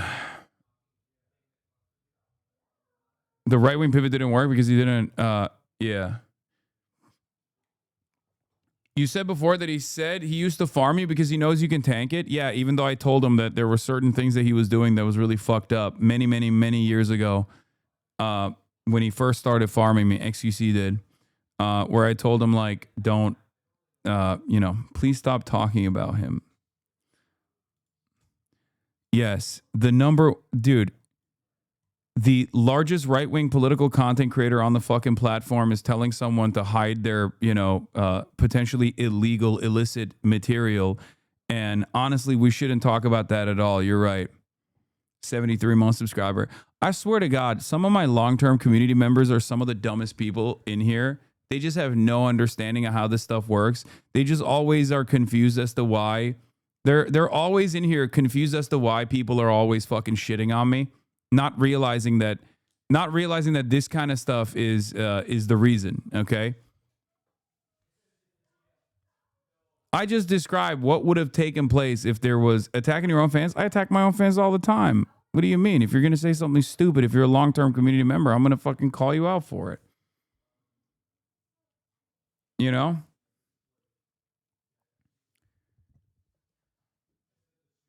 Can someone tell me who that blonde guy is? This is the Dark Woke Commander. Dark Woke Commander Kyle Kalinske. It's also funny because people always fucking claim that I am, what is this? Holy shit, I'm never not vindicated by what I said about white leftists. This person's not white. This person is not white. Don't understand this. It was a good movie, but not anywhere near the hype, in my opinion. The reason is white liberal enthusiasm. Same reason Black Panther got 7 Oscar nominations. Holy shit, I'm never not vindicated by what I say about white leftists. This person is not white. Sturgeon's Law is Indian, I think. But, I mean, not that it matters. I think the take is bad. Not Sean's take. I'm saying Sturgeon's take is bad. Sinners is good. I'm just correcting the record. Sinners is fucking dope. It was a great movie. It was actually awesome. And for me, I'm not like qualified enough to make an assessment on whether or not, there were more worthy movies out there than Sinners. I really enjoyed it. It was one of my favorite movies that I watched. Okay. This year. Having said that, okay. my only assessment is woke is back, and this is gonna really piss off a lot of people, and I'm happy with that. My only assessment on Sinners is ass, not gonna lie. I don't think it was ass. I think it was a great movie. It was it was fun. It was a cool, it was a good movie because it was a cool way to take like a fucking overplayed genre and turn it into something novel. And then use it as an analog for a multitude of different political realities, political criticisms. That's awesome. That's great. What's not to love about that? Did you say revenge porn? ? What the fuck? The fuck does that mean? But I also don't like it when people go, "Oh, dude, Sinner sucks," and it's or Sinners is the best. You guys are just like white. That's why you don't like it, or Sinners is only getting awards because it's black. Like it's art, man. Can everybody fucking calm down? It's a completely subjective process. I mean, there is obviously like ways that these people make measurements. I guess they make the thing that is otherwise subjective as objective as possible, or they try to apply some kind of like qualitative analysis to it. Did you like Sinners or One Battle After Another more? Ooh, I think you want to know what the ironic take is. I think Sinners' politics is more interesting to me, even though Coogler I think is a little bit of a lib. At least from my assessment of Black Panther in general, like that was so liberal that I assume it carries over to other works that he's also made. But Sinners' politics was, I think, better than One Battle After Another. I think One Battle After Another was an incredible movie. I loved it. I really enjoyed it. It was fucking awesome. But I think I liked Eddington's politics a little bit more than I liked One Battle After Another. And I would say Sinners' politics was more interesting to me, at least, than One Battle After Another's politics. However, One Battle After Another was fucking awesome. Very, very good movie. Coogler is not a lib. He's got to hide his power level, especially for Black Panther. I mean, dude, come on. He was working with a CIA agent against his own like much more revolutionary enemy. I mean, how many fucking think pieces have been written about this at this point? Come on, we're beating a dead horse, right? But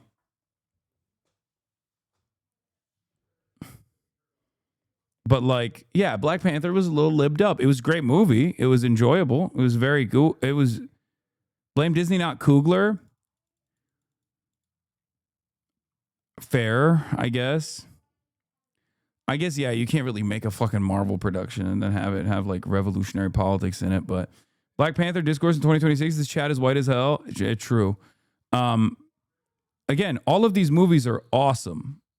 So it's not like I have always two different takes when I'm watching a movie. Like the political analysis or the politics of the fucking creator or what the political message is in it is not as relevant to me as my enjoyment. Do I enjoy the movie more if I like the politics? Yes, absolutely. But I can look at a work of art on its own, whether it be the emotional value of it, like how it makes me feel, cinematography, score, all these different things, and make a totally separate assessment. And that's the reason why I'm saying, like, I wasn't, the biggest fan of the politics of One Battle After Another. However, I enjoyed it. It was a fucking fantastic movie. It was a great movie.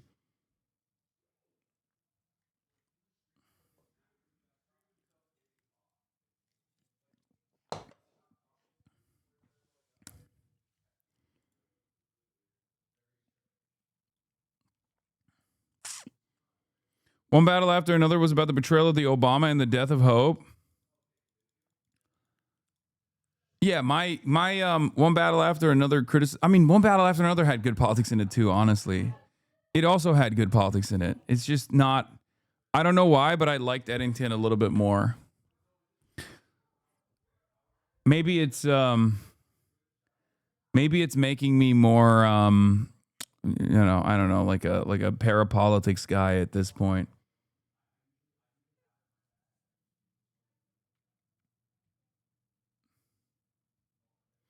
Eddington was great, but it kind of made me hate movies. One Battle After Another was a less interesting movie in my opinion, but it also made me hyped to watch movies.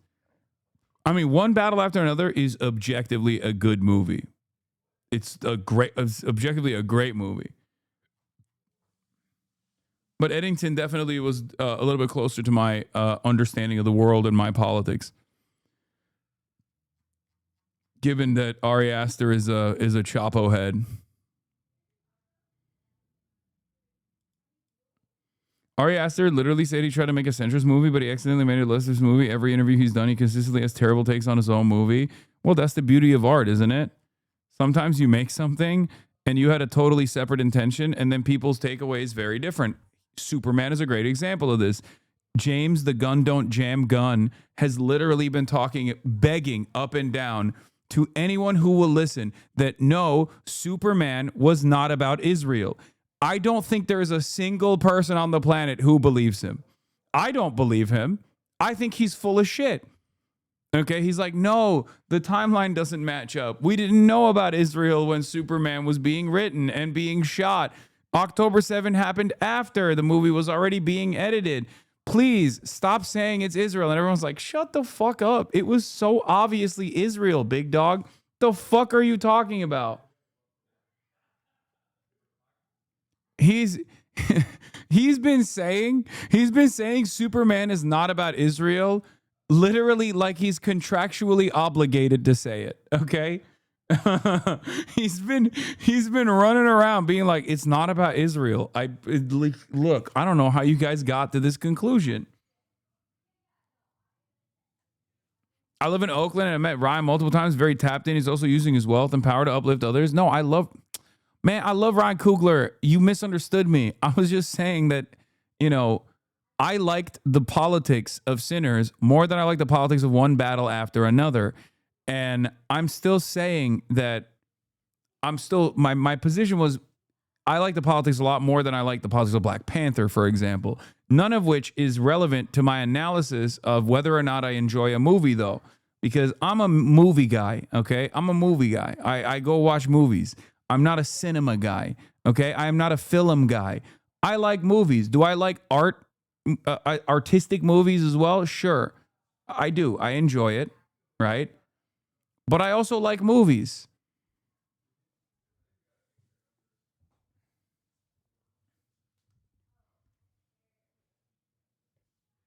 Yeah.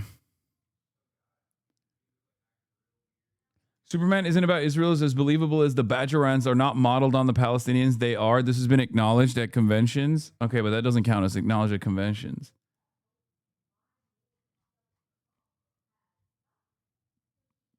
Yeah, this was so funny. Lex Luthor has a right to defend himself.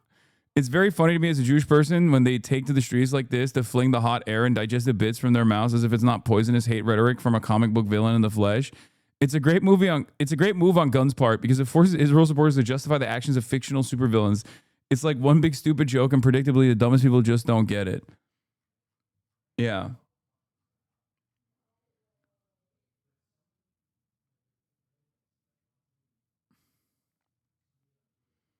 Anyway. What's your opinion on the latest Avatar? I still haven't seen it, and you know, I will go and watch it.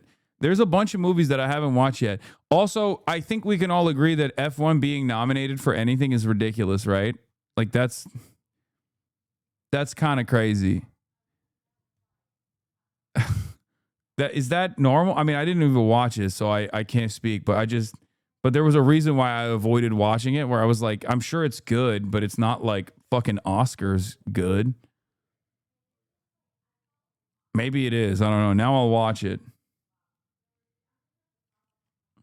Nah, fuck you, dog. Brad Pitt forever. How dare you?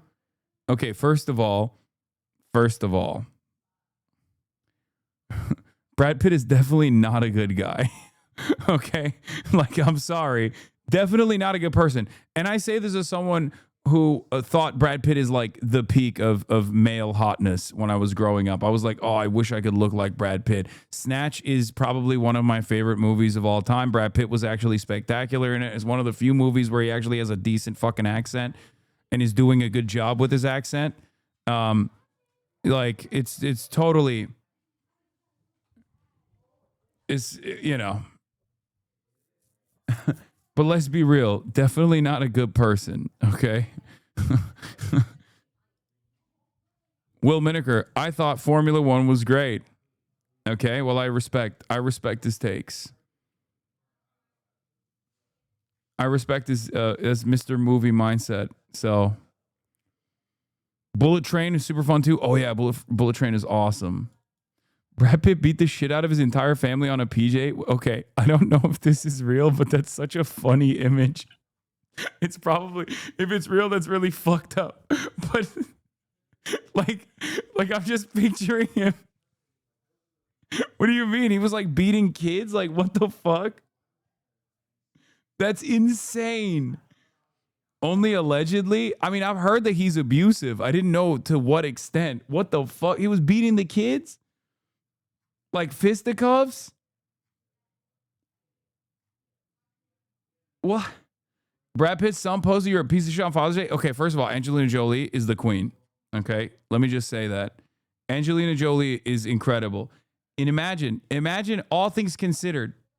Imagine who Angelina Jolie's father is, okay? And yet she became who she became. Respect. Okay? John Voight is Angelina Jolie's dad. John Voight is Angelina Jolie's dad. She open mouth kissed her brother. Who cares, man? Yeah, it was the 90s. Angelina Jolie sucks too, man. What the fuck are you talking about? Wait, what did she do? No, Angelina Jolie doesn't suck. What are you talking about? She does like crazy amounts of fucking...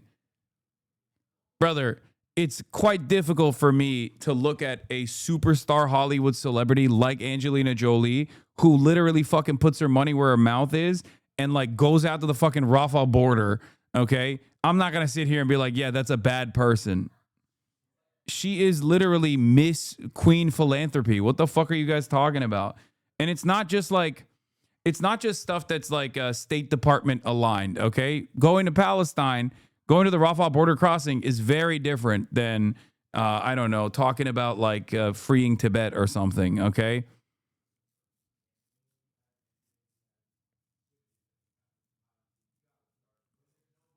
The plane assault is what resulted in the divorce. Okay, I didn't know that was a thing that happened. I apologize. That's just an insane image in my mind now. I don't think she got any controversy, but apparently she's not a very nice person face to face. I mean, I don't give a shit. No Other Choice. I haven't watched it yet, but I've been meaning to watch it.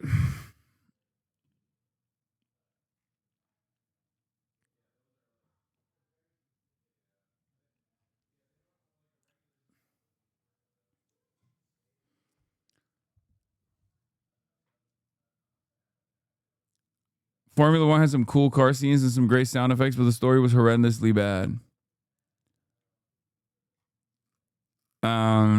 Also, voice of Hind Rajab is another Oscar nod, so that's good. Obviously, did they bring that up in here? I hope. Wait. No.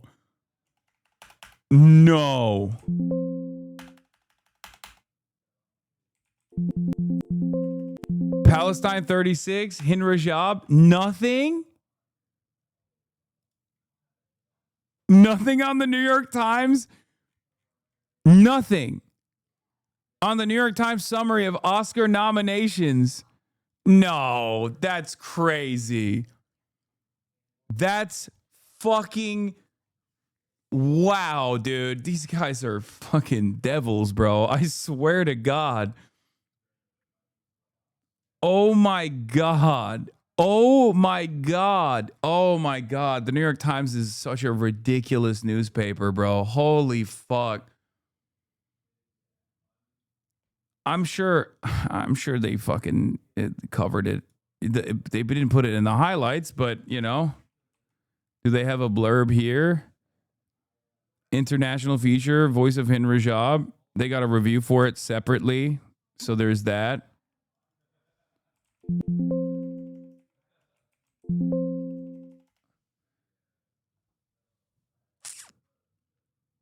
It's not going to win in that category. The Secret Agent will win.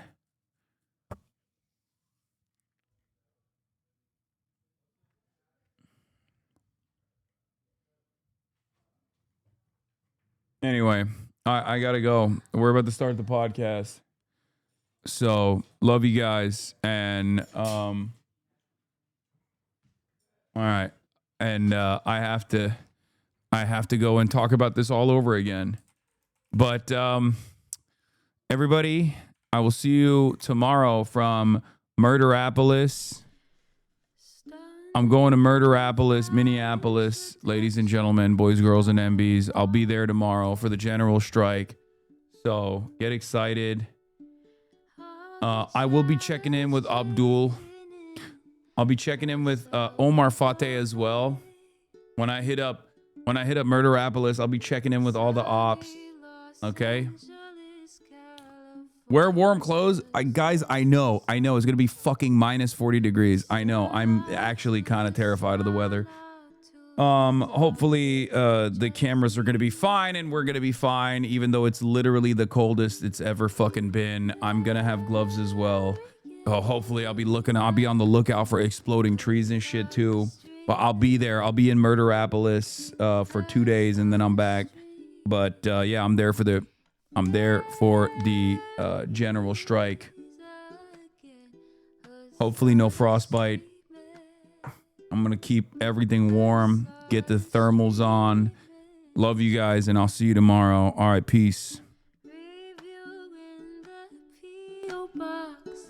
Uncle Uger's face. Sudden discord at your prop. Great names take embrace. Tiny Bernie Sanders, LGBTQ Air Force. The whole left at your fingertips, on at your door. H3 crowded debate, the Young Turks online show. 3 full fucking years of this, plenty more to go. 90-day fiance, talks of champagne bourgeoisie. A Trump rally live reaction, a mass riot at DC. There he is again, Hasan is streaming. Hasan is streaming. There he is again, Hasan is streaming. Hasan is streaming.